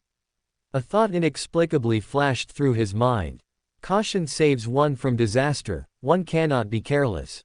Seeing the compartment door close, Evelyn, shedding her previous docile demeanor, fiercely bared her teeth at the compartment, stood up, and made a few phantom grabs at it, before turning around with a vigilant expression to watch the door and windows. Aaron skillfully set up the ritual and ascended above the dark golden mist. Using the true vision provided by the Sephira, he continuously raised his perspective, looking through the thick dark clouds gathered high above, overlooking the entire port area and the coastal mountains outside Bansi Harbor. Under true vision, a patch of grayish-white mist appeared deep within Bansi Harbor. Within the mist were a faint street and rows of terraced houses. The coastal mountains outside the harbor, on the other hand, were a swirl of crimson, blazing white, or orange flames within the grayish-white mist. In just an instant, Aaron severed the transmission of true vision. After summoning the Black Emperor card, he carefully examined himself, and only after confirming that he hadn't been contaminated by any obscure pollution did he relax. After all, that was a Sephira. Even sealed, the leaked contamination could make an angel wish for death. Aaron had to be careful and avoid igniting true danger before the hunting plan was completed. On the coastal peak outside Bansi Port, Bansi appeared devout as he emerged from a cave in the cliff, his lips still bearing remnants of meat and faint bloodstains, as if he had just enjoyed a feast. The natives of Bansi had a tradition of cannibalism, sacrificing to a self-created, weather god, holding 4 rituals annually where they killed chosen so-called favored ones, shared their blood and flesh, and buried their heads in the altar. After LotM conquered the area, such traditions were long replaced by storm rituals, but for those like Bansi who secretly believed in the weather god, this ritual was the best way to communicate with God. Bansi walked out of the dense fog and headed towards the port area of Bansi, completely disregarding the unique custom of Bansi Port not to go out on nights of heavy fog and drastic weather changes. With the true vision provided by the Nation of Disorder, Aaron could sense that Bansi, who had just emerged from the cliff, was merely a Beander of Sequence 9. The reason he could ignore the dangers in the dense fog was due to a badge he wore on his chest. Aaron could clearly see waves of subtle fluctuations emanating from within the badge. The monsters drifting in the surrounding dense fog consciously avoided Bansi, seemingly regarding him as one of their own. Ironically, the badge's surface was composed of symbols like strong winds, ocean waves, and thunder, which were precisely the holy emblem of the Church of Storms. Aaron's gaze lingered on that badge for a moment, then he thoughtfully withdrew his sight, watching Bansi enter a room in the port district, not far from the Bansi Port Telegraph Office and the Church of Storms. Bansi took off his black robe, looked at himself in the full-length mirror with a slight smile at the corner of his mouth, removed the storm holy emblem from his chest, placed it by the bed, then went to the corner of the room, opened a secret compartment, and took out a letter with a storm mark from his arms, placing it in the secret compartment. After doing all this, Bansi felt very sleepy for some reason. After putting all items back in their original places, he lay down on the soft bed. Not far from the door, Aaron exited his hidden state, glanced at the secret compartment in the corner, and the Lord of Mysteries on his hand flickered with a faint glow. Bansi, who had just lain down on the bed, instantly broke into a blissful smile, as if entering some woven dream. This was the Beander ability of Sequence 7 inches Nightmare, recorded by the Lord of Mysteries, but this was far from enough, as recorded abilities inherently differ from the original.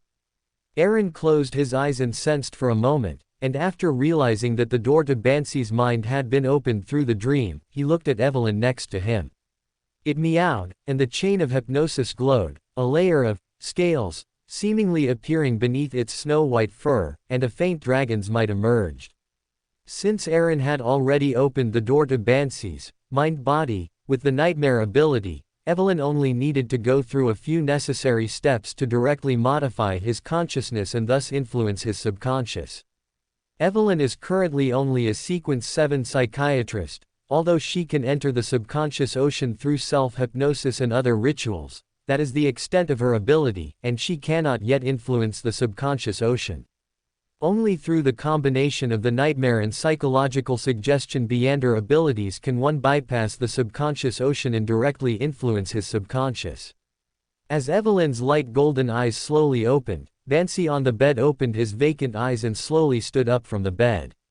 All right, although this guy is only Sequence 9, in some ways, his mind is quite firm, and he can be considered a devout believer. Hypnotizing him required a lot of effort from me. Seeing Evelyn looking at him expectantly, Aaron glanced at it sideways and said lightly, "All right, I'll let bygones be bygones. Tonight, after we get back, I'll have a sailor catch you a merman, how about that?" Evelyn wagged its tail, nodding very demurely, then seemed to remember something and added, "Although we opened the door to his mind through nightmare and psychological suggestion, by modifying his consciousness, we can make him unknowingly follow our arrangements and perform actions contrary to his true will. But this is limited. If it directly harms his life or the things he values most in his subconscious, he will strongly resist, causing the hypnosis to fail. During our contact just now, I found that the most important thing in this guy's subconscious is the false god he believes in, so you need to be careful later, otherwise, don't blame me if the hypnosis fails because I didn't warn you. Aaron frowned slightly. Didn't that mean he couldn't directly ask for information about that weather god? Then, with a thought, he used the nightmare ability to implant the honored name corresponding to himself into Bansi's open subconscious door. Aaron, his brows now relaxed, said to Evelyn with a smile. Plant a psychological suggestion in him. Whenever he goes to the coastal peak to participate in the ritual, he will unconsciously recite the words I just implanted in his subconscious without him realizing it. In this way, during each ritual, Aaron could observe the true situation of the altar in the valley through the true vision provided by the prayer light spot.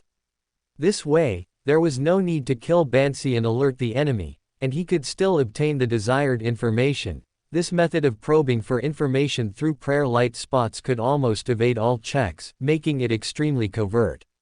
The bewildered Evelyn planted the psychological suggestion as Aaron requested, while Aaron walked to the corner of the room and opened the secret compartment. Inside, besides a good amount of gold pounds and spiritual materials, the rest were letters from other believers who worshipped the weather god. And the letter placed at the very front was signed by Bishop Miller. Aaron didn't care about the traders of the Church of Storms, but he also didn't mind sending a tip-off letter to that irritable elder brother in Byam. Finding no other valuable items, Aaron put the letters back in place and closed the secret compartment. Seeing that Evelyn had completed the psychological suggestion, Aaron stepped forward, picked it up, and his figure disappeared into the vibrant, dense patches of color. Dash dash dash dash dash dash dash dash dash dash dash dash dash dash dash dash dash.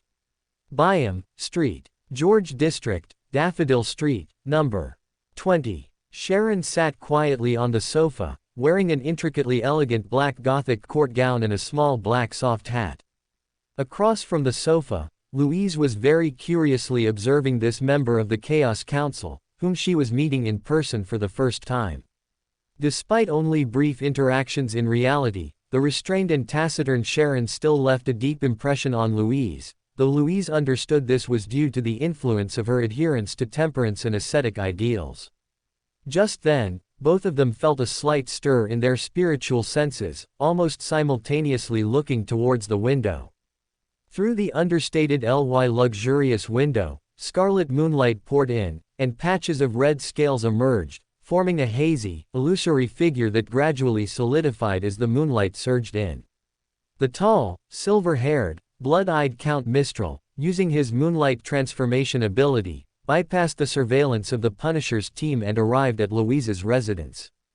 Count Mistral, whose figure had just solidified, narrowed his blood-red eyes, looked at Sharon on the sofa, then turned his head to glance at Louise, who was constantly winking at him. Taking a step, his figure had already appeared like a ghost in the main seat of the living room. Count Mistral looked at Sharon and said with a very certain tone, "Rose School of Thought Temperance Faction." Sharon nodded slightly, stood up, and bowed, acknowledging it. Count Mistral tapped his finger lightly on the back of the chair and said in an indifferent tone, "Louise has already told me your thoughts, and I can give you one last chance. With that sealed artifact, you can, to some extent, rival a Sequence 5, and everyone knows there's still a Sea King in Byam. In such a situation, if the Rose School of Thought decides to act against you here, it will definitely not be as simple as just a Blood Admiral. At least a demigod will need to act to resolve all combat before Aaron Cortman arrives. So, if you abandon this plan, I can pretend nothing happened." Sharon said nothing more, merely gripping the Wraith dagger tightly, her gaze firmly fixed on Count Mistral. A smile spread across Mistral's face. He nodded in satisfaction, then raised his hand and pressed it down, and a viscous, blood-like liquid appeared before Sharon's eyes. "This is a special potion I concocted, which can help you accelerate your integration into the spirit world to complete the ritual. It can also be considered a token of sincerity from the Sanguine, represented by me." Looking at the crimson, blood-like liquid before her, Sharon hesitated for a moment, but still put it away, saying in a voice without the slightest fluctuation. "Thank you for your generosity. I will be advancing the night after tomorrow, at Oak Manor outside Byam City. It's sparsely populated and won't cause too many casualties." Count Mistral was somewhat surprised that the timing was so tight, but after a moment of thought, he gave an affirmative reply. Seeing the deal concluded, Sharon stood up, bowed her farewell, and the Wraith Dagger flickered with a faint light, disappearing from the room using its mirror flash ability. Seeing the Temperance faction member depart, Count Mistral turned to Louise beside him and said lightly, "Is she also one of the members of that gathering you attended?" Though a question, his tone was affirmative. Louise sat gracefully in her chair, a subtle smile on her face. "Grandfather, that's not hard to guess, is it?" Mistral smiled and shook his head, looking out at the red moon through the window, his eyes flickering, lost in thought. Dash dash dash dash dash dash dash dash dash dash dash dash dash dash dash dash dash. Violent sea, waters near Tiana Island. Aaron, following the positioning mark left before his departure, returned to his ship's bedroom from Bansi Port via Spirit World travel. Just as he had sent Evelyn away and was about to go to sleep, Aaron suddenly heard layers of prayers, a female voice, calm and indifferent. "Sharon." Aaron, in his pajamas, sighed helplessly and sat up from the bed again, moving to the adjacent compartment. Passing through the boundless, dark golden mist, Aaron sat upon the throne, seeing the contracting and expanding prayer light spots on the stone chairs below. His spiritual sense penetrated, hearing the complete prayer sentences. "Great Order Master, please inform Mr. Favored One that I wish to extract the sequence 5 inches Wraith, Beander characteristic from the Wraith Dagger, to use as the main ingredient for the potion. I am willing to offer several low to mid-sequence Beander characteristics as compensation. Additionally, I have reached a cooperation agreement with the Sanguine and will begin my advancement the night after tomorrow." Aaron slightly raised his finger, spiritual energy surged in, and the prayer light spot expanded into a dark golden bifold door, somewhere between illusory and real. A strange dagger, sometimes illusory and sometimes real, along with several other light clusters emitting different spiritual fluctuations, flew out from the golden bifold door. Reaching into the pile of miscellaneous items, Aaron summoned the sun-chasing scepter, shrouded in dark golden mist. Even through layers of obstruction, Aaron could still sense the scorching heat that seemed capable of burning souls. Aaron forcefully pressed the strange dagger onto the sun-chasing scepter. Before he could react, a pure, scorching light completely enveloped the Wraith Dagger, turning it into a reddish, gelatinous substance. A moment later, a translucent liquid detached, transforming into a bizarre, kaleidoscopic crystal, precisely the Beander characteristic corresponding to sequence 5 inches Wraith. Seeing this extraction speed, which was immeasurably faster than before, Aaron's brow twitched violently. Extracting Beander characteristics was, to be precise, one of the sun-chasing scepter's negative effects. From this, one could indirectly infer the terrifying negative effects of the sun-chasing scepter once its seal was broken. He re-wrapped the somewhat active sun-chasing scepter in layers of dark golden mist and tossed the Wraith Beander characteristic into the still dissipating sacrifice and grant door. Without further delay, Aaron quickly returned to the real world, lay on his bed, and soon fell asleep. After an unknown amount of time, Aaron awoke in a dream, finding himself unknowingly in a barren plain, with black stones beneath his feet and not a single blade of grass. In the center of the plain stood a black spire, around which coiled a gigantic, scaleless, silver-white long serpent, its body covered in dense patterns and symbols. These formed interconnected revolving wheels, each with different markings around its periphery. At this moment, its head was raised, its crimson eyes coldly watching Aaron. Unlike before, a small boy stood in front of the black spire. Aaron was a bit surprised, wondering if he hadn't used his paper cranes recently, but his movements didn't stop. He proactively bowed and said, "Good evening, honored chairman, may I ask what brings you here?" Wei Ang Sai Ting withdrew his gaze from the scaleless, silver-white long serpent on the black spire, turned to scrutinize Aaron up and down for a moment, then clicked his tongue. Your sequence isn't high, but your knack for causing trouble is truly outstanding. The previous blood moon appeared because of you, didn't it? Let me give you a warning, lest you die inexplicably. Something has set its eyes on you. I have already sensed the fluctuations of fate. Without giving Aaron a chance to ask, he continued. The fluctuations of fate indicate that in the coming days, revelations will be subjected to unknown interference, and I am unable to obtain accurate information. Aaron's expression had already become exceptionally solemn. For Wei anxiety to warn him through a dream, combined with what he had been doing recently, it was easy to conclude. He had been targeted by that outer god, and there was even a certain possibility of being tracked. Looking at the deeply furrowed brows of Aaron, Wei anxiety warned, seemingly with a hint. That existence is extremely terrifying. My current state is not good, and I cannot help you. Then he slyly pointed to the sky and whispered. You need to find an existence that can help you, like the one behind you. Aaron Will's originally somewhat somber expression subtly froze, and he didn't respond immediately.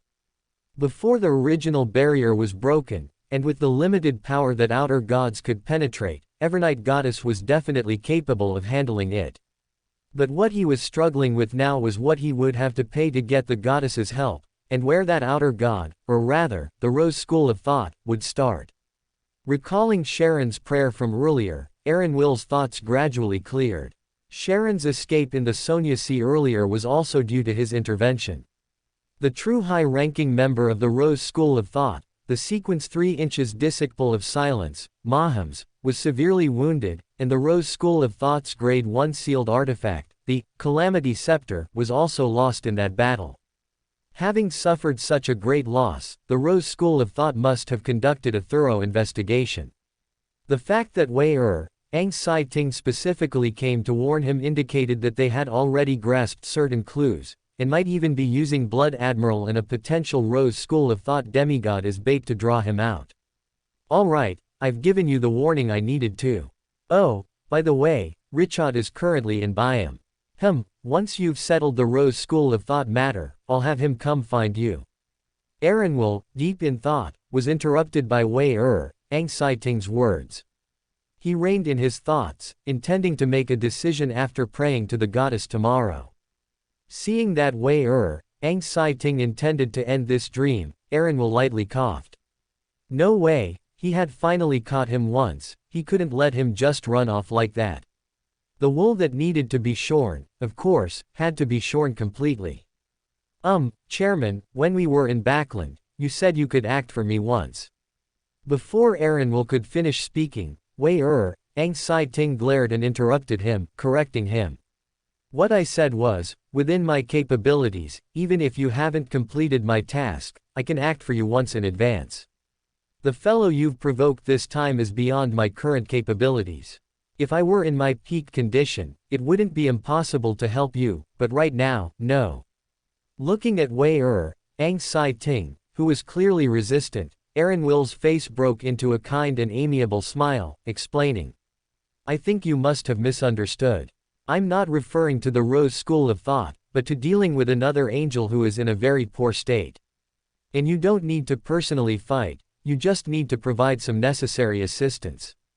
Wei anxiety and the scale-less silvery white long snake coiled around the black spire stared at Aaron Will simultaneously, looking at his harmless smile. After a long moment, he muttered. Anyone who doesn't know better would think you're the angel. Can't you let me have some peace for once? The Red Angel evil spirit, Hermes, the existence behind the Rose School of Thought, and the angel in a poor state that Aaron Will mentioned, Wei anxiety suddenly felt an urge to retract his previous promise. Taking a deep breath, Wei anxiety reminded him with a serious expression. I need to warn you, dealing with powerhouses at the angel level is different from the others. The fluctuations from my actions are hard to conceal and might attract a smelly snake to you. I'm not in good shape right now, so I can't beat him yet. Are you still sure you want me to help you? Aaron Will's smile remained unchanged, and he nodded, saying, I will find a way to erase the traces of your actions, so that Fate Angel won't find your whereabouts. Wei Ang Sai Ting nodded somewhat reluctantly and quickened his pace. All right, when you need me, light that paper crane, and I will naturally act. Also, don't bother me every time something happens. As if fearing Aaron would make more excessive demands, giving him no chance to respond, the dream shattered with a rumble. Dash dash dash dash dash dash dash dash dash dash dash dash dash dash dash dash dash. Northern edge of the Mist Sea, the central island of the Olid Islands.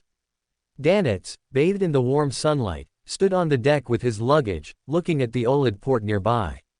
He hummed a tune, a slight curl to his lips, in a very good mood.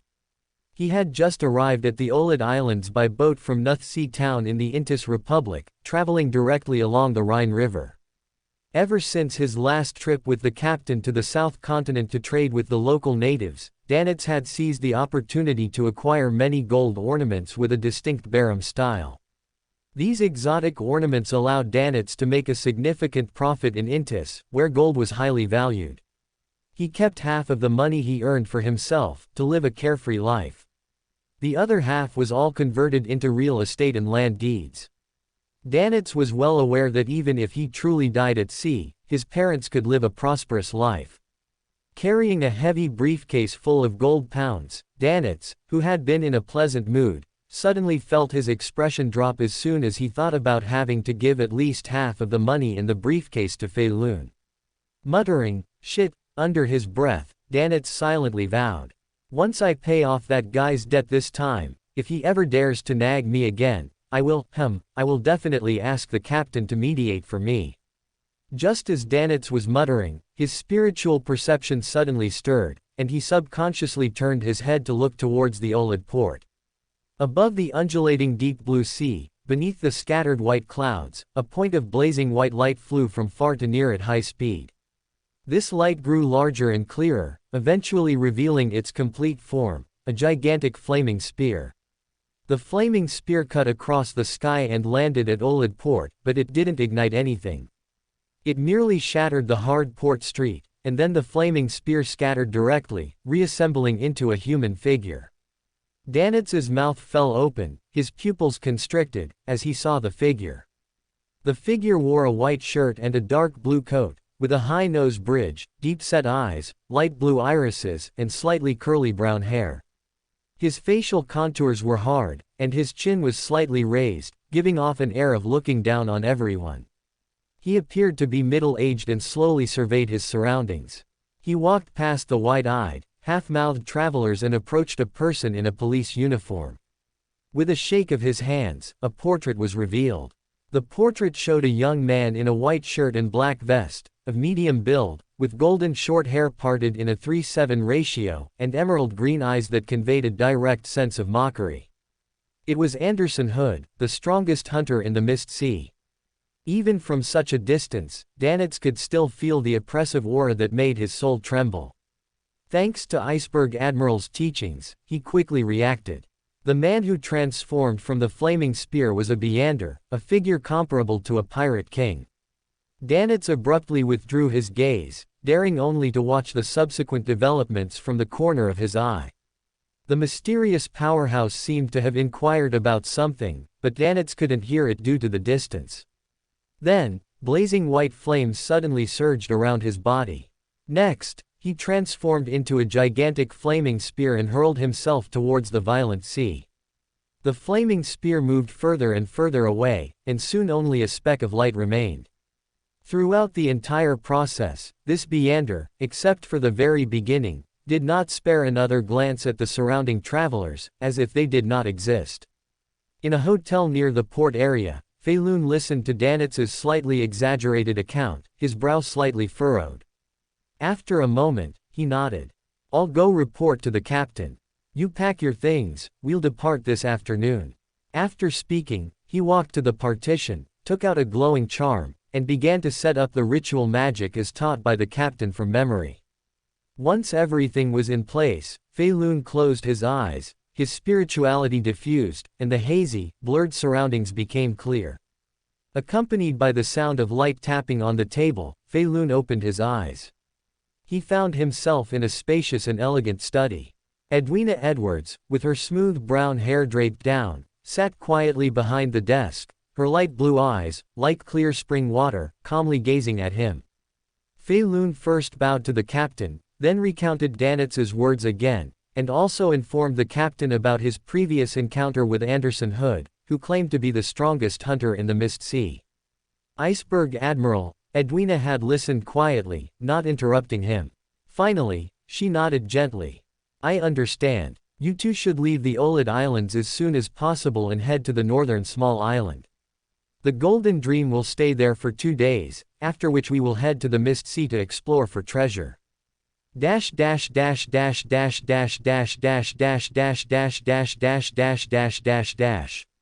Accompanied by the long whistle of the ship, Aaron stood on the deck, watching the vessel sail away from Tiana port, heading towards Byam, the capital of the Rorstad archipelago, the generous city. He had learned from the captain that at the current speed, they would reach Byam by tomorrow afternoon at the latest, or tomorrow noon at the earliest. After a night of rest, his depleted spirituality had recovered. Recalling the dream from last night, Aaron rubbed his temples, feeling a headache, and turned to return to his room. Regardless of the specifics, Aaron felt it was best to observe the goddess's attitude before making a decision. Without further hesitation, Aaron set up a spiritual wall and immediately began the ritual.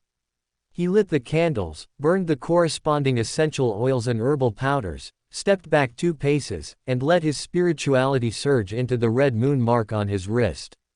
At the same time, he solemnly chanted in ancient Hermes. You are the Evernight goddess, more exalted than the cosmos, more ancient than eternity. You are the Scarlet Lord, the Hidden Mother. You are the Queen of Misfortune and Fear, the Lord of Slumber and Silence. I implore your help, I seek your protection. After reciting the honored name, Aaron switched to normal rune language, concisely and respectfully recounting the general course of events, including Wei Ang Sai Ting's warning and his own conjectures. Aaron did not directly state a request but merely presented the facts. This was equivalent to an exchange of equal value, rather than an offering of items in prayer for a bestowal.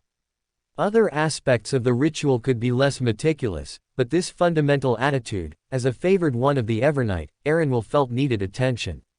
After waiting for a moment with no unusual reaction, Aaron gently exhaled. He took out the sequence 4 inches cataclysmic interer, Beander characteristic, obtained from the shattered, Calamity scepter, and placed it on the altar. Then, he reverently chanted the sacrificial incantation in ancient Hermes. As Aaron's words ended, 2 of the 3 candle flames suddenly swelled and intertwined, forming an illusory and dim mysterious door. The door slowly opened, bringing forth a strong invisible wind. Before Aaron could speak further, an invisible force lifted the cataclysmic interer, Beander characteristic from the altar, and it disappeared into the darkness.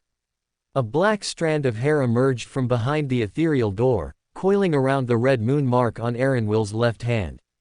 Aaron felt a moment of trance, as if he saw a young woman in a classical hooded robe, with black eyes and hair, and a beautiful but vacant face. In just an instant, all anomalies disappeared, and the illusory and dim mysterious door also vanished. Having tidied up all the materials, Aaron finally let out a sigh of relief. Regardless, as long as the goddess accepted his sacrifice and responded, at least his safety was guaranteed. He then felt a pang of heartache for losing a demigod-level Beander characteristic, and could only hope that his upcoming actions would compensate for his loss. Thinking this, Aaron suddenly turned to look at the corner of the room, where colorful blocks intertwined. Astrolfo's figure floated quietly in midair, with a bulging envelope beside him. Reaching out to take the envelope, Aaron opened it and found it was a letter from Harland Rooney of the South Continent, along with a newly forged divination pendant. As for the traveler, Beander characteristic, due to the high sequence of the materials, it would take some time to forge. His spirituality probed the newly forged divination pendant. He didn't know what materials Harland Rooney had used during forging, but the divination effect was far superior to before. Satisfied, Aaron will recoiled the pendant and looked at Astolfo, who had not yet left. Seeing Aaron will look over, an intention emanated from Astolfo's form, which was covered in mysterious patterns. The previous blood moon anomaly caused unknown changes in the spirit world, and many of my memories have revived because of it. A long time ago, my true body, the existence you call the bound God, was corrupted by a terrifying existence. The bound God had been fighting against the erosion of that terrifying existence, but unfortunately, he failed. But the long period of erosion also granted him different abilities. Perhaps you've heard this saying, the heart is the prisoner of the body, and the body is the prisoner of the world. This refers to bound madness and suppressed desires. And when he was forced to give birth to the abomination Sua, he also expelled a sequence 2 Beander characteristic, fleeing to the spirit world with the last remnants of his conscious awareness and spiritual imprint. Some anomalies occurred during this process, which is also the origin of that angel in the spirit world. Even with the original barrier and the spirit world's isolation, because the Beander characteristic he carried originated from the bound God, he was still slowly eroded. Decades ago, I peeled off my last shred of conscious awareness and re-entered the spirit world, seeking a turning point. Based on previous lessons, I did not separate any Beander characteristics, only consciousness. I autonomously gave birth to a new spirit world creature in the spirit world, which is my origin. Having lost my conscious awareness, my body in the spirit world, driven by the instinct to aggregate, has been constantly pursuing my traces in the spirit world. Aaron recalled the enormous body wrapped in corpse oil bandages and dripping yellow-green liquid that he had seen in the spirit world, then looked at Astolfo in front of him and tentatively asked, if you were caught by him, what would happen? Astolfo's already substantial body suddenly expanded and contracted, and a thought was transmitted, I will be completely assimilated, and the terrifying existence will awaken within my body. He will use that body and his own specifications to forcibly open a real passage in the spirit world, and disaster will gradually spread from the spirit world to reality. After verifying his previous divination, Aaron's eyes lit up slightly, and he pondered for a moment before asking, how strong is the body remaining in the spirit world? I mean, even without a clear consciousness, can he still exert the power of a sequence 2? Astolfo's distinct black and white pupils slightly widened, as if recalling, and only after a moment did he respond, my memories are still quite fragmented. I only remember that when I was forced to separate from that sequence 2 Beander characteristic, some accident occurred in the spirit world. It seems to have been mixed with other high-level Beander characteristics. Although this made him more insane, the presence of other high-level Beander characteristics did indeed slow down the erosion, and the power he can exert in the spirit world will also be much stronger than an ordinary angel. This is also the reason why he has remained in the spirit world for so long. Mixed with other high-level Beander characteristics, Aaron immediately thought of the crazy ancient gods of the second epoch, and then he noticed a question in the thought transmitted by Astolfo. In the spirit world, can he not appear in the real world? Astolfo's form swayed up and down, as if nodding. In the spirit world, there is the obstruction of the spirit world itself, as well as the help given by the 7 lights of the spirit world using their own positions and unique characteristics. Even the abomination Sua is not unmanageable. But if he leaves the spirit world, he will be like a firefly in the dark night, attracting various prying eyes, and various unpredictable anomalies will occur. Aaron nodded with some disappointment, watching as the terrifying messenger, with mysterious patterns flowing around him, slowly disappeared into the colorful, rich color blocks. He looked down at the red moon imprint on his left hand.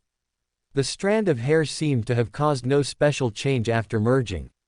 Looking at the newly acquired divination pendant in his hand, Aaron wisely abandoned the somewhat suicidal thought in his mind. Sitting up from the sofa, Aaron rearranged the ritual, sacrificed the divination pendant onto the dark gold mist, and his consciousness sank into the magnificent palace. Looking at the divination pendant in his hand, Aaron beckoned the Black Emperor card to merge into his body. The boundless dark gold mist seemed to gather into waves, forming a strong wind. A majestic armor formed on Aaron's body, a pitch-black crown appeared on his head, and a long cape of the same color draped behind him. Lines containing divinity also emerged on the armor. Feeling the surging power within him, Aaron nodded with satisfaction and took out the sun-chasing scepter, which was wrapped in layers of dark gold mist in the pile of sundries. A feeling of directly staring at the sun rose in his heart. Aaron endured the scorching sensation that seemed to burn his soul, and spiritual energy poured into the divination pendant, beginning to divine this terrifying sealed artifact of level 0. Amidst increasingly brilliant bursts of light, a sun seemed to rise in the magnificent palace. Aaron suddenly opened his eyes and put away the dim divination pendant. The divine patterns on the armor pulled the surrounding dark gold mist, forcibly suppressing the somewhat out of control, sun-chasing scepter. After this level 0 sealed artifact returned to calm, he put it back into the pile of sundries. Wiping away non-existent cold sweat, Aaron leaned back on the throne, a hint of excitement flashing across his face. Besides the original qualities of the Spear of No Shadow and the Domain of No Shadow being qualitatively improved, the sun-chasing scepter can now harm high-level beings at the angel level, provided the user can withstand it. Among them, the Domain of No Shadow has transformed from a non-physical auxiliary aura into a physical boundary, capable of pushing enemies away and blocking Beander abilities like the Spear of No Shadow. What excited Aaron even more was the emergence of two new abilities. One is called Domain of Light Pursuit, but Aaron prefers to call it Divine Descent. The sun-chasing scepter will emit endless light, as if it suddenly transforms into the sun descending into reality. This ability can be released through corresponding prayer points. The Domain of Light Pursuit spreads outwards. This ability, simulating the descent of the sun, has effects including melting Beander abilities below the angel level and defending against attacks with dark and evil attributes of higher Beander characteristics. The other is Sun-Chasing Arrow, which is currently Aaron's strongest single-target skill among all his Beander abilities, somewhat similar to a super-enhanced version of the Pure White Ray ability obtained at Sequence 4. It accumulates light according to the spiritual energy consumed, condensing a scorching white arrow of light to attack the enemy, expanding into a miniature sun bright enough to illuminate a city, and possessing a certain supernatural sense of enemy-seeking ability. However, both Domain of Light Pursuit and Sun-Chasing Arrow place a considerable burden on the user. With Aaron's current spiritual energy, even with the Black Emperor card's blessing on the dark gold mist and the Crimson Eyes, auxiliary spiritual recovery, Aaron cannot last long. And the corresponding negative effects are several times more terrifying. Besides requiring the holder's blood to be drawn after each use, long-term holding will cause the Beander characteristic to forcibly detach from the body, accompanied by a strong burning sensation. Two new negative effects have also been added. Firstly, all abilities of Deviant and Outliers types cannot be used when wielding the Sun-Chasing Scepter, including corresponding sealed artifacts. Secondly, if the user cannot stop using the Sun-Chasing Scepter within a relatively short period, it is equivalent to having a Sequence 2 potion poured over them. At that time, they will either be lucky enough to successfully advance to a Lightseeker, or they will lose control and go mad, turning into a monster. Without auxiliary materials or the corresponding ritual, the probability of the former is so low as to be almost negligible, especially for Aaron, who is not of the Sun pathway. Aaron divined that the safe usage time was 3 minutes. Of course, this is for Aaron, who currently appears to be at Sequence 6 but actually possesses the position of a demigod with the blessing of various items. After breaking the seal, the Sun-Chasing Scepter, whether it's its abilities or its terrifying negative effects, lives up to its status as a level 0 sealed artifact. Aaron muttered to himself with some emotion. After learning the true abilities of this level 0 sealed artifact, he finally felt much more at ease. Even though he knew that the Evernight Goddess would definitely do something after accepting his sacrifice, what others give can never compare to having one's own confidence. Amidst the faint murmuring, the figure on the throne quietly disappeared, and silence returned to the magnificent palace. On February 11, 1347, the sky was dim, and before the storm arrived, the ship bearing the large East Taker family emblem successfully entered the harbor, arriving at Byam, the capital of the Rorstad archipelago, the generous city. This place is also known as the Spice Archipelago, possessing a wide variety of exotic spices, with plantations in this area serving as the economic pillar. After leaving Tiana port, the voyage was quite smooth. With the help of the wind, the speed remained stable at 15 knots, so they arrived at Byam's port at noon. Reporters from the Sonia Morning Post and the News, the best-selling newspapers in the Rorstad archipelago, looked excitedly as the ship entered the harbor. Because the amount of information that could be transmitted by telegraph was limited, non-urgent or non-critical content was always delayed by a few days. So, at times, the colonists of the Rorstad archipelago would only learn of the latest situation on the northern continent after 1 or 2 months. But as media professionals, unlike other less informed sea residents, they knew quite a lot about Lord Arran on the ship. Louise, standing in the crowd, listened to the discussions around her and curiously observed the richly dressed, tall, and handsome man walking at the very front. She immediately found him exceptionally familiar. After thinking for a while, she remembered that he was the nobleman she had seen at the steam train station when she first arrived in Backland. What a coincidence! Louise muttered silently, withdrawing her gaze, while her peripheral vision swept over the members of the Punisher squad following her not far behind. Then she turned and walked in another direction.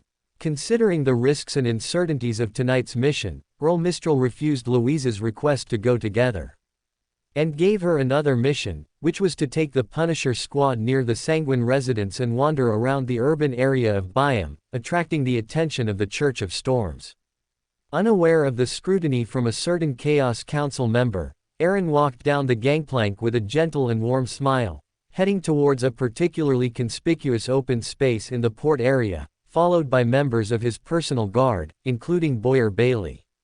Standing in the open space was an old man with white hair, but his spirit was still vigorous, as if he could rush out at any moment to personally solve all problems. He was well built, his muscles filling out his bishop's robe, and with each breath, the surrounding wind stirred, and the air was humid. Arran, who had already learned about him on the ship, smiled and extended his right hand, greeting him, "Good afternoon, Your Excellency Jogori."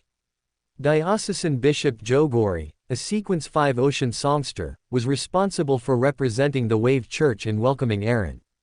A smile appeared on his serious and rigid face, and he also extended his hand. "Good afternoon, Your Excellency Earl." Their hands clasped together, and several quick-eyed reporters captured the moment, already planning the headlines for tomorrow's newspaper. Ignoring the surrounding noise, the two walked ahead and entered a luxurious carriage, discussing recent events or interesting anecdotes from the sea. Arran was somewhat surprised to find that Bishop Jogori was quite talkative, which did not quite match Arran's impression of those irritable old men. Even though Arran did not choose the Church of Storms as his faith, and his opinions on the subsequent Grain Act diverged from Duke Negan, who was supported by the Church of Storms, this would not change the cooperative interests between the East Taker family and the Church of Storms. Given Arran's identity as a believer in the Evernight Goddess, the fact that a Sequence 5 bishop personally came to greet him was enough to show the sincerity of the Church of Storms. Considering Arran's identity as a believer in the Evernight Goddess, the carriage did not go to Daffodil Street in Byam Street, George District. Although it was a wealthy area, it was too close to the Church of Storms Wave Church. Bishop Jogori thoughtfully arranged for Arran to stay on Phil Street in Byam's South District, which was the aristocratic gathering area of Loan. After conveying Archbishop Jan Kortman of the Rorstad Sea's invitation for tomorrow to Arran, Bishop Jogori bid farewell and left. Recalling tonight's plan, Arran's expression suddenly became a little strange. Watching the carriage drive away, he muttered to himself, "Tomorrow. I wonder if His Excellency the Sea King will still have the energy to meet me tomorrow."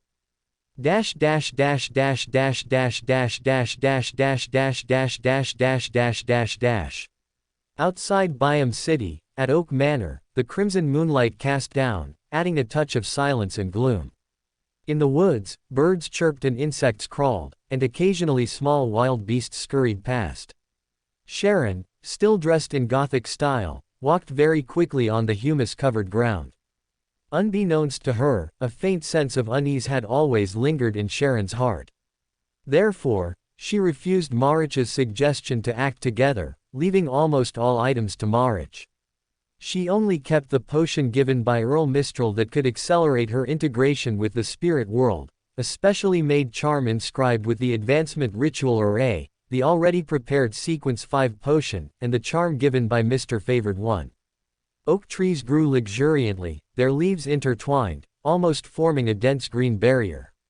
As she moved through the woods, the red moon's light could only sporadically penetrate the thick leaves and fall onto the ground, illuminating the dense bushes and weeds. Swish, swish, swish. Branches broke off from the surrounding trees, their surfaces covered with black-red ice shards, shooting like arrows towards Sharon.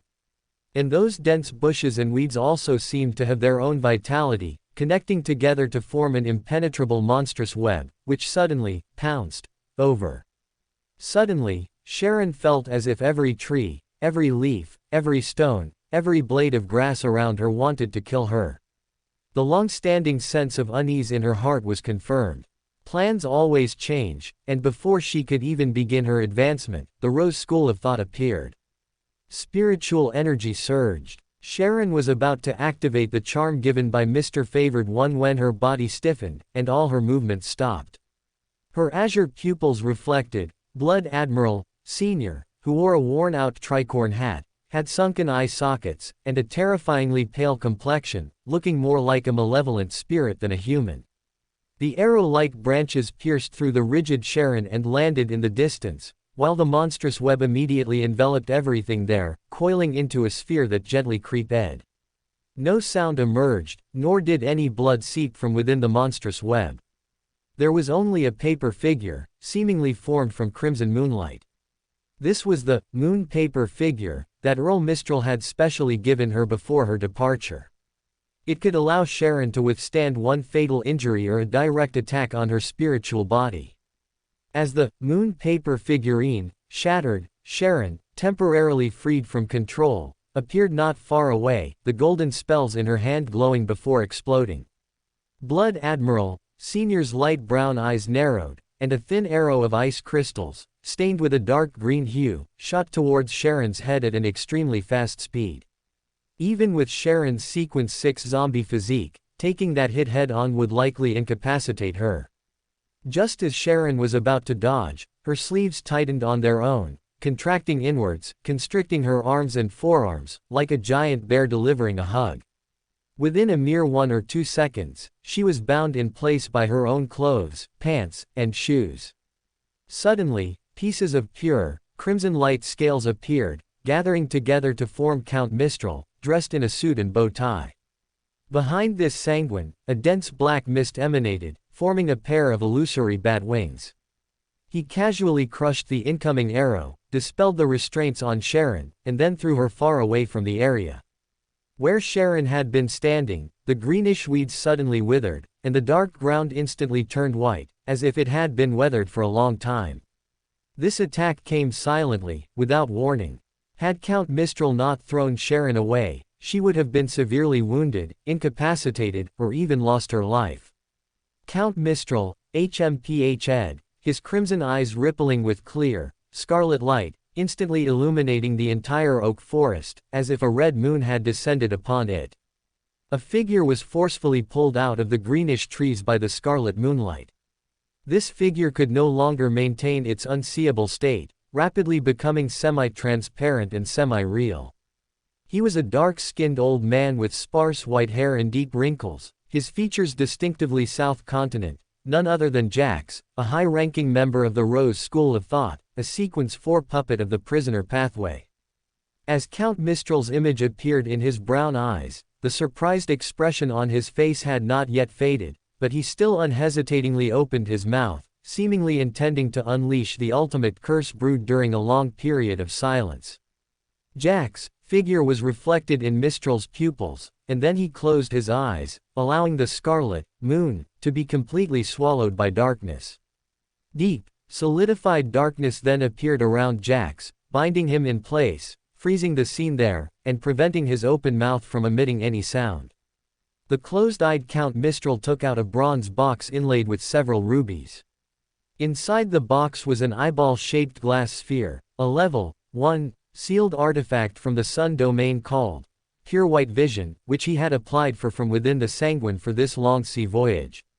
It had an excellent effect against demigods of the abnormal pathway or shaman kings, and in some aspects, it could even be considered a counter. Of course, it would not show mercy or become benevolent just because Mistral was its owner. But time was pressing, and even though he also wielded other sealed artifacts, none could inflict truly severe damage on a Sequence 4 puppet in a short time. The longer they dragged it out, the more likely it was to attract the attention of the Sea King, so Mistral decisively chose to use this sealed artifact. Seemingly sensing the source of danger, Jax frowned, and dense black flames ignited on his body, finally breaking free from the restraints.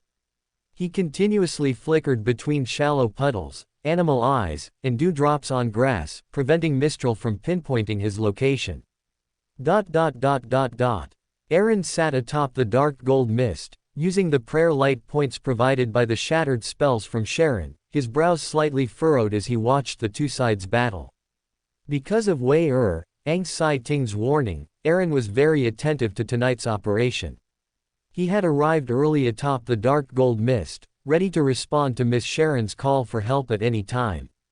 Relying on the true vision provided by the Saphira, Aaron had long since discovered Mistral hidden in the moonlight, as well as a more deeply hidden powerful individual who had not yet appeared, Marquis Nibia's Audra, whom Aaron had once spied upon from atop the dark gold mist.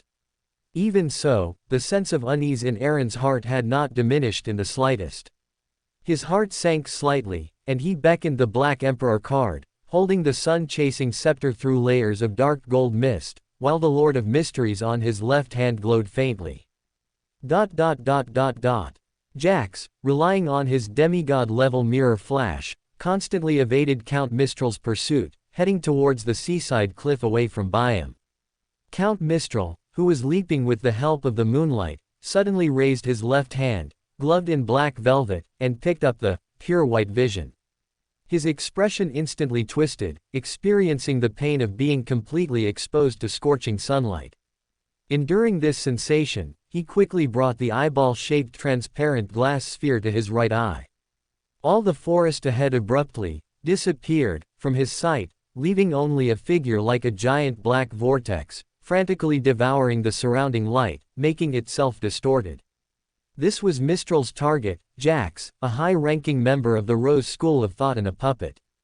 A point of light then lit up, condensing into a scorching, dazzling ray, shooting out from the Pure White Vision, directly towards the distant figure. Suddenly, on the cliff not far from the sea, an illusory, hazy door inscribed with numerous mysterious symbols emerged. It was the summoning door. With an illusory creaking sound, the summoning door opened a crack. A middle-aged man with the mixed-race appearance of the North-South continent, wearing a white robe inlaid with gold thread, emerged from behind the door. Accompanied by an invisible shriek that seemed to echo only in the spirit world, the scorching, dazzling ray instantly vanished into nothingness, its aftereffects spreading towards Mistral. In his brown eyes was an uncontrollable malice and madness, and on his relatively thick lips were golden nails covered with intricate patterns, sealing his entire mouth, giving him an eerie and terrifying feeling. It was Mahams, the Sequence 3 disciple of Silence, who had been severely wounded by Aaron before. Now, on his shoulder stood a small puppet filled with resentment, its body inscribed with complex patterns and wrapped in black branches. The puppet's right hand was missing, which paired well with Mahams, who had lost his left arm. However, Aaron did not pay attention to these minor details, his eyes fixed on Mahams's only remaining right hand. Clutched there was a wet, sticky, palm-sized small person. This small person had only one hole in its face, from which the extremely familiar dark gold mist that Aaron knew so well was emerging, and all his unease seemed to emanate from this small person. Without any hesitation, Aaron activated his spirituality, and the dark gold mist surged violently. A true sun seemed to rise within the palace, and a light arrow, seemingly condensed from pure, immortal radiance, appeared. At the same time, the red moon mark on Aaron's wrist glowed faintly, a faint glow appearing, and without any interference, it merged with the light arrow into the prayer light points. Outside, Mistral fully activated the pure white vision to defend. He suddenly turned his head to look behind him, and Marquis Nibias, who had been secretly preparing to strike, also paused slightly. Only a light arrow, condensed from pure, immortal radiance, seemed to appear out of thin air, carrying an aura that made the soul tremble, and shot towards Mahams. The bizarre puppet on his shoulder seemed to sense what was about to happen and shrieked as it fled. Mahams ignored it, a mocking expression on his face, and directly stuffed the small person in his hand into his mouth. His skin instantly turned black, wrinkled, and secreted obvious moisture. His hair and eyebrows withered and fell off, and after his limbs were restored, they became thin and long. In just 1 second, Mahams seemed to have been assimilated by the small person, becoming a large, black, long-limbed, swollen and shriveled, wet baby. His eyes, nose, mouth, and ears detached from their original positions and moved towards the center of his face, seemingly gathering together to form a brand new organ. Emitting an indescribably mysterious and evil aura, Mistral, who was very close, only took one glance, and his skin erupted in red spots composed of fine granules. Marquis Nibias's figure instantly appeared, pressing the pure white vision directly onto Mistral's forehead, and with a muffled grunt, rapidly leapt away using moonlight. The next second, the light arrow shot directly into Mahams's mutated body, piercing through the black, swollen skin, causing the putrid black-green liquid inside to twist and deform in the pure radiance but not dissipate. After a series of infant-like screams, the summoning door, which had shown signs of closing, seemed to be stimulated, and was instantly completely opened by some unknown force. The sky suddenly darkened, and an arm stretched out. This arm was 10 meters long, its surface dark and sticky, with strange protrusions. Some were skull heads, others three-dimensional eyes, or tongues with sharp teeth. As soon as it appeared, the entire forest trembled. All the green leaves withered, all the insects stiffened and died, all the wild beasts either collapsed to the ground or frantically bit themselves, covered in blood. The entire forest was withering, as if something that could destroy everything was about to descend. Just as that arm was about to fully extend, thick silver-white lightning bolts appeared out of thin air, illuminating the entire mountain and crackling as they connected, forming a cage found only in myths and legends, enveloping the dark, sticky arm. Dark clouds rapidly gathered high above, growing eyebrows, eyes, and a mouth, seemingly hiding a human face. The enormous commotion just now had alerted Sea King Yan Courtman in Byam City, who unhesitatingly struck from afar and ordered the Punishers to activate the corresponding sealed artifacts. Aaron, atop the dark gold mist, was pale, leaning against the throne. The arrow of sun chasing just now had almost drained his spirituality. The crimson eye floated silently in midair, enveloping Aaron in a dense crimson moonlight, his spirituality continuously growing and replenishing. Watching the irritable old man successfully block the arm extending from the summoning door, Aaron breathed a sigh of relief. He looked at Mahams's previous location, his pupils constricting sharply. Mahams, whose body had originally been damaged, had now recovered. He was pierced by countless brown branches, suspended in midair, his belly greatly distended, with certain areas occasionally bulging and deflating, as if new life was being gestated within him. His opening and closing mouth screamed frantically, his monstrous, inhuman face now only showing fanaticism. Behind him, a mummy wrapped in yellowed bandages seemed to emerge, its figure becoming increasingly clear. Even through the prayer light points, Aaron could still feel that trembling aura, though it was not yet as strong as the arm enveloped in the lightning storm in midair. But his spiritual intuition told him that Mahams, after devouring that bizarre small person, had, to some extent, gradually evolved into a semi-finished divine descent vessel. Aaron gritted his teeth, preparing to force himself to launch another arrow of sun chasing at this guy. At that moment, almost by instinct, his gaze shifted slightly upwards. A figure with a feminine grace quickly outlined itself there. The figure wore a hood and a dark robe, gazing blankly at the mutating Mahams. Then, all mutations abruptly stopped. The mummy figure wrapped in yellowed bandages seemed to encounter an irresistible force, twisting and dissipating. Mahams, meanwhile, seemed to turn into a pencil drawing, quickly erased by an eraser, utterly powerless to resist, leaving only an expression of bewildered unwillingness, and despair hidden within madness, etched into the mind of the sole spectator present. Aaron's raised hand froze in midair. The moment the thought occurred, he saw the figure turn its head, seemingly by some connection, looking at him through the dark gold mist. It was a beautiful face, but devoid of any expression. Its black eyes were deep and dark, yet lacked spirituality. Feeling that gaze, and the coldness emanating from the red moon mark on his wrist, only one thought remained in Aaron's mind. Divine Descent Vessel, 0 to 17. Just as Aaron was still unsure how to respond, 0-17 inches, lips slowly stretched upwards, curving into a smile. After looking up at the lightning storm high in the sky, which resembled divine punishment, the figure instantly faded and disappeared from its original spot. The other people around the battlefield seemed unable to see 0 to 17.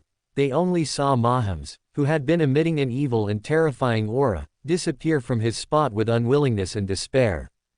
Jack's, originally mocking and playful face instantly twisted. He charged like a madman towards Mistral, whose strength had been greatly diminished by the pollution, and the latter could only barely maintain himself with the pure white vision.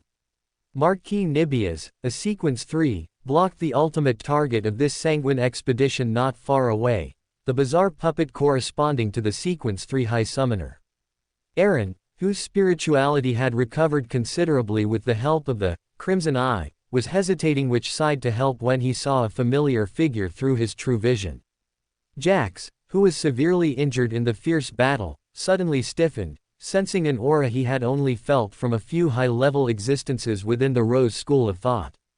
His remaining sanity made him turn his head slightly to look behind him, where an eyeball with obscure, interwoven patterns on its surface appeared out of thin air. It was Astrolfo. Under Jack's disbelieving gaze, the spirit world door behind Astrolfo suddenly opened wide, and an irresistible force swept both of them into the spirit world. After the mutated Mahams and Jax both met with unexpected incidents, Seora, who had transmitted his power from a great distance using some method, was thoroughly enraged. Just then, the surroundings suddenly turned dark, not the kind that precedes heavy rain, nor caused by a moonless, starless night. It was utterly silent, emanating a putrid smell. Terrifying darkness swept towards the lightning storm, and roars that could instantly blank out the minds of all living creatures, causing them to temporarily lose all thoughts, echoed. The arm within the lightning storm suddenly elongated, its surface black and viscous, seemingly oozing an evil liquid. From within these liquids, pale skeletal heads, blood-veined eyeballs, fanged tongues, and various other bizarre and grotesque things grew out. An extreme sense of evil and madness rapidly permeated the area, causing the forest below to instantly crack and dry. Count Mistral, severely wounded, had no time to ponder what had just attacked Jax, as his body abruptly shattered into crimson moonlight. The evil liquid transformed into a new black, viscous arm, its momentum undiminished as it stabbed towards Count Mistral, who was recoalescing his body behind Nebe Odra. A hint of solemnity flashed in Nebe's eyes. His left hand tightly restrained the bizarre puppet. He softly chanted a phrase in ancient Hermes, then extended his right hand forward, conjuring a translucent, ethereal door inscribed with numerous mysterious symbols. A phantom figure, as if merely a projection, appeared behind the portal. Strands of blood-red silk surged from the projection's body, rushing towards the black, viscous arm. Amidst sizzling sounds, everything vanished into nothingness. Unlike Seora's physical form, the projection of Duke Olmer, a mere sanguine, should not have possessed this level of power. However, with the power transmitted through the summoning door of a fellow Sequence High Summoner, this projection of His Excellency, Full Moon, also possessed power nearly at the angel level, though it was not long-lasting. As this phantom stepped out of the portal, the surrounding ground, which had become parched and putrid from Siora's aura, instantly seemed to blossom anew, filled with the essence of flourishing life and new beginnings. Just as Duke Olmer's projection entangled Siora, the area above the battlefield suddenly grew gloomy, seemingly containing an unspeakable natural wrath. In just an instant, streaks of lightning of different colors leapt across the night sky, clawing and expanding wildly, seemingly engulfing the entire heavens in an ocean of thunder. Boom, boom, boom. Dull rumbling echoed. In faraway Byam City, many residents were startled awake, shouting about miracles. Louise stood behind her window, gazing at the distant silver-white sky, lost in thought. Hundreds of massive silver-white lightning bolts descended from thin air, simultaneously striking the barrier formed by Siora's abomination state, transforming it into a forest of thunder, emitting a powerful aura of destruction.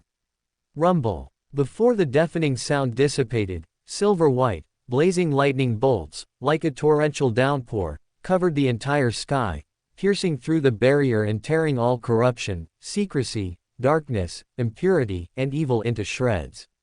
A tall, burly middle-aged man with thick, dark blue hair, wearing a storm priest's robe, stood in midair, looking down, his eyes containing evident rage.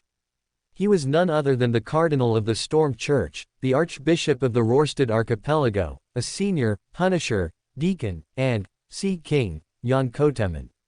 Electric snakes coiled around his body, and his right hand held high a scepter emitting a terrifying aura of destruction. It was the Grade 0 sealed artifact, Scepter of Divine Punishment, codenamed 0-23, wielded by Jan Koteman, and the greatest deterrent of the Storm Church in suppressing the Beander world of the Rorstad archipelago. This Grade 0 sealed artifact had always been wielded by Sequence 3 Jan Koteman. Once Jan Koteman left Byam, the Rorstad archipelago would, like other Loan colonies, at most retain 2 to 3 Grade 1 sealed artifacts for defense. Watching the arm retreat unwillingly back into the portal amidst the destructive storm, akin to a divine punishment, Jan Koteman's eyes no longer spewed flames, and the destructive aura emanating from 0-23 subtly receded. Jan Koteman slowly descended to the ground, feeling the life force swirling around him. He restrained his surging anger and nodded slightly towards the phantom projection. This was a gesture of respect for an angel of the land. At this moment, the scenes of the recent battle still lingered in Jan Koteman's mind, remembering every participant. A mysterious powerhouse, suspected to be a high-level Beander of the Sun Pathway or one who wielded a corresponding sealed artifact. The thought of that disgusting sun aura made Jan Koteman involuntarily frown, yet he couldn't even track how the opponent attacked or disappeared. The Rose School of Thought's demigod and saint, the bizarre spirit world creature that appeared abruptly, and the Rose School of Thought's angel, as well as these sanguine before him. The only one without divinity had fled the area before Jan Koteman arrived, or more accurately, when the Rose School of Thought was in decline, and could not be found afterward. However, Jan Koteman recognized him. A pirate general with a bounty of 42,000 pounds was worthy of having his information on the Sea King's desk. Although this type was considered less important, Jan Koteman, having experienced the seafarer sequence, still remembered the relevant details. Looking at the mess around him, Jan Koteman glared impolitely at Nebe Odra, who was standing nearby, and said, suppressing his anger, "I need an explanation. As soon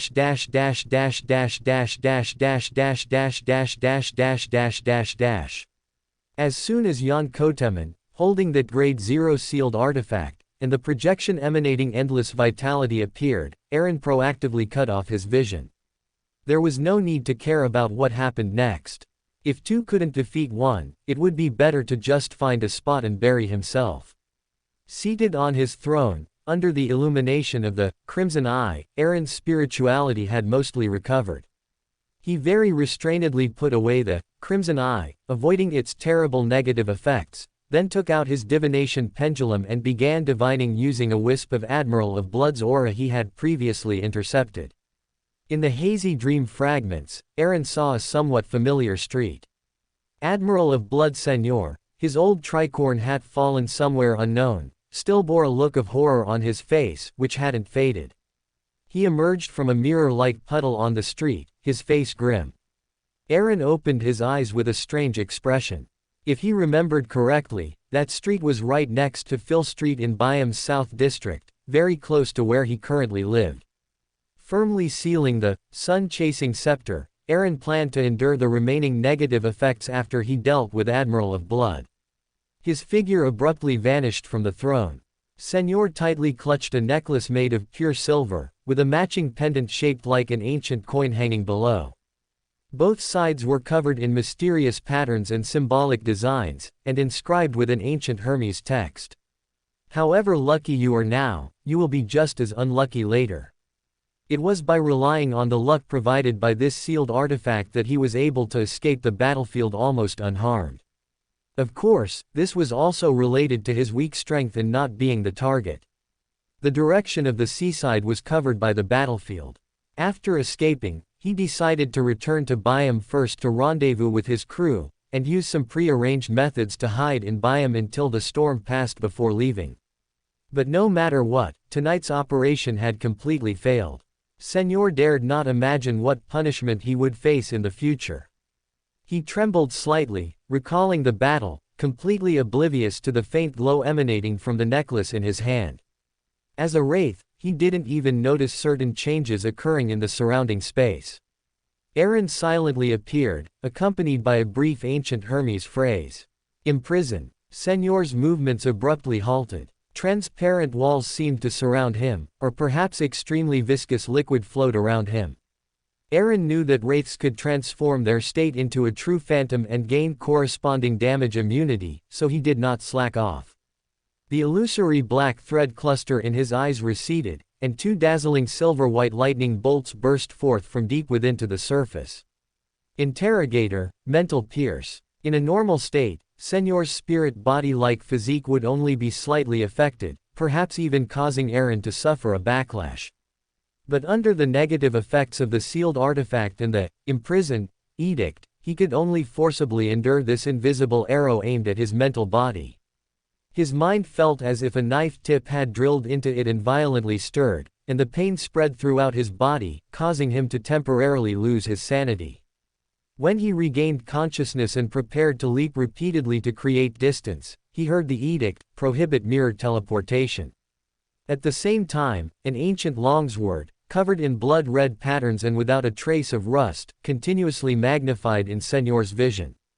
Using the prohibit edict, combined with the weak point attack provided by the Sword of Judgment, harvest, assisted by the death edict's targeting and mental pierces interference, the Sword of Judgment directly struck Senor's head. Senor, who only managed to transform into a semi-phantom state, directly faced the attack. His head shattered in response, but no blood splattered, only a fragmented phantom dissipating amidst wails. Even for a wraith, whose body is like a fused spirit and flesh and who can transform into a true phantom, this level of damage was considered a fatal injury. Senor, reassembling his body not far away, felt a mix of anger and despair. He finally seemed to realize something and forcefully threw the silver necklace away. Aaron sighed, a hint of regret in his voice, and mused. Wraiths sure are tenacious. Senor's face was pale. He opened his mouth, attempting to let out a wraith's shriek, while simultaneously condensing transparent, slightly greenish ice crystal arrows in front of him.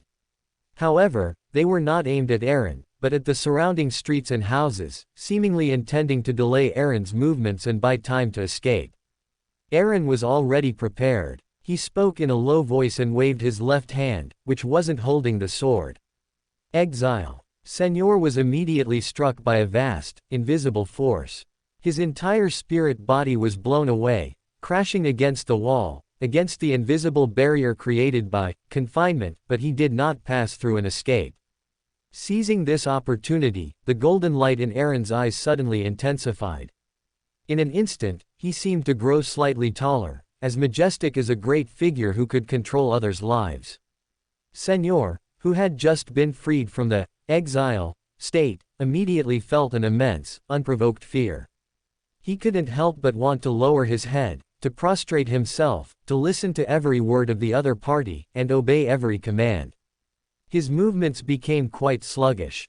In his pupils, Aaron, rapidly approaching, raised the sword of judgment in his hand. Only one thought remained in his mind. This is impossible. With a sound similar to shattering glass, the sword of judgment passed through the spirit body, cutting Senor in half. Looking at the two halves of the corpse, which had detached from its phantom form and fallen to the ground, Aaron took a deep breath, feeling the judge potion being digested. In addition to judging and arbitrating Beyonder cases, establishing new rules for a certain area using several of the judge's edicts and judging Beyonders who did not comply with the rules could also lead to potion digestion. The feedback from judging a sequence 5 advanced Aaron's judge potion digestion significantly. Aaron opened his eyes with satisfaction. Seeing that Senor's Beyonder characteristic had not fully precipitated yet, he turned and picked up the silver pendant that had been thrown away earlier. Looking at the inscription on it, "However lucky you are now, you will be just as unlucky later." Aaron somewhat understood why Admiral of Blood Senor was lucky enough to escape the battlefield, where an angel had intervened, almost unharmed, only to unluckily end up near his residence right around the corner. He casually named the necklace, Scales of Fortune, and then pulled out a box with a spiritual wall from his person, placing the necklace inside. Aaron tilted his head to look at the ground. He saw a translucent crystal, mixed with many black and red blood threads, gradually condensing and shrinking from Senor's corpse. After flicking off the greenish blood adhering to the Beyonder characteristic and putting it away, Aaron lifted the confinement edict on the surrounding area. He stood quietly in place, waiting for the Storm Church's Punisher team to arrive. In just a moment, accompanied by strong winds, a short-haired man in a Storm Church clerical robe, riding the wind, avoiding obstacles, and gliding short distances in the air, landed steadily in front of Aaron. As the captain of the Punisher team, already a Sequence 6 wind blessed, he had clearly arrived before the other team members. Seeing that Lord Aaron was unharmed, he breathed a sigh of relief and explained. Something happened in the Rorstad archipelago tonight. Bishop Joghori left Byam, so only. Before he could finish speaking, the captain saw the two halves of the corpse lying on the ground. His throat seemed to be choked, and he could no longer speak. Even covered in blood and with his head split in two, for a Punisher extremely familiar with pirates, especially famous ones, he could recognize him at a glance. This was Admiral of Blood. Aaron, who was well aware of what had happened in the Rorstad archipelago tonight, first gave an awkward cough, then very thoughtfully put the two halves of the head back together. Aaron pointed at the corpse on the ground, then at the damaged streets and walls around them due to the battle, and said to the still stunned Punisher team captain. You can take the body. I'll send someone to collect the bounty tomorrow. The repair costs for these damaged walls can be directly deducted from the bounty. Looking at the corpse on the ground with a somewhat complex gaze, the captain of the Purifier Squad's lips were a little dry. He nodded, a thought flashing through his mind. This Lord Aaron's strength is actually so formidable. That was a pirate general, yet he was hunted down. It seems the situation on the sea will undergo a drastic change. One must know that every pirate general, who earned their fame across the 5 seas, second only to the 4 kings, did so not merely because they represented a team or a faction with numerous Beyonders under their command. It was also because they themselves were strong enough, possessing at least the strength to rival a Sequence 5, especially a pirate general like Admiral of Blood, who had dominated the 5 seas for many years. Even if the hunt was accomplished with the aid of a mystical item, it was still enough to prove that the person before him possessed the strength of a pirate general. If his respect before receiving Bishop Jogerli's mission was more due to Aaron's identity, then now it had completely transformed into respect for a strong individual. Aaron nodded slightly. With outsiders present, he did not use spirit world teleportation. Instead, he lightly tapped the ground with his toes, and with his formidable physical prowess, his figure vanished like a phantom.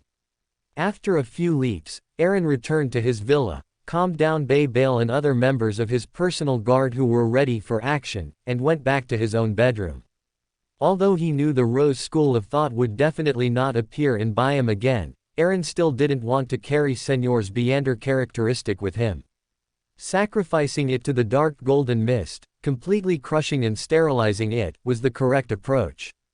If it weren't for the fact that he couldn't sense Astrolfo's location at all right now, only knowing he was fine through the messenger's special sense. Even if it was a sneak attack, being able to instantly incapacitate a Sequence 4 demigod, and even take him away before he could use his mythical creature form for a last-ditch effort, such strength meant Eren didn't need to worry. Eren couldn't even divine his exact location through the connection on top of the dark golden mist. This should be the reason why he had never been discovered in the spirit world all these years. After sacrificing the Byander characteristic and the strange scale of fortune to the dark golden mist, Eren's consciousness sank, and he returned to his throne. He reached out and retrieved the scepter of the sun, which was wantonly venting in the pile of sundries, endured the pain of soul burning, cut his wrist, and let blood soak the scepter, calming the remaining negative effects. On the westernmost side of the Rorstad archipelago, a small town far from Byam. Marich's face was grim as he looked towards Byam in the southeast, feeling the destructive aura emanating from the silvery white sky. Suddenly, his expression shifted slightly, and a hint of joy appeared between his brows as he looked at a certain shadow, where the Gothic-styled Sharon stood. The original plan had gone slightly awry. The Rose School of Thought's attack had come much earlier than expected. Therefore, after completing her decoy mission, Sharon immediately abandoned the idea of advancement and swiftly retreated from the battlefield. The sanguine powerhouse cooperatively entangled the members of the Rose School of Thought, giving Sharon enough time to escape. As a blessing in disguise, she also didn't participate in the subsequent major battle, remaining in good condition without any injuries, and didn't end up on a certain enraged Sea King's blacklist. And no matter how the plan ultimately unfolded, Byam was bound to undergo a major cleansing. To avoid being caught red-handed by the enraged Church of the Storms and creating unnecessary trouble, she had arranged for Marich to leave Byam with all their belongings before the plan even began, agreeing to meet in this coastal town at the end. Sharon, who had just escaped danger, still responded with a calm, Her clear voice then rang out. The people of the Rose School of Thought shouldn't come to the Rorstad archipelago again for a while. This is already far enough from Byam. Let's go to the seaside to continue my advancement ritual. She had previously drunk the potion prepared by Count Mistral, which could help accelerate integration into the spirit world and complete the ritual. The effects of the medicine had not completely worn off, so now was the best time. Looking at Sharon with her resolute eyes, Marich, who knew how dangerous the advancement ritual was, ultimately swallowed his words of dissuasion and followed Sharon to the seaside. On the desolate beach, Sharon stood alone and drank the prepared potion in one gulp. As spirituality surged, the runes inscribed with the advancement ritual shattered, transforming into complex patterns that enveloped Sharon, who stood on the beach, layer by layer. Waves of obscure fluctuations emanated, accompanied by the appearance of a richly colored space, like an oil painting. Sharon's body, which was as hard as steel and could even withstand bullets and cannonballs, disintegrated inch by inch under the wrapping of complex patterns. Even Sharon let out a low growl from her throat.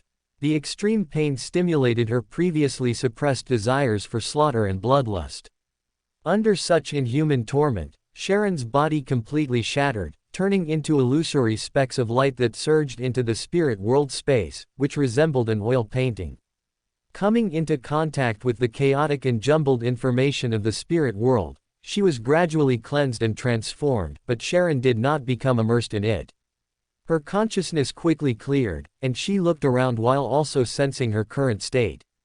Before Sharon could even sort out the knowledge that had suddenly appeared in her mind, in her wraith state, she suddenly tilted her head slightly and looked behind her, her pupils contracting slightly. A colossal sailing ship drifted in the spirit world, predominantly dark and gloomy in color, with a faint greenish hue. On its stark white mainsail, a blooming, pitch-black tulip was depicted. This was Admiral of Hell, Ludwig's flagship, the Black Tulip. And on it, white skeletons, some unclothed, others wearing leather armor, busily manipulated the sails. Pale zombies, armed with longswords, patrolled back and forth, their eyes, burning with a faint green flame, scanning their surroundings. Shadows, wraiths, and various strange spirit world creatures occasionally flew and circled, or drilled into the hull, causing indistinct transparent faces to protrude from the ship's side. Sharon could clearly see that there was only one living person on the Black Tulip, the man dressed as a captain, standing on the foredeck and silently gazing in her direction. He wore an exaggerated tricorn hat embroidered with white skulls and adorned with feathers, a frilly white shirt, and an intricately ornate brown short jacket. A thin rapier hung from a russet leather belt that secured his white tight trousers. The man's face was covered by a silvery white mask, his features and contours hidden within.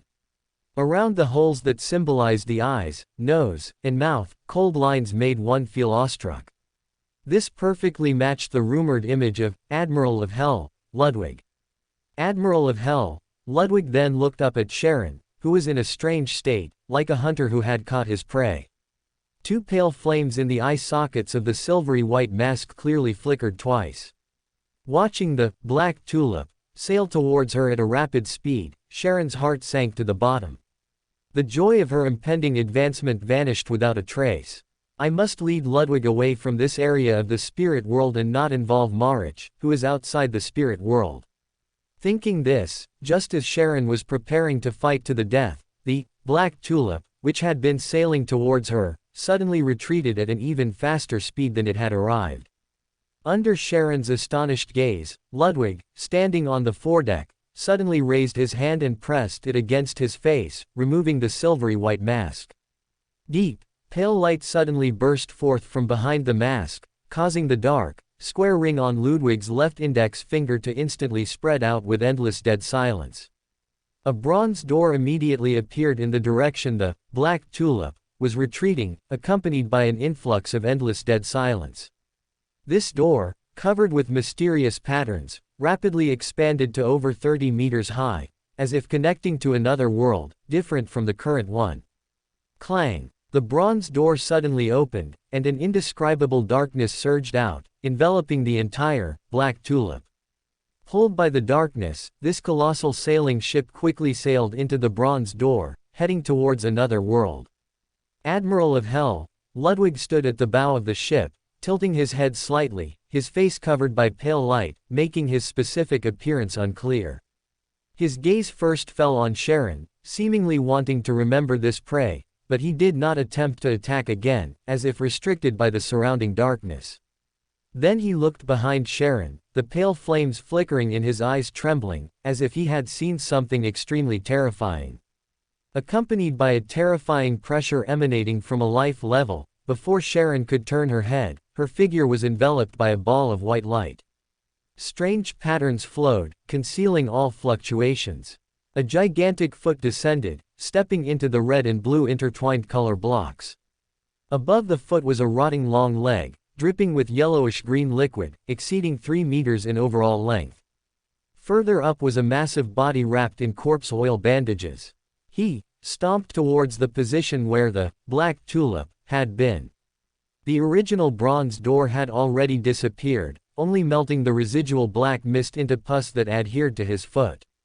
Seemingly having lost the target that had originally attracted him, this terrifying spirit world creature stepped out of this area of the spirit world. Sharon watched this scene through a layer of pure white light membrane, but her body did not relax in the slightest, because an equally terrifying aura was emanating from the figure in front of her. Rather than a person, it was more like a human-shaped light cocoon made of light, seemingly gestating something within. The light membrane that had just blocked the terrifying creature's perception was released by it.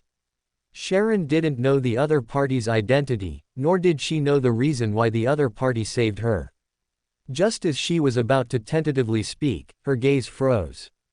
A ferocious and terrifying face appeared on the surface of the light cocoon, like an afterimage, fleeting, but Sharon had already recognized that face. It was Jax, the high-ranking member of the Rose School of Thought, who had acted earlier, a sequence 4 inches puppet, of the prisoner pathway. Thoughts exploded in her mind. Sharon didn't know what to say for a moment. After a few seconds of stunned, she noticed that the gaze from the mysterious light cocoon in front of her seemed to be fixed on her wrist. There, a pattern composed of scales representing order and a scepter symbolizing dominion was glowing faintly. And this symbol had only appeared on her wrist after she had attended the Chaos Council held by the Great Existence who called himself the Lord of Order. A guess surfaced in Sharon's mind. Before she had time to think, a strange fluctuation emanated from the light cocoon, sweeping towards Sharon. The process of cleansing and transformation, which had been interrupted after being enveloped by the light membrane, advanced at an incredible speed. After only a moment, accompanied by a crisp sound that only Sharon could hear, she officially advanced to sequence 5 inches wraith. Dash dash dash dash dash dash dash dash dash dash dash dash dash dash dash dash dash. The next morning, Aaron, whose face was pale due to the scepter of the sun, having absorbed too much blood, sat on the spacious and luxurious sofa in the living room. Bishop Joberly, who looked travel-worn and very tired on the opposite sofa, forced a smile and said, "Last night, a very serious Beander incident occurred in Byam. All church clergy were mobilized, including His Grace the Archbishop and the Purifier squads. Due to the suddenness of the matter and its wide-ranging implications, the meeting with His Grace the Archbishop, originally scheduled for today, had to be temporarily cancelled." He offered an apologetic smile and pushed the box placed before him towards Aaron. "However, I truly didn't expect that your lordship's strength had already reached such a level. This is Señor's bounty, a total of 42,000 pounds, which I brought with me. As for the repair of the streets, we will bear the cost. After all, it was our oversight to allow a pirate general to openly appear within Byam City." Aaron nodded, not bothering to count the pounds in the box. He deliberately put on a curious expression and asked, "Bishop Joberly, would it be convenient to reveal what happened last night? Who dared to cause trouble in Byam?" Bishop Joberly hesitated for a moment, but thinking that this matter would surely appear in the newspapers later, there was no need to conceal it. So, after removing what he believed might involve the Church of the Storm's secrets, he roughly recounted the version he knew, which was also the announcement the Church of the Storms was about to release. The core content of the announcement can be summarized as, "The Rose School of Thought's conspiracy, plotted last night at Oak Manor outside Byam City, was crushed by the Archbishop of the Church of the Storms, and several important members were killed.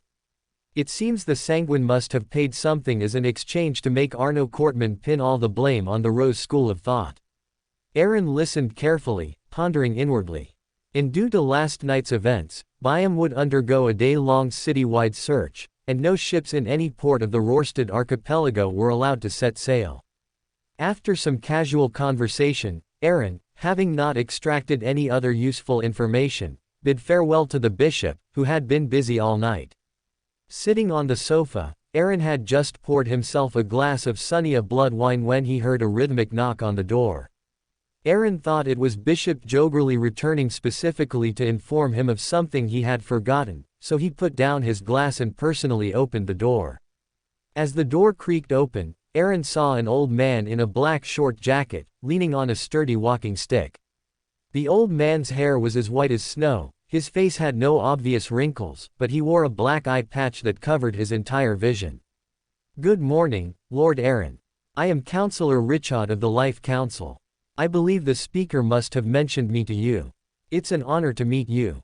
Then, with great understanding, he pointed to his eye patch and explained with a chuckle, "I apologize, but I can only meet you like this. I woke up this morning and suddenly had a premonition that I shouldn't open my eyes to see anything today. To prevent any accidents, I had no choice but to wear an eye patch. How could this be? I really can't compare to this divine trickster style unique to the fate pathway. But how did you find this place with your eyes covered? Could it be the guidance of fate again?" Aaron felt both amused and astonished looking at the counselor, unable to resist complaining inwardly. Immediately, he understood the accurate interpretation of the other party's premonition. "Don't look at him. Aaron knew that beyonders of the monster pathway could see things others couldn't. Therefore, even though most of his unique traits were concealed, Ang Sai-ting could still vaguely perceive some. Counselor Richard had a premonition of danger and put on an eye mask in advance. Alas, if it weren't for that, I would have asked him what he could see. Although Aaron was also curious about what could be seen from him with such a special perspective, he had no hobby of forcing others to harm themselves. He reined in his thoughts and invited the gentleman into the living room. Richard leaned on his cane, walking slowly behind, without needing anyone to assist or guide him, as if he hadn't actually worn an eye mask. Recalling what Ang Sai-ting had said in his dream earlier, Aaron guessed that she had sent this counselor to find him, and waited for the gentleman to state his purpose. Richard sat on the sofa and turned his head towards Aaron, but the dark eye mask covered all his gaze. He paused for a few seconds, then smiled slightly. The speaker asked me to tell you that the source of danger she previously predicted has disappeared. You can rest assured now. In addition, if your subsequent actions require the speaker's personal help, you can come to me in advance, it will be safer this way. Aaron nodded. Although he wanted to know why this would be safer, considering it might involve the secrets of the Life Council, he suppressed the urge to ask. Counselor Richard on the sofa had no intention of explaining and continued. I will remain in Byam for 1 to 2 months, thanks to Lord Aaron who severely crippled the Rose School of Thought. They are no longer able to track me, and only need to deal with searches from the royal family and the military. During this period, if you need help, you can come to me at 76 Iris Street. If, by any chance, I leave Byam later, you can also go to Alavi Island and find the bell ringer Kano in the port city, he will lead you to me. The expression on Aaron's face stiffened slightly. He wasn't sure how much Ang Sai-ting had told him. After mentally noting the name and location, he cleared his throat. Counselor, you flatter me. All of this is the credit of that Sea King. Then, as if remembering something, he said to Richard. Please wait here for a moment. I'll go get something. A moment later, Aaron returned to the living room with the lucky scale. Looking at Counselor Richard, who unconsciously straightened his back, he placed the sealed artifact opposite him. Richard seemed to have identified the residual aura on the sealed artifact through the peculiarities of the fate pathway. His mood instantly became somewhat complex, and he did not ask Aaron how he obtained the sealed artifact. He merely took out a wooden box from his arms. Inside was a dark, button-shaped object encased in an amber shell. He placed the opened wooden box next to the lucky scale, and, with his masked eyes, looked at Aaron and said, "This is a mystical item I carry with me. Although its sequence only corresponds to sequence 6 devil, for some people, its value even exceeds certain sequence 5 mystical items. Its name is Devil's Button. It was personally crafted by the speaker.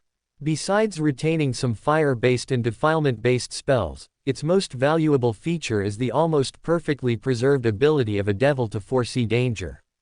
If someone intends to cause fatal harm to the holder in a very short time and has taken practical action, then the holder can sense and perceive it, grasping where the danger comes from and from whom, thereby allowing for targeted elimination or retaliation.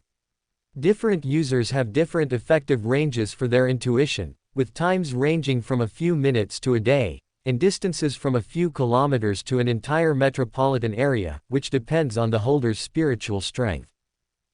I was able to escape the encirclement of the Rose School of Thought in the southern continent back then thanks to its help. As for its negative effects, prolonged wear merely brings about negative psychological states such as cold-bloodedness and disregard for life. This is not a difficult problem to solve. Saying this, he pointed to the second-floor bedroom and added, as long as you regularly adjust it, the pet you keep can even help you eliminate its negative effects. Even though he couldn't see Aaron's eyes suddenly light up, Richard, who could still sense the corresponding emotional fluctuations, chuckled and pushed the item towards Aaron, while also pointing to the lucky scale on the table. I presume you are aware of the peculiarity of this sealed artifact.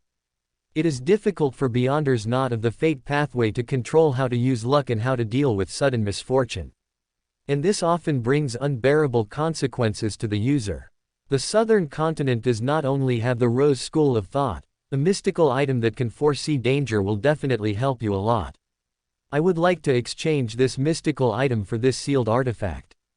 What are your intentions, Lord Aaron? Swallowing the good that had reached his throat, Aaron pretended to ponder for 2 or 3 seconds before nodding reservedly. For Aaron, exchanging a highly useless sealed artifact, one that could even backstab its owner at crucial moments, for such a useful mystical item was definitely a gain. It was spoils of war, a no-cost transaction, any exchange was a profit. Seeing Aaron nod, Richard smiled, picked up the lucky scale from the table, and put it into his arms, reminding him. The ability to foresee danger is not omnipotent. Certain Beyonders can conceal their actions and intentions, making it impossible for targets who can foresee danger to perceive them. This could be due to their pathway characteristics, or it could be achieved through certain sealed artifacts or other means. Therefore, in some special circumstances, even if no danger is predicted, you must still be careful and cautious. After exchanging the Devil's Button from Counselor Richard, Aaron nodded, secretly taking note. When the counselor had no further additions and proposed to leave, Aaron rose to see him off. After he left, Aaron took out his divination pendulum and suspended it over the Devil's Button.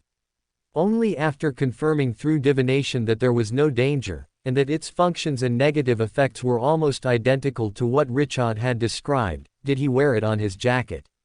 The only thing to add was that the malice perception accompanying danger foresight was not limited to sources of malice that would cause fatal harm to the user.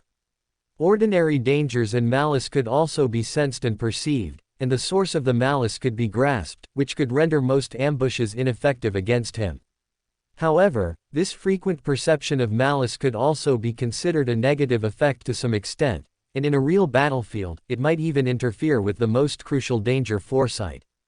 Just as Aaron was fiddling with and studying this newly acquired mystical item, a knocking sound echoed from the door again. What's going on today? The door has been knocked 3 times in one morning. Who is it this time? Not sensing any malice from the Devil's Button, Aaron somewhat speechlessly put away the item, walked to the door, and pulled it open. Outside the door was a gaunt visitor with gray but messy hair. He was wearing a cotton jacket that was not quite suitable for Byam's current weather, draped in a woolen overcoat, and was popping a brown candy into his mouth. Aaron, who had seen the portrait of White Shark Hamilton in Demir Port before, immediately recognized the visitor. Tyrandit von Hermosius. Or, more accurately, Orange Light, Hilarion. Why would he come looking for me? I'm not some great sovereign above the spirit world, what kind of connection could I have with the 7 lights? Also, how did he find me? A string of questions flashed through Aaron's mind, but he didn't voice them. As a guest, Aaron politely invited him into the villa. Hermosius seemed very pleased with Aaron's attitude. He walked in, sat on the sofa, and chuckled. Good morning. Please allow me to introduce myself. You can call me Tyrandit von Hermosius, or you can call me Orange Light, Hilarion. Heh. I also recalled many things because of the last blood moon and last night's battle, so I decided to find you before I leave.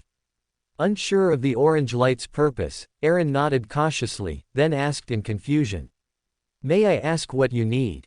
Hermosius chuckled. I'm here to warn you, beware of the Mother Tree of Desire. Even if you have repeatedly thwarted the actions of the Rose School of Thought, those mere pawns don't represent anything. What's more, in the last battle, your messenger was exposed to her sight. In the next few years, the body she left in the spirit world will suffer even more intense erosion. Even if I and the other pure lights assist with all our might, for erosion stemming from the sequence system like this, we cannot offer much help. The only good news is that it met you, and has now recovered to the demigod level, giving this matter a turning point. Aaron nodded silently. Just as he was about to speak, Hermosius continued. Some of your characteristics, even if concealed, can still show slight clues to a few special, high-level spirit world creatures, as long as they have been in close contact.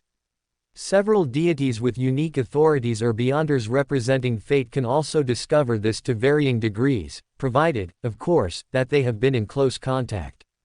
And in the prophecy of yellow light, the existence corresponding to similar characteristics will be one of the variables of the apocalypse, but I cannot be certain. There are too many possibilities for you to possess that characteristic. For example, her favored one, her child, her chosen divine messenger, but this does not prevent me from expressing friendliness. Hearing the word, favored one, Aaron instinctively felt a pang of guilt. He calmed himself down and, remembering what he had said earlier before leaving, he changed the subject and asked, "Mr. Hermosius, may I know where you are going?" Hermosius crunched on a candy, a satisfied smile on his face, and replied, "The fog sea, the entrance to the abyss." He glanced at the slightly surprised Aaron, then simply explained. Unlike the chained god, the dark side of the universe, at the top of the abyss pathway was corrupted by the mother tree of desire very early on. Anyway, this body won't live for many more years, and the apocalypse is drawing nearer, so I also need to observe the current state of the abyss up close. Aaron pondered, then after a moment of thought, asked, "Mr. Hermosius, I want to know if there truly is a passage in the abyss that leads to the forsaken land of the gods." Hermosius put away his smile, his expression serious as he warned. There is indeed a passage, but the location of that passage can already be considered the boundary between the outer and inner abyss. It can no longer be described as merely dangerous. Even an angel would be corrupted if they stayed there too long, let alone you, who haven't even achieved demigod status. Even if you manage to enter that passage while the dark side of the universe is not paying attention, once you attract her attention, you won't be able to return. It can be said to be a dead end with no return. Looking at the serious-faced Hermosius, Aaron cleared his throat and explained, "I was just curious about the answer to this question, I won't personally explore it." At the same time, he pondered the information revealed in the words of Hermosius, this orange light incarnation. First, the abyss can indeed lead to the forsaken land of the gods, and orange light also knows the exact location of that passage. Secondly, beyonders of non-chained, or abyss, pathways who possess the rank of an angel or are close to it have a chance to enter that passage with very little cost. However, such an opportunity is only once. Once the dark side of the universe is on guard, that place will truly be a dead end. However, Aaron only needed one chance to send someone in. As for getting out, he certainly wouldn't go through the abyss again, and the best candidate for the mission was still sleeping in the Ghost Empire, so Aaron was not in a hurry. Looking at the pensive Aaron, Hermosius sighed, popped a candy into his mouth, and then mumbled indistinctly. "Later, if you need help, you can use the mystic ritual to pray to my true body, orange light, Hilarion. Once you become a demigod and are capable of exploring the depths of the spirit world, we will have a chance to meet again." Aaron pulled himself out of his thoughts and, after a second of silence, said, "Thank you for the reminder, Mr. Hermosius. Dash dash dash dash dash dash dash dash dash dash dash dash dash dash dash dash dash. Rorsted Archipelago, Biome, the City of Generosity, Governor's Mansion. This place served as the stronghold of the Loan Kingdom's colonial rule in the Central Sunya Sea and was also the naval base of the Central Sunya Sea. In the spacious, grand, and luxurious reception hall of the Governor's Mansion, only 3 people were seated, representing the Governor's Mansion, the Loan military, and the Church of the Storms, respectively. Unceremoniously, the one seated in the main position was none other than Sea King Arn Courtman. To his sides were Admiral Emilius, who had just returned from inspecting the Alavi naval base in the past few days, and George Nigan, the governor of the Rorsted Archipelago, who should have been in the main seat. As the weakest of the 3, being only sequence 5, George Nigan, who had become the governor of the Rorsted Archipelago only through a Grade 1 sealed artifact and the operations of the Nigan family, finally couldn't bear the oppressive and dull atmosphere. He carefully began. "The cause and course of the incident are largely clear. The losses were only a manor outside the city and a few mountains. Byam was not damaged by this. On the contrary, several important members of the Rose school of thought were killed. I think this is a great victory. Before the governor could continue his impassioned speech, Admiral Emilius, seated opposite him, scoffed and interrupted with a sneer. Hey, those vermin were all slain by His Excellency Sea King. What does that have to do with you, Governor? The Rorstad archipelago has been infiltrated by the Rose school of thought to such an extent, yet you have the gall to speak of a great victory. Within his cerulean eyes lay an undeniable and unchallengeable authority, a majesty unique to an imperative mage. Originally, under his push, the position of governor of the Rorstad archipelago should have been held by his younger brother, Austin Lavitt, but on one hand, the king considered balance, and on the other, the Negan family's machinations ultimately prevented his wish from being fulfilled. Even though Austin Lavitt later received the position of governor of Alavi Island as compensation, Admiral Emilius still disliked this governor who had snatched the position, and he didn't mind putting him in his place. George Negan, the governor of the Rorstad archipelago, immediately looked incredibly chagrined. Intimidated by the other's status and unable to act out, he merely snorted in displeasure and then fell silent. Admiral Emilius's lips curled upwards, and he turned to the silent Archbishop Owen Courtman, who was seated at the head of the table. His tone lost its previous arrogance and sarcasm as he carefully began. Your Excellency Archbishop, it is regrettable that this has happened, but I can represent the Central Sonia Sea Navy and promise to fully combat the Rose School of Thought's maritime forces, to teach them a lasting lesson. Owen Courtman's primary duty was as a senior deacon of the Punishers, but because the archipelago was isolated overseas, he concurrently held the position of Cardinal for Unified Authority, and his style of action was closer to that of a Punisher's, decisive and resolute. As he spoke, he seemed to recall something, and the smile on his face became more pronounced. He glanced at the stern-faced George Negan opposite him, his dignified demeanor subtly concealing pride, which was fully revealed. That Blood Admiral, who is supported by the Rose School of Thought, seems to have been killed by that Lord Aaron from Backland.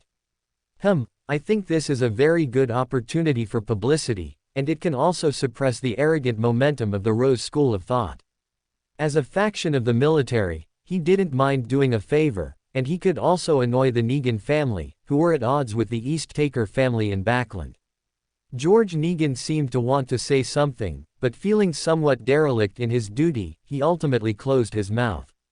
Completely disregarding their verbal sparring, Sea King Owen Courtman withdrew his gaze from the south of Byam City and slowly nodded.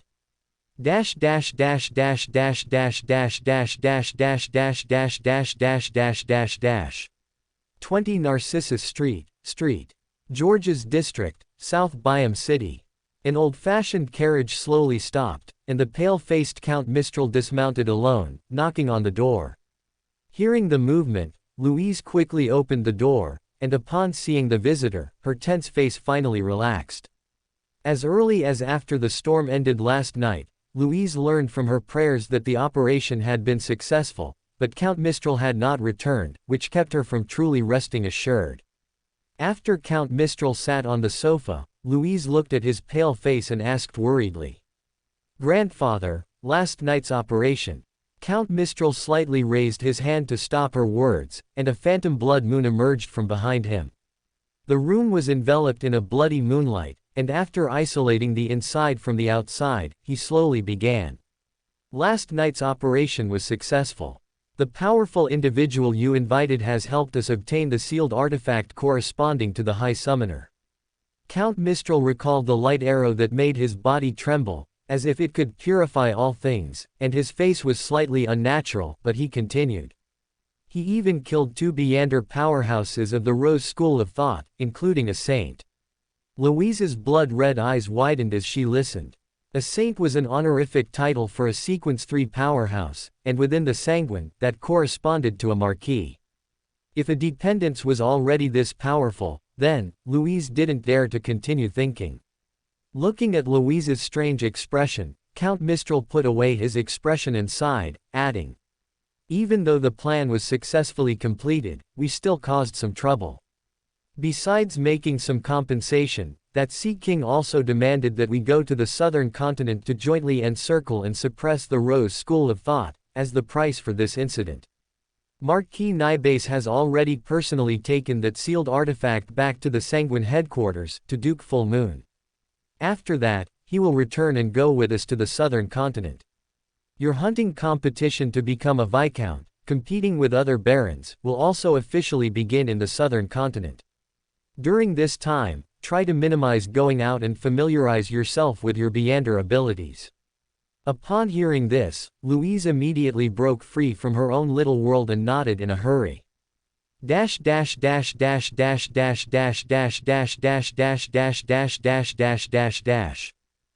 days after the battle outside Byam's city ended, under the guidance of Bishop Joggery, Aaron arrived by carriage at Byam's largest storm cathedral, the Waves Cathedral. It has a classical style, extensively using stone columns and arches, and features a towering grand dome and 2 bell towers. Standing at the cathedral entrance, Aaron didn't rush in. Instead, he scrutinized the dim and mysterious atmosphere inside, as well as the warm candlelight illuminating human activity areas, through the narrow windows high above. He then followed Bishop Joggery through the ancient and majestic dome, which was carved with wave reliefs, passed through the prayer hall, and arrived at the main hall in the back. In the center of the magnificent hall stood a tall, burly middle-aged man with sharp, deep facial features and distinct muscle definition that filled out his loose storm priest's robe. This was precisely the cardinal of the Church of Storms, the Archbishop of the Roarsted Sea, a senior deacon of the Punishers, and Sea King Alan Courtman. He had deep blue eyes, and his hair, of the same color, was twice as thick as a normal person's, like small worms, like tentacles, and a terrifying aura emanated from him. Seated to his side and slightly below was a middle-aged gentleman in a military uniform, with black hair and blue eyes, exuding an undeniable and unchallengeable authority. Aaron was very familiar with that sense of authority. He often felt it from Joseph Will when he was in Backland, an aura originating from an imperative mage. Even without having seen a photo, combining the other party's strength and characteristics, Aaron had already guessed that this gentleman should be the weaver of spells, Emilius Lavitt. He felt some doubt in his heart as to why this person would appear here, but his actions did not stop as he bowed to the 2 powerful individuals. "Good evening, Your Excellency Archbishop, General." Alan Courtman subtly nodded, retracting the oppressive aura that filled the hall, acknowledging Aaron's strength in single-handedly killing the Blood Admiral. Then, he spoke indifferently. "I heard from Joggery that you will be leaving Byam tonight." Aaron nodded, explaining, "It is already mid-February, and His Majesty the King's stipulated appointment date is running out. I must reach the southern continent before the end of February, which is why I seem to be in a hurry." Admiral Emilius, who was beside him, spoke with some regret. "Is that so? I had hoped to invite you to visit Alavi Island." "Visit Alavi Island. Don't end up being forced to have children by the Mother Tree of Desire." Aaron's expression stiffened for a second, then he lightly coughed to cover it up. "Thank you for your generous invitation, General, but I truly am pressed for time now. When I return to Backland at the end of the year for my report, I will definitely visit in person." Alan Courtman waited until the 2 had finished their conversation before continuing. "The news of your killing of the Blood Admiral has spread throughout the 5 seas. Even though the Rose School of Thought has suffered a heavy blow, they are still rampant in the southern continent. They will not give up on retaliating against you. You might not know, but some sanguine powerhouses will also go to the southern continent to encircle the Rose School of Thought. This is a token I made, you can use it to gain their help once, free of charge." As he spoke, he threw over a token. Aaron raised his hand to catch it, and upon contact, there was a tingling sensation like an electric current. The front of the token depicted a giant stepping on lightning and waves, while the back was carved with Alan Courtman in starlight. Dash dash dash dash dash dash dash dash dash dash dash dash dash dash dash dash dash. On the edge of the Fog Sea, southwest of the Oladek archipelago, the Golden Dream was traversing thin mist and the Azure Ocean. Iceberg Vice Admiral Edwina Edwards sat behind the desk in the captain's cabin, with sunlight filtering through the mist onto her. Her light blue eyes, like clear spring water, scrutinized Ferran, who stood opposite the desk, until the cuckoo clock on the wall chimed, and she withdrew her gaze. Ferran took the opportunity to wipe the cold sweat from his forehead, and saw his captain take out a book bound in parchment from the desk compartment. The dark brown cover had a line of ancient Fasak. Grossel's Travels. Ferran's eyes immediately lit up. Just as he was about to speak, he heard Edwina's cool voice. This book, and the key we acquired, can both be sold to that powerful individual you know. I can even sell them to him very cheaply. Before Ferran could rejoice, he heard his captain's subsequent addition. However, I have one condition. What condition? Ferran instinctively asked back. Edwina pursed her lips and said, I want to meet that person. If it's inconvenient, you can teach him this secret ritualistic magic.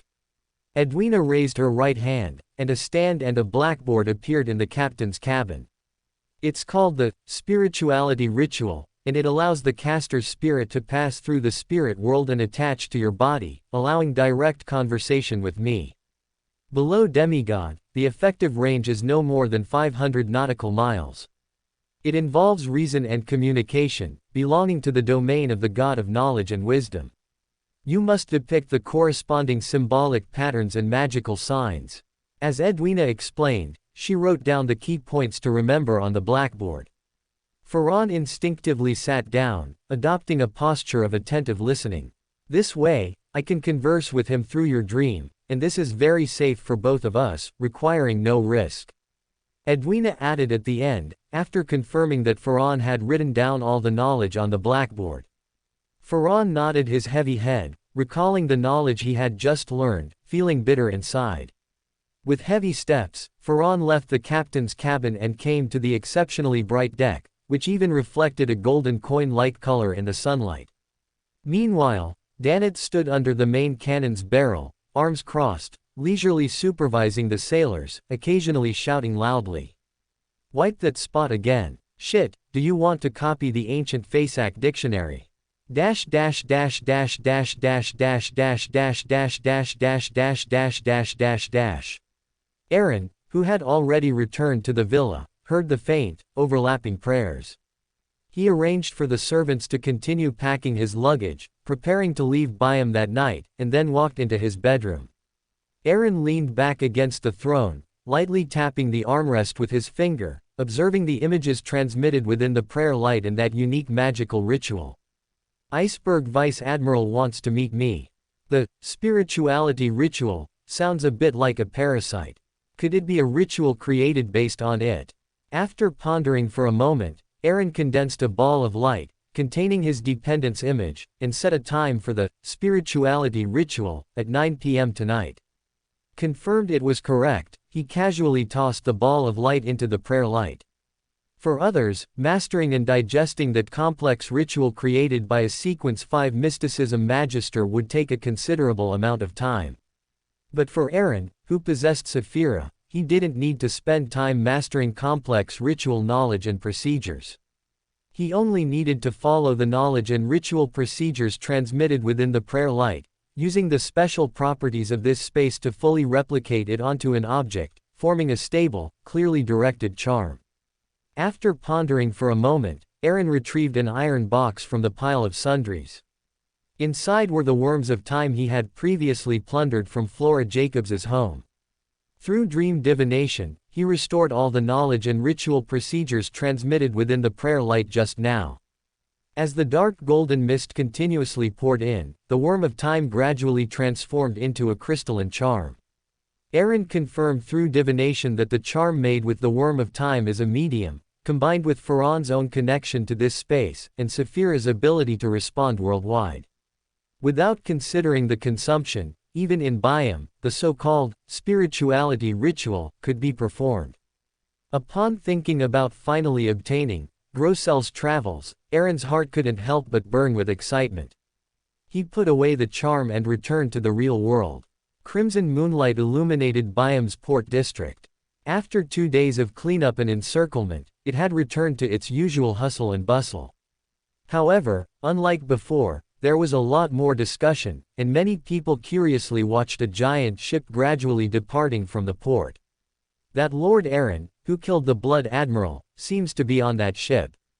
That's a pirate general. It seems the situation at sea is about to change again. There were merchants, bounty hunters, and pirates mixed among them.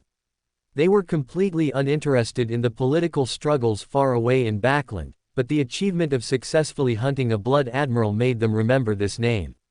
As the center of discussion, Aaron had long since dismissed the others and sat alone in the ship's cabin bedroom, holding the charm and looking at the wall clock. Suddenly, he clenched his hand, crushing the charm. A rich dark golden light flashed in his eyes, following the pull of some force. After an unknown amount of time, a sensation of weightlessness suddenly came. Opening his eyes abruptly, Aaron saw rows of bookshelves and a beautiful, scholarly woman standing opposite him. Twisting his body, feeling a bit unaccustomed, Ferran's lips curved upwards. "Good evening, Iceberg Vice Admiral." Without a hat, Edwina Edwards wore a beige coat cinched at the waist, with a large, palm-sized floral decoration made of white lace woven around the collar, extending downwards. She sat behind the desk, her light blue eyes scrutinizing Ferlin. Before her, under her spirit vision, a dark golden light could be faintly seen enveloping his entire body. Her palm swept over Grossel's Travels, placed on the table, and Edwina nodded in a very calm tone, responding, "Good afternoon." Aaron, maintaining his persona, no longer spoke, waiting for the other party to state the purpose of wanting to see him. He looked at Edwina. Edwina looked at him. A few minutes of silence suddenly filled the scholarly captain's cabin, as if both sides were waiting for the other to speak. Is this why she's nicknamed Iceberg Vice Admiral? A thought flashed through Aaron's mind. Although a bit speechless, since he didn't know how long his talisman could last, if this standoff continued, the persona of a mysterious powerhouse would likely collapse. Ferlin coughed twice, and said to Iceberg Vice Admiral Edwina Edwards, "You previously said you wanted to meet me before trading. Now that I'm here, I wonder if we can proceed with the trade." Edwina nodded very slightly, looking at Ferlin, and saying, "I also recently acquired this copy of Grossel's Travels and haven't mentioned it to other crew members. I'm very curious how you knew it was in my possession." Ferlin feigned contemplation for a few seconds, then replied earnestly, "That's a secret." The air was still for a few seconds. Edwina was silent for a moment, not dwelling on the question. "If you want them, I can sell both items to you. I've been researching for a while and still haven't had any breakthroughs. However, I have one condition." "What condition?" Ferlin retorted, though he already had a guess in his heart. Edwina pursed her lips and said, "If you research anything, please be sure to tell me the results so I no longer have doubts. As long as you agree to this condition, I can sell them to you very cheaply." A smile spread across Ferlin's face, and he readily agreed to this not-so-demanding request. Edwina nodded, and suddenly a dark iron-colored key appeared in her hand. It was as large as a zither, ancient in form, and dull in luster. The pirate general half-held, half-supported this shipwreck relic, pointing to Grossel's Travels on the table and reminding, "The previous owner of this book cannot be verified due to the mists of history and a lack of corresponding information, nor can the author be confirmed. It's unsigned. I've done some research using secret arts and found that the parchment was made at least 3,000 years ago, before the cataclysm. This is what I've researched so far. I hope it can be of help to you." Ferlin nodded and asked the lady captain for some spiritual materials. Without hesitation, he directly set up a ritual on the desk. A moment later, he spoke in ancient Hermes. I summon in my name. Spirits wandering in the void, upper realm creatures driven by others, the messenger exclusive to Lucifer Joseph. Whoosh! The wind stirred up a hum, and the golden candle flame instantly turned a ghostly blue. Under its illumination, nearly transparent ripples spread out from the center of the three candles. Lucifer Joseph, Edwina, full of interest, withdrew her gaze from the ritual and looked at Ferlin, to her side, her eyes slightly shifting. Suddenly, she turned her head sharply, her expression instantly becoming solemn. A puppet whose face consisted only of eyes walked out from there, accompanied by an aura that made everyone present tremble. That was the aura of a demigod. A demigod acting as a messenger. Edwina couldn't help but glance sideways at Ferlin, who was smiling silently. The day after, Orange Light, Hilarion visited him. Aaron was already able to contact Astolfo and confirmed that it had recovered to the demigod level. Astolfo's only black and white eye on its face slightly turned, becoming pure white. Ripples spread, and 2 piles of gold coins emerged from it, neatly placed on the floor of the captain's cabin, like 2 golden mountains. Ferlin suppressed himself from looking at the gold mountains on the floor. That was the price Edwina quoted after the discount, £17,000 for both items. If Aaron hadn't just received the bounty from the Admiral of Blood a few days ago, plus the gold pounds from selling Beyander characteristics and various talismans, he wouldn't have been able to produce so much cash at once. Without paying much attention to the gold mountains on the floor, Edwina looked at the uniquely shaped messenger, who resembled a spirit world creature more, nodded in acknowledgement, and handed over the dark iron key and Grossel's travels. The huge, black and white eye suddenly turned pure black, like the abyss, directly swallowing the 2 items. Ripples spread, and it slowly disappeared into the spirit world. Only after the messenger left did Edwina withdraw her gaze, looking very seriously at Ferlin, her lips slightly curved, seemingly in a very good mood. "I suppose I can call you Mr. Luciferid, right?" Seeing Ferlin nod slightly, she pointed to the still present ritual and said with great interest. "I once tried to find a messenger, but I could only grope for the incantations myself. It was not only dangerous but also very difficult to get a satisfactory one, so I eventually had to give up. This is one reason. Another is that the simulated power of the undead cannot be used to sign contracts. And your incantation gave me a lot of inspiration. I think I now have a concrete direction. This is a very good research direction." Although he was curious why Edwina, who had the backing of the Church of the God of Knowledge and Wisdom, wouldn't know the ritual for signing a messenger, he didn't ask further. Glancing at the door of the captain's cabin, his lips slightly curved, Ferlin nodded slightly. "A very smooth transaction. Thank you for your generosity. If I research anything, I will have Ferlin relay it to you. Your crew must have gathered by now. I won't disturb you further. Farewell." As the words fell, accompanied by an invisible fluctuation, Ferlin trembled as if waking from a deep dream, almost falling. He stared at the 2 golden mountains piled on the floor, instantly falling into a daze, even forgetting to pick up the chair that had fallen over. Even with the captain's warning, the commotion from inside still prompted the anxious crew members outside the door to break in. Seeing the unharmed captain and the golden mountains piled on the floor, the words everyone wanted to say suddenly got stuck in their throats. The 3rd mate, Yodson, wearing a white shirt, black vest, and a patterned tie, quickly recovered. He glanced at the broken door and hurriedly explained, "Captain, we have arrived at the mysterious island you marked earlier. Do you need me to go down and investigate first?" Edwina withdrew her gaze, speaking calmly without showing joy or anger. "No need. I know there's a safe passage. After obtaining the treasure map, we'll make one last resupply at the northern archipelago, then officially begin our adventure.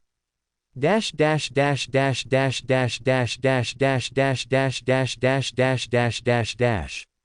In the waters near the Sonia Sea, at the edge of the raging sea, within a luxurious bedroom in the ship's cabin, Aaron suddenly opened his eyes, rubbing his slightly swollen head. It took him a while to recover. Before he could sigh in relief, a familiar fluctuation appeared beside him. Astolfo floated out of the spirit world, releasing the dark iron key and Grossel's travels. Looking at Astolfo, who was completely different from before, Aaron pondered before speaking. You must have devoured Jex to recover to the demigod level. He must have been a fanatical believer, and should have been contaminated with a lot of pollution. If you need, I can help you remove the pollution. The face with only an eye remaining quietly looked at Aaron. After a moment, instead of the previous mental transmission, a neutral voice, indistinguishable between male and female, rang out. I have already removed the pollution on him. After recovering to demigod, my memories are no longer incomplete. You can ask any questions you have, and I may also need your help later. Aaron's eyes slightly brightened, and he asked with great anticipation. Can you now affect him in the spirit world? Or can you borrow a portion of his power from him? Astolfo was silent for a moment, not directly answering the question, but instead said. Although the ancient bane, Beander characteristic of the bound god, which autonomously separated into the spirit world after being corrupted, transformed into a spirit world creature due to the spirit world's unique properties, the corruption is still spreading. The source of the corruption is an existence I cannot contend with. The only way is to delay the corruption and await a turning point. With the help of the 7 lights of the spirit world, I at that time found the remnants of the giant King Ormir from the second epoch in the spirit world. That was a sequence 2 glory Beander characteristic, mixed with much of his mad consciousness. It was only by relying on the residual will of Ormir within it that I could barely contend with that terrifying corruption. And the abnormally powerful distorted force brought by the forced aggregation of different high sequence characteristics also caused Sir A to return empty-handed time and again. Sequence 2 Glory. Warrior Pathway. Remembering the huge, pus-oozing figure he saw in the spirit world, Aaron understood somewhat. Just as he was about to speak, Astolfo continued. Therefore, if I borrow his power, I can temporarily possess power comparable to an angel, but it will also gradually destroy his original balance, and the corruption will become uncontrollable. Aaron frowned, no longer dwelling on this point. Anything involving an outer deity had to be handled with caution, no risks could be taken. He cast aside his original bold idea and instead asked, Then do you know the high sequence potion formula for the warrior pathway? I have a sequence 5 personal guard whose potion has long been digested, but he lacks the potion formula and ritual. As soon as his words fell, 2 streams of light shot out from Astolfo's pupils, forming 2 segments of text and corresponding symbols in the void before Aaron. Sequence 4 Demon Hunter. Main ingredients: 1 heart of an adult demonic wolf, 3 tail feathers of an adult feathered serpent. Auxiliary ingredients: 1 piece of dawn stone, 80 milliliters of phantasmal beast blood. Advancement ritual: drink the potion. Before losing control and dying, kill an evil creature at the demigod level, filled with chaos and madness. Advance to Demon Hunter in a baptism of blood. Sequence 3 Silver Night Advancement Ritual. Set up a complex altar, place the remains of 6 powerful creatures hunted by oneself in the correct positions, and obtain a blessing from an angel or above.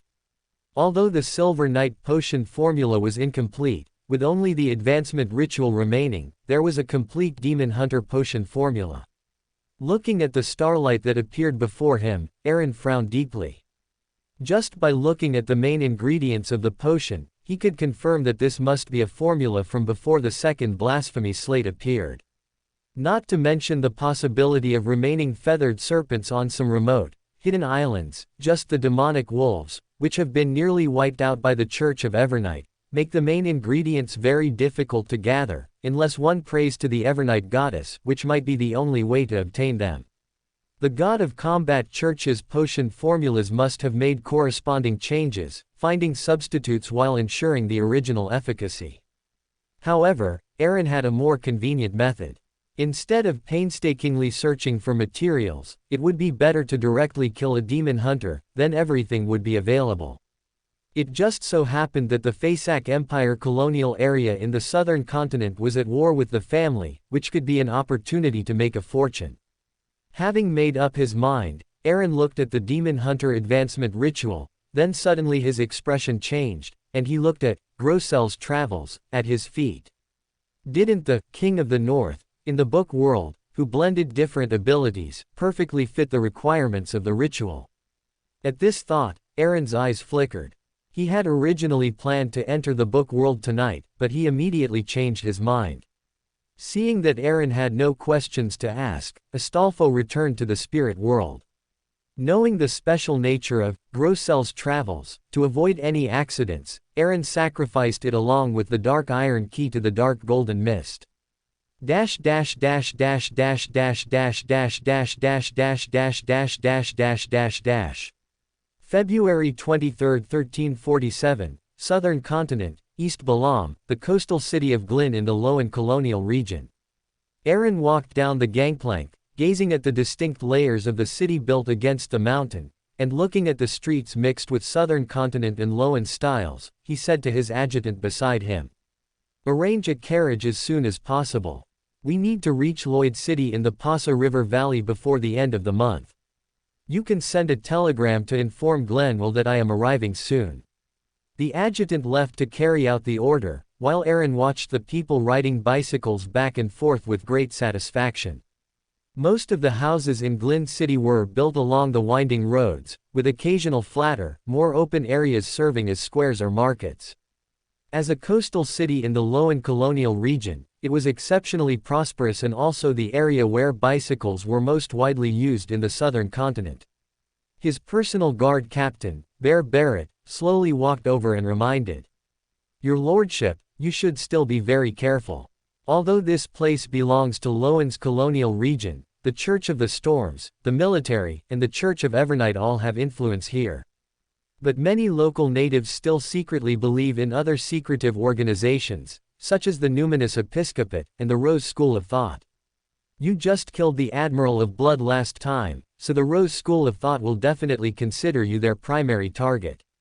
Aaron nodded calmly. Just moments after disembarking from the gangway, the Devil's Button had already transmitted several faint malicious intentions. The malicious intentions originated from within the passing traffic, all from indigenous people of the colonial area. They would often glance in Aaron's direction, seemingly confirming something before quickly departing. Even though he had been at sea recently, without landing for supplies or intelligence, the ship's built-in telegraph room had continuously received intelligence from the northern and southern continents. Among the most sensational news was not the hunting of the Admiral of Blood, but the emergence of a new Sea King. This was a mysterious powerhouse who called himself the King of the Blood Moon, and he, accompanied by a Sequence 5 Wraith, absorbed the fleet that originally belonged to the Admiral of Blood. What was most astonishing was that this newly emerged Sea King actually used some pirates as bait to slaughter the Loan Sunia navy, which was besieging the remaining forces of the Rose School of Thought at sea. Had Admiral Amelius not arrived in time, the entire fleet would have been wiped out, and even with the use of a sealed artifact, this Sea King could not be captured. Such a crazy act instantly solidified his identity as a Sea King. The bounty for the King of the Blood Moon in Loan soared to £150,000, even surpassing the £100,000 for the King of the Undying, Agathos. Unlike external speculation, Aaron had already received accurate intelligence from Admiral Amelius. The so-called King of the Blood Moon was an ancient shaman king of the Rose School of Thought named Tavari, who controlled a ghost ship and additionally possessed a Grade 1 sealed artifact. Even with the aid of the imperative that weakened mystery and strengthened reality, Admiral Amelius could do nothing to him and could only let him leave, unable to wait for the arrival of the Sea King. Although he didn't know what the Rose School of Thought was thinking by sending a shaman king to replace the Admiral of Blood, combining it with the previous reminder from Orange Light, Hilarion, Aaron felt it was better to be cautious. Even if he was confident in dealing with a surprise attack from the Rose School of Thought, he would certainly expose more of his trump cards, and without sufficient self-interest, it wasn't worth it. Under Aaron's arrangement, the group slowly drove by carriage towards the Church of Evernight in Ghislaine City. Under the cover of night, except for Aaron and Boyer Bailey, the others disguised themselves as church followers and left in batches, taking a steam train directly to Lloyd City in the Central Pass River Valley. Faintly illusory colorful blocks emerged, and Aaron, with Evelina perched on his shoulder looking around, and the tall, burly Boyer Bailey following behind him, stepped out of the spirit world. The mysterious ring on his finger flickered faintly, and Aaron felt the speed of his spiritual power consumption, frowning slightly, and asked Boyer Bailey, who was looking around at the environment. "How is it? Do you recognize where this is?" Hearing Aaron's question, Boyer Bailey thought for a moment, then replied with a confident tone. Your Highness, this should be Tetnik City, southeast of Ghislaine City, less than 200 kilometers from St. Anne's. St. Anne's is the capital of the East Tark family's colonial area in the southern continent, named in memory of a demigod who sacrificed himself more than 100 years ago during the East Tark family's struggle for colonies after the opening of new sea routes. The family's colonial territory extends from the easternmost part of the Pass River Valley to the vast ancient forest of East Byron, bordering the Forsac Empire, which occupies the eastern coast of East Byron. After hearing his personal guard captain's words, Aaron breathed a sigh of relief. Fortunately, they hadn't deviated from the route. Because the essence of the death mask is a demigod-level undying Beander characteristic, and even mixed with some of the death console's power, even if it is sealed, there is still a great risk in using it in the southern continent. This place is not like the northern continent. The numinous episcopate's influence is enormous, and Aaron did not want to encounter a numinous episcopate saint one day when using the death mask to enter the spirit world. The mystical item made from the traveler Beander characteristic had not yet been obtained, so Aaron had to use the spirit world shuttle recorded by the mysterious ring.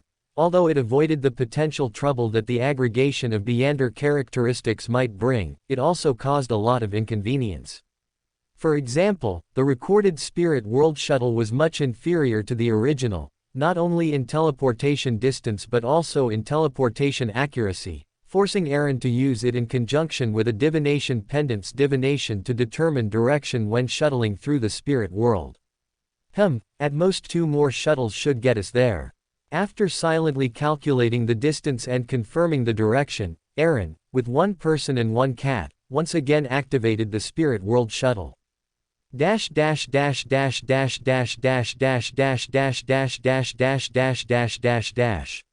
Lowen, Eastchester County, Hall Family Castle. As March approached, the tale of winter had quietly slipped away, and all things were reviving. Audrey led Susie, who already had the physique of an adult hound, strolling in the manor's backyard, humming a tune while taking the People's Daily she had specially ordered from her personal maid, Annie. Suddenly, she exclaimed, and seeing Annie look over nervously, Audrey lightly covered her lips and waved her hand, indicating that she was fine. Susie's spiritual eyes showed confusion and bewilderment as she watched Audrey, who was holding the newspaper and walking quickly towards the castle, barked once, picked up the small ball on the ground, and wagged her tail as she caught up. Audrey quickly arrived at her room, spread the People's Daily on her desk, and read it with sparkling eyes. Unlike previous issues, this issue of the newspaper had a blood-red title on both the front and back pages. Shock. The Admiral of Blood, famous throughout the 5 seas and a headache for navies worldwide, was killed by Aaron while Lowen Sunia Navy suffers crushing defeat, 5th Sea King born. Limited by communication methods and costs, the 2 pieces of news, which had already been widely spread at sea, only reached Backland and Eastchester County more than a week later. Audrey carefully read this issue of the newspaper, both shocked that the Lowen Sunia Navy would be defeated by a group of pirates and unusually yearning for Aaron's actions. Pirate General, Sea King.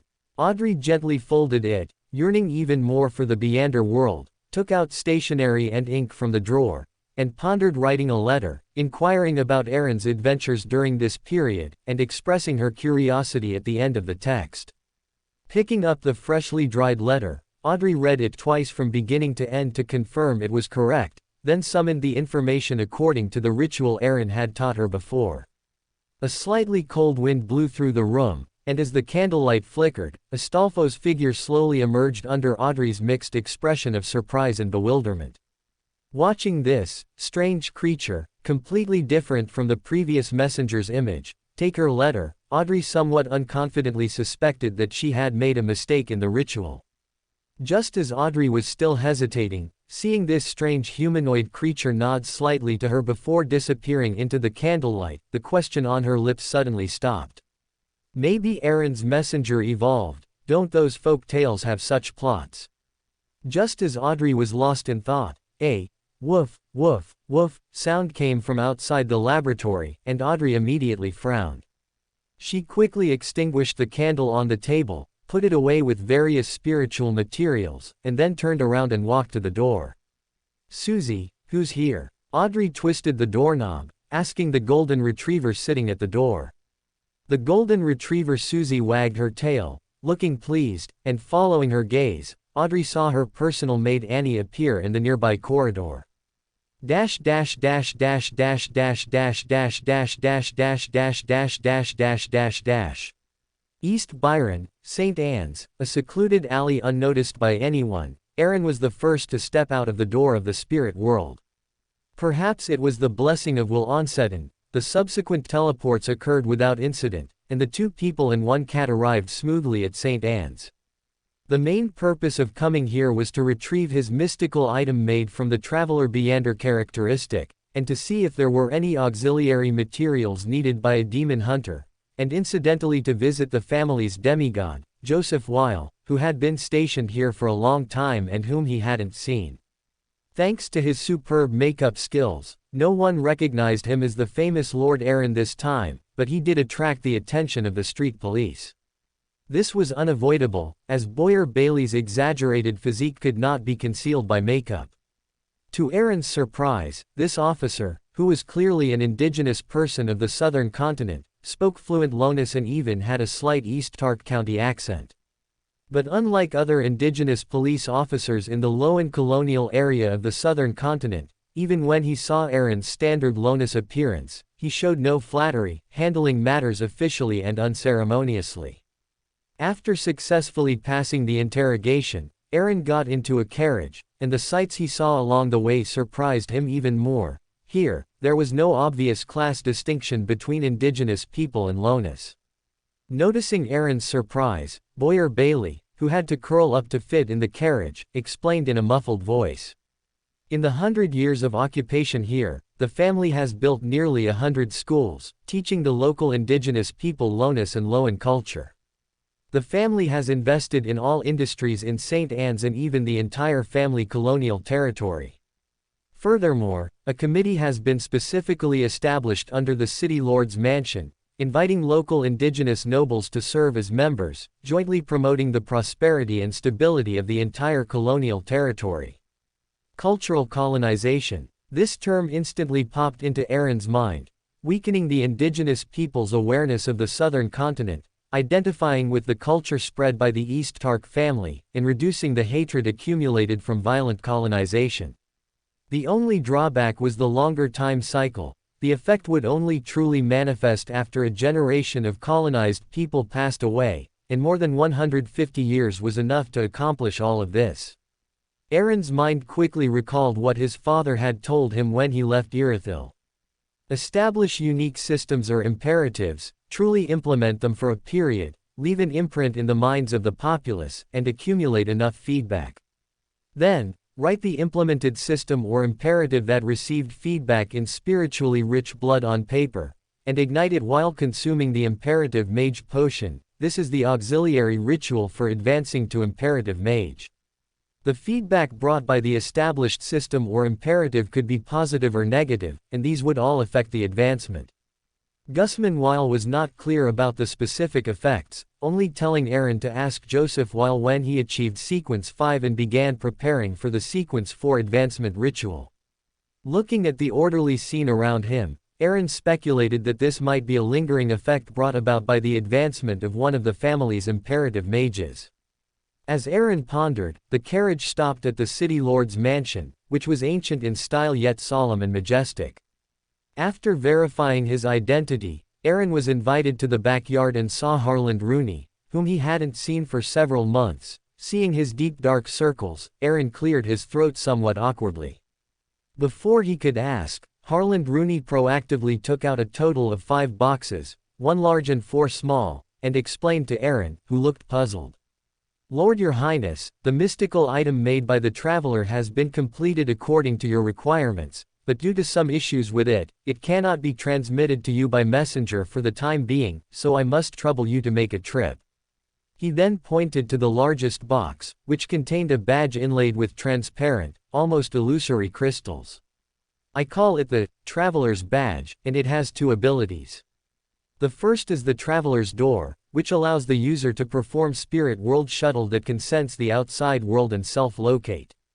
Beyonders of different sequences, due to the varying strength of their spiritual bodies, can withstand different teleportation times, and the effect and distance of the spirit world shuttle also vary significantly. The specific effects still need Your Highness to try them yourself. The second is Record, but to meet the requirement of minimizing negative effects, it can only record one demigod level ability, and the effect is only 70% of the original, allowing only one use of demigod level power per day. Aaron nodded with great satisfaction. He was not lacking in offensive means now, and what he needed most was that Traveler's Door. He was not very concerned about the limited ability of the scribe. Then, with interest, he pointed to the other 4 small boxes and asked, "What are its negative effects? And what are in these 4 boxes?" Harland Rooney took out the 4 conical objects emitting strong spiritual fluctuations and explained. Its negative effect is that prolonged use or wearing has a certain probability of uncontrollably starting spirit world wandering, and you might even get lost in the depths of the spirit world. Seeing Aaron's somewhat strange expression, he quickly explained. That's also why I didn't have the messenger deliver it to you through the spirit world. However, I have come up with a solution. You only need to place these 4 items in 4 completely different, widely spaced locations in the depths of the spirit world, using them as special coordinates. When encountering its negative effect, no matter where you wander, you can instantly return to any of those 4 special coordinates. Moreover, this negative effect will appear at most once a month. Aaron pondered, picking up the Traveler's Badge, and secretly thought. This is equivalent to a directional teleportation array. The negative effect isn't unacceptable. At worst, I'll just divine every day. If I encounter danger, it might even have a miraculous effect. I'll have Astolfo place the beacons in safe positions in the depths of the spirit world later. Aaron first put away the items, planning to divine and confirm later to see if there were any other overlooked abilities or negative effects. This was an experience he had gained from the Devil's Button. Aaron patted the shoulder of Harland Rooney, who had heavy dark circles under his eyes, and praised him. Well done. The family sees your contributions. I will help you find the potion formula for Sequence 5 Astronomer. I never treat those who work for me unfairly. Aaron was not the type of boss who drew a big picture for his employees. He only made promises when he was somewhat confident. Before Russell became the Black Emperor by crossing pathways, he was Sequence 1 Knowledge Emperor of the Mystery Prior Pathway. As the son of Steam, he definitely knew a lot about the adjacent pathway of Savon, not to mention that he later created 22 Blasphemy Slate. As Russell's favorite child, Bernadette, a Sequence 3 of the Mystery Prior Pathway, most likely also possessed some potion formulas for the Savon pathway. Bernadette might also hold clues to several Blasphemy Slate, or even an unknown number of Blasphemy Slate. It is confirmed that she currently holds at least 1 Wheel of Fortune card. Even if she didn't have any of these, there was still her younger brother, a Sequence 2 Knowledge Magister, and a high-ranking member of the God of Steam and Machinery Church. As long as there were clues, there would always be a way. Harland Rooney nodded excitedly, showing his loyalty. Aaron withdrew his gaze from him with satisfaction. Not feeling any reaction from the token Joseph Wall had given him in Backland earlier, Aaron looked suspiciously into the depths of the city lord's mansion and casually asked, "Do you know where Joseph Wall is? I'd like to see him." Upon hearing this, Harland Rooney's expression immediately became serious. He raised his hand and pointed to the vast ancient forest east of St. Anne's City. "Lord Baron, the city lord is not in St. Anne's right now." Meeting Aaron's puzzled gaze, he explained. "You might not know, but the war in West Balam has entered a fierce stage, subtly escalating from localized conflicts. Across East Balam, the colonial areas bordering Loan and the Faisak Empire have almost entered a state of war preparedness. A few days ago, the Loan Southern Sonia Navy's disastrous defeat made the Faisak Empire even more rampant. The situation in the area where the family's colonial zone borders the Faisak Empire in the ancient forest is now extremely tense. A high priest of the God of Combat Church even came personally." He is a Sequence 4 demon hunter. To prevent any accidents, the city lord personally went to the front lines and took many Beander of the city's families and sealed artifact with him. Aaron frowned slightly. He knew the truth behind the war in West Balam and didn't expect Faisak's appetite to be so large, wanting to take the opportunity to swallow all the East Tacker family's colonies at once. Demon hunter, huh? Aaron's lips curled into a mocking arc. He glanced at Boyer Bale, who stood beside him with a furious expression, and comforted him leisurely. Don't worry, maybe you'll even thank him later. Without explaining to the bewildered Boyer Bale, Aaron returned to the bedroom prepared for him, planning to stay in St. Anne's for a while. Anyway, with the traveler's badge, he could directly teleport for the rest of his journey without worrying about time, as he had plenty of it. Skillfully dismissing Evelina, Aaron was about to summon a messenger to put the object with the positioning coordinates deep into the spirit world. Before he could even begin the ritual, Aaron's spirituality stirred slightly, and he turned to look to the side. A letter floated down onto the table, and Astolfo, covered in complex patterns, stood quietly in the corner of the room. Aaron glanced at the candle in his hand, silently put it back, picked up the letter on the table, and unfolded it. Familiar handwriting came into view. With a slight curve of his lips, he folded the letter back into his pocket. Aaron took out the 4 conical objects emanating strong spiritual fluctuations and pushed them towards Astolfo. After explaining the purpose of these items, Aaron looked at his influential messenger, pondered for a moment, and carefully began. My idea is to place them in a relatively safe place deep within the spirit world.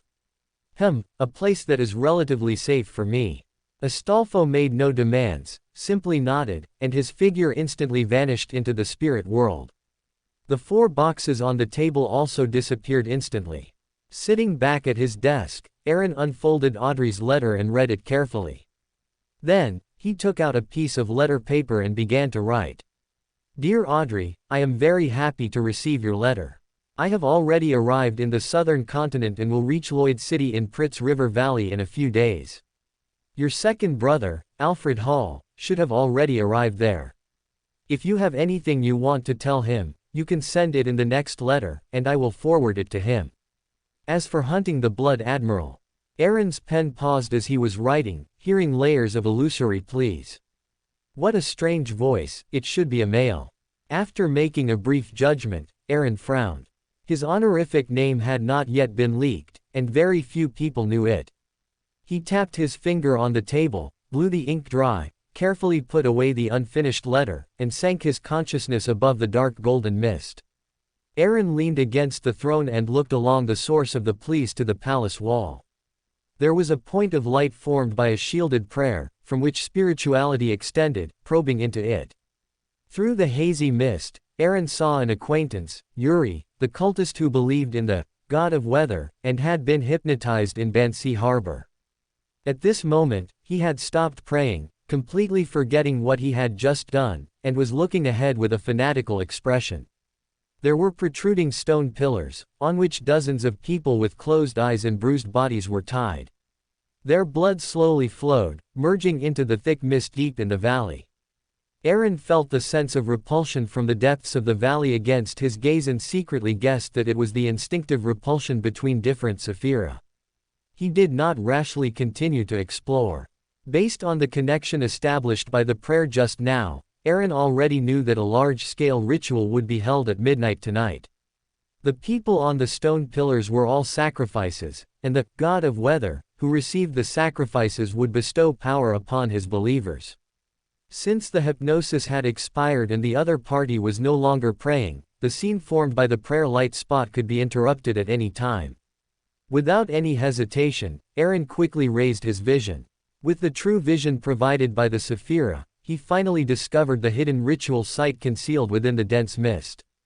Just as Aaron noted down the specific location of this valley, before he could explore any more information, the prayer light spot was directly interrupted. Recalling the scene he had just seen, Aaron waved his hand, drew in the Black Emperor card, and after accommodating it, unfastened the divination pendant from his wrist and began to divine. A moment later, Looking at the randomly spinning divination pendant that offered no revelations, Aaron sighed. Even though he knew that the divination might be interfered with by the influence of high-level existences, making it impossible to obtain effective results, he was still somewhat disappointed. Aaron peeled off the Black Emperor card and put it back into the pile of miscellaneous items. Then, he took out a paper crane that had been rewritten multiple times and was almost crumpled beyond recognition, and returned to the real world. Unfolding the paper crane, Aaron found the thinnest pen and carefully wrote a message in the last intact blank space. "I need help and would like to meet you." After folding it back up and placing it by his pillow, Aaron lay down on the bed. A familiar drowsiness swept over him, and Aaron suddenly opened his eyes, finding himself in a desolate plain. Under his feet were black stones, without even a single blade of grass. In the center of the plain stood a black spire. In front of the black spire, Will Osepton played with the slightly tattered paper crane and mumbled to Aaron. "Didn't I give you several paper cranes? Why do you always use this one? You're too frugal." Looking at Aaron, who was smiling awkwardly, he didn't continue the topic and instead asked, "Tell me, it's so late, what do you need me for?" Aaron coughed lightly and got to the point. "Esteemed Mr. Speaker, I would like to ask you to look at my fortune tonight, well, for the next few days." Will Osepton looked at Aaron strangely for a moment, then seemed to realize something, his face darkened, and he muttered in a low voice. "I knew it. Every time I see you, it's never good news." Feeling a strange fluctuation spread throughout his body, Aaron was a little embarrassed and didn't know how to respond. Did you encounter those old men in the spirit world recently?" Aaron froze for a few seconds before realizing that old men referred to the 7 lights of the spirit world. He then nodded. "Yes, I met the incarnation of Orange Light, Hilarion, and had a conversation with him." "That's right, so it was that fat old man." Will Osepton clicked his tongue and continued. "This old man helped you erase your traces in the spirit world and even gave you some disguise." Aaron was immediately surprised, then frowned and asked, "Will this affect your observation?"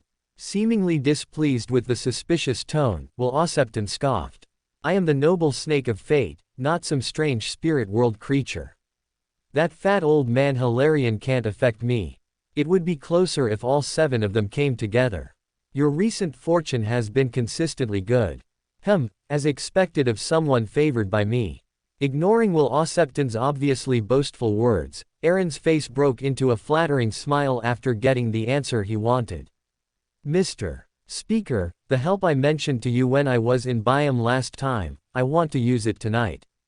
To hunt an angel. You're so powerful, you definitely won't refuse my request, right?" Will Osepton's previously somewhat smug face instantly stiffened. He stared at Aaron and gritted his teeth, saying, "Hunt. That's an angel, an existence that could be called a demigod in the ancient era. It's not a common cabbage on the roadside. Have you really thought clearly about taking this risk? And you didn't say that last time. Hunting an angel and taking action against an angel are 2 different concepts." Looking at Will Osepton's darkened face, Aaron, who hadn't expected such a strong reaction, hurriedly explained.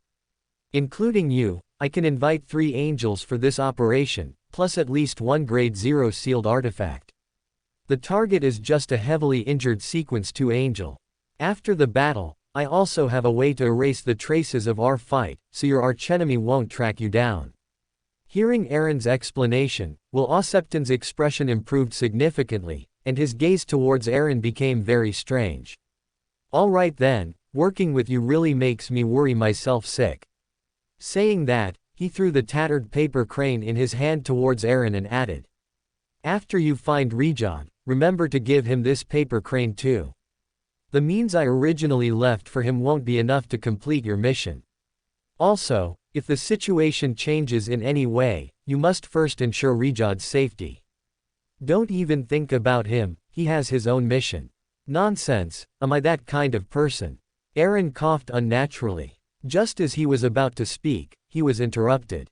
"He will later take an important sealed artifact from our life school of thought and leave traces around the world to attract the attention of another stinky snake.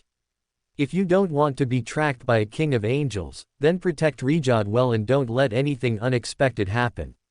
Angel of Fate, Ouroboros. The phrase instantly appeared in Aaron's mind, and he immediately felt that Rijad was a hot potato. He had originally wanted to try to win him over, but now he instantly lost the desire to speak. Looking at the disappointed expression on Aaron's face, Will Osepton withdrew his gaze with satisfaction and finally said, "Give this paper crane to Rijad.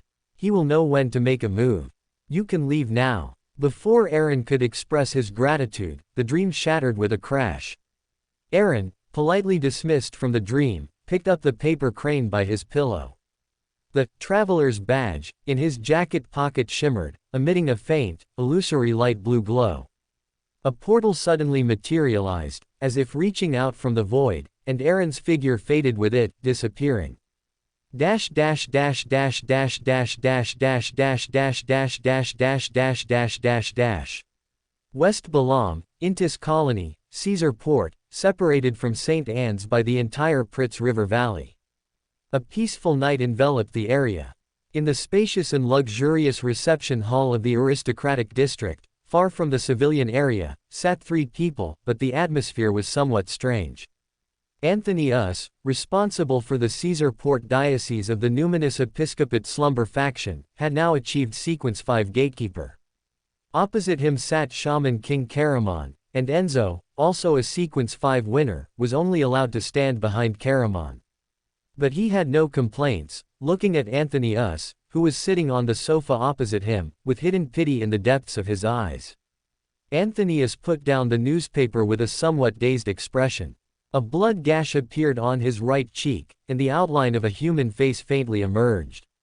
Though no one spoke, a voice, as if from the underworld, echoed out of thin air. He, this is quite different from the Rose school of thought I remember. When did they become so unrestrained and flamboyant? But this is also good. But now it seems your little tricks have been noticed by them, otherwise this, King of the Blood Moon, should have been you. Glancing at Anthony Us, Karaman responded with a calm, unreadable expression. Your Highness Saz Aegis, you perished at the end of the 4th epoch. It was very difficult for me to find a gatekeeper to free you. And many things have happened since the 5th epoch, not just our Rose school of thought, but also the former Death Church, and now the numinous Episcopate. I presume you must have noticed.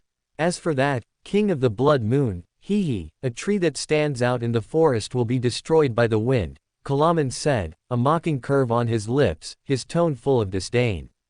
That idiot Tawari probably doesn't understand that once he's pushed into a certain position, many things are no longer up to him. Even though Kalaman was not taken seriously within the Rose school of thought due to his belief in the primordial moon and various other reasons, his demigod level allowed him to learn many inside stories.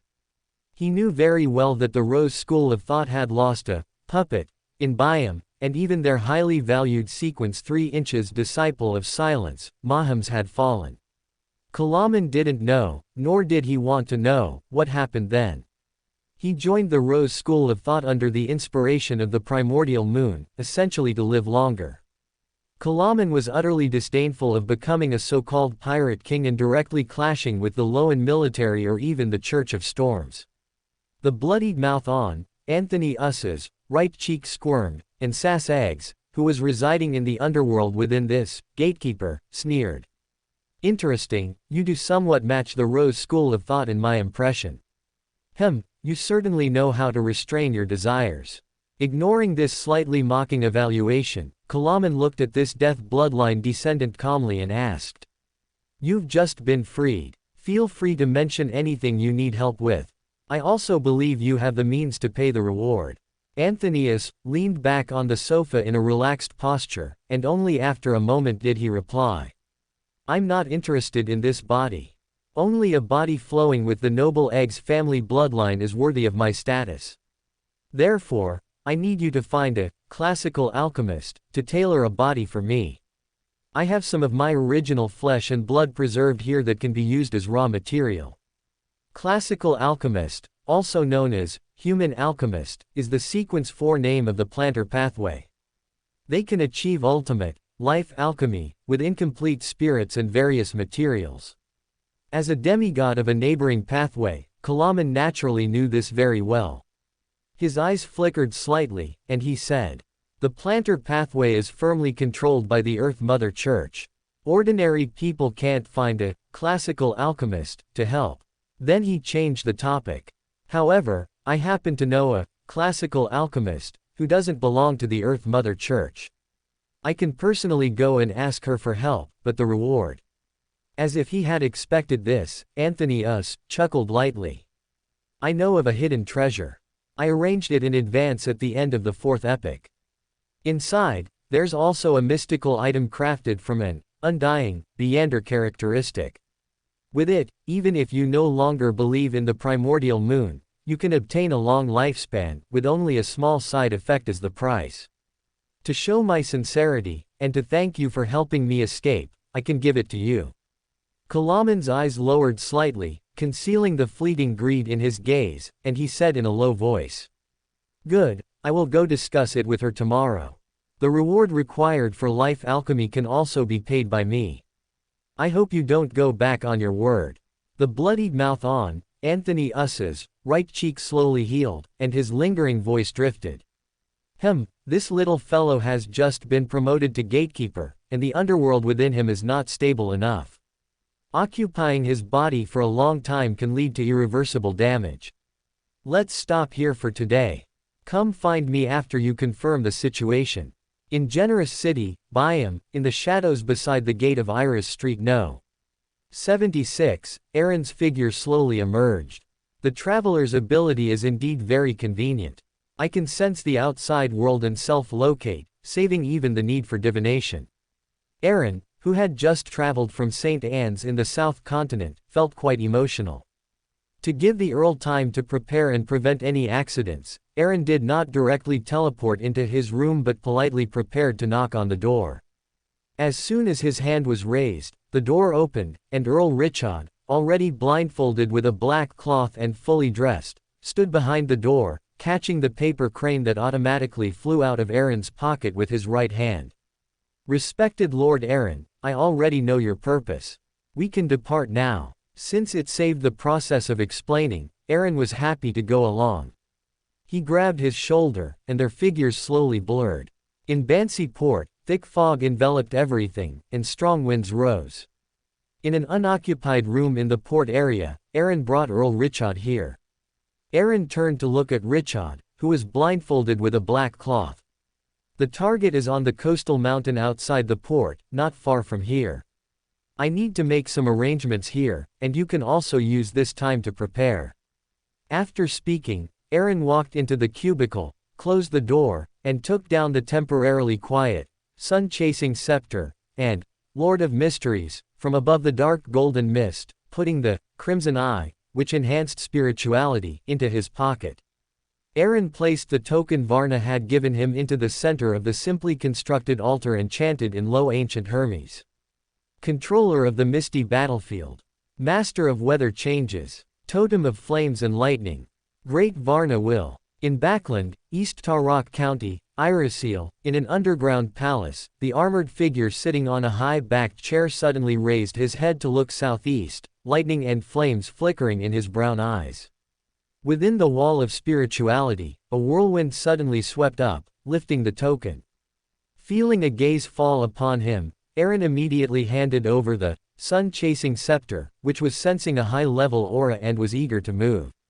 The swirling whirlwind seemed to pause for a second, then a scorching white light surged from the token, temporarily suppressing and shielding the aura of the sun-chasing scepter.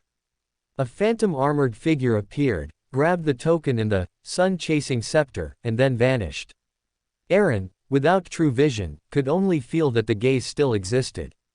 After clearing all traces in the cubicle to avoid investigation by the Church of Storms afterward, Aaron opened the door and saw Earl Richard, who had already stood up, his face solemn. Even with the barrier of the wall of spirituality, at such close proximity, Richard, as a misfortune mage, still sensed the descent of some power. But seeing that Aaron had no intention of explaining, he also found it difficult to inquire. Aaron led him to teleport again to the nearby coastal mountain. Putting down the Earl, Aaron exhaled, looking at the mountain enveloped in thick fog. He took out the token Ms. Ariana had given him and at the same time prayed softly to the Evernight goddess.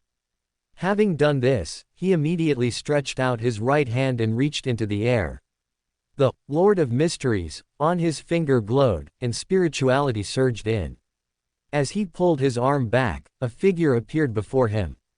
It was a lady with ordinary features, dark eyes, wearing a simple long robe, a bark belt, with long black hair hanging down, and bare feet without shoes or socks. The abbess of Black Knight Monastery, leader of the ascetics, servant of concealment, angel on earth, Ariana. It succeeded on the first try. Aaron was startled. He had even planned to pray to Wei anxiety for enough luck to try again if it failed too many times. Feeling the frantic consumption of spirituality, Aaron directly used the Crimson Eye to replenish the consumed spirituality. He didn't care to think further and quickly said, "Conceal this valley and cast misfortune upon the one within it. Bansi Port is not far from Byam." Ein Koetman, who had been tricked once by the Rose school of thought, would certainly intensify his surveillance of the nearby sea area far beyond before. Having Ms. Ariana provide concealment assistance could both buy time and greatly reduce the burden on Aaron's spirituality. Okay, but battles between angels will greatly increase the consumption of concealment, and you won't last long, Ariana replied calmly, not stiff or rigid at all. It can't be her real body, can it? Aaron's expression stiffened, then he immediately denied the thought. The most logical explanation was that the abbess of Black Knight Monastery, upon sensing her past image being summoned in the Amand Mountains, deliberately entered a state of concealment, disappearing from the real world, allowing the projection to gain consciousness. This was a completely feasible operation, especially since the authority in the concealment domain likely gave her some control over her image in the crevices of history. Inside the coastal mountain outside Bansi Port, towering rock walls formed a natural hidden altar, and dense mist surged from within the valley. Outside the valley, streams of blood converged onto the altar, which was inscribed with bizarre patterns, designs, and symbols. The chosen sacrifices were brought one by one into the valley, and the bloody cannibalistic ritual had begun. Headless, withered figures appeared in the increasingly dense mist, all cloaked in black, their necks still gushing blood, with only swirling breezes holding up their hoods. Heads with dangling esophagi, sporting grotesque smiles, were piled in the center of the entire altar. "Great God of Weather, your humble servants offer sacrifices to you, praying for your revival." Accompanied by hoarse, frenzied prayers, the dense mist, like a vortex, lifted the pyramid of skulls and surged towards the deepest part of the megalith. An ordinary-looking wooden door was embedded in a megalith, with a brass-colored keyhole and handle. The entire altar glowed faintly, and the sound of wind and thunder could be vaguely heard, accompanied by the clatter of metal, as the wooden door strangely opened on its own. Behind the door was a world enveloped in gray-white mist. The outermost and closest to the wooden door was a flattened mountaintop, with silver-white and crimson patterns intertwined on it, forming a complex altar. In the very center of the altar, a rust-covered sarcophagus seemed to be stimulated, its lid was directly blown open, and a rotten, bone-revealing arm, dripping with pale yellow pus, reached out. Along with this arm, bright lights suddenly burst forth in the mist, as if countless lightning bolts were intertwined and striking down. The megalith suddenly shattered, and lightning tainted with a strange aura surged from within that wooden door, colliding with a light arrow that seemed to be composed of pure light. A figure also clad in armor appeared, holding a scepter emitting dazzling light, while a spear entwined with lightning and flames had already condensed in his other hand. Easily breaking through the lightning storm, the light arrow instantly entered the sarcophagus. A miniature sun rose, and the bronze sarcophagus melted, revealing a rotten skeleton wearing broken armor. A tyrannical, undisguised aura of madness then swept out. The bewildered believers and remaining sacrifices, who didn't know what was happening, gradually rotted away amidst painful wails, their heads, dragging bloody spines, floating out. The entire valley seemed to be covered in a layer of dark mist.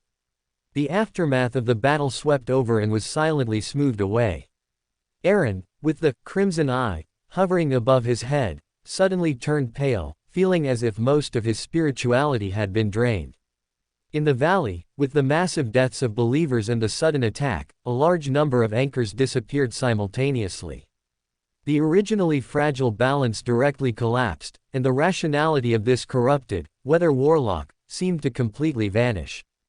He no longer retaliated, seemingly drawn by some force, and flew directly towards the city enveloped in gray-white mist. In that city, on the faintly visible streets within the pale mist, one by one, rotten bodies with heads dragging their spines looked up at Varna. Even through the power projection, Varna felt as if he was being stared at by something terrifying. The movements in his hand paused, and he failed to stop him from approaching that city. Just then, a paper crane completely soaked in silver blood slowly drifted down in the dim firelight, and starlight merged into Risho's body. He now, tore off the black cloth covering his eyes. A scaleless silver-white giant snake filled his eyes. Its surface was composed of dense patterns and symbols forming one mysterious wheel after another. It connected head to tail, as if converging with countless illusory rivers, evolving into a blurred, somewhat unreal, slowly rotating giant wheel. And around the wheel, there were various symbolic representations of different futures.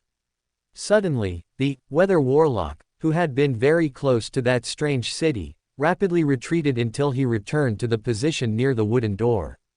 However, the raised heads in the city seemed unaffected. Doomsday Restart returned everything except that strange city to the moment the weather warlock had just suffered heavy damage. Varna had adapted to that gaze and eliminated the interference. The sun-chasing scepter emitted terrifying fluctuations, and the spear condensed in his right hand was fiercely thrown, piercing through the weather warlock, near the wooden door under the blessing of a sealed artifact. Just as Varna was about to drag him out, the originally ancient-looking wooden door seemed to sense something and rapidly disintegrated.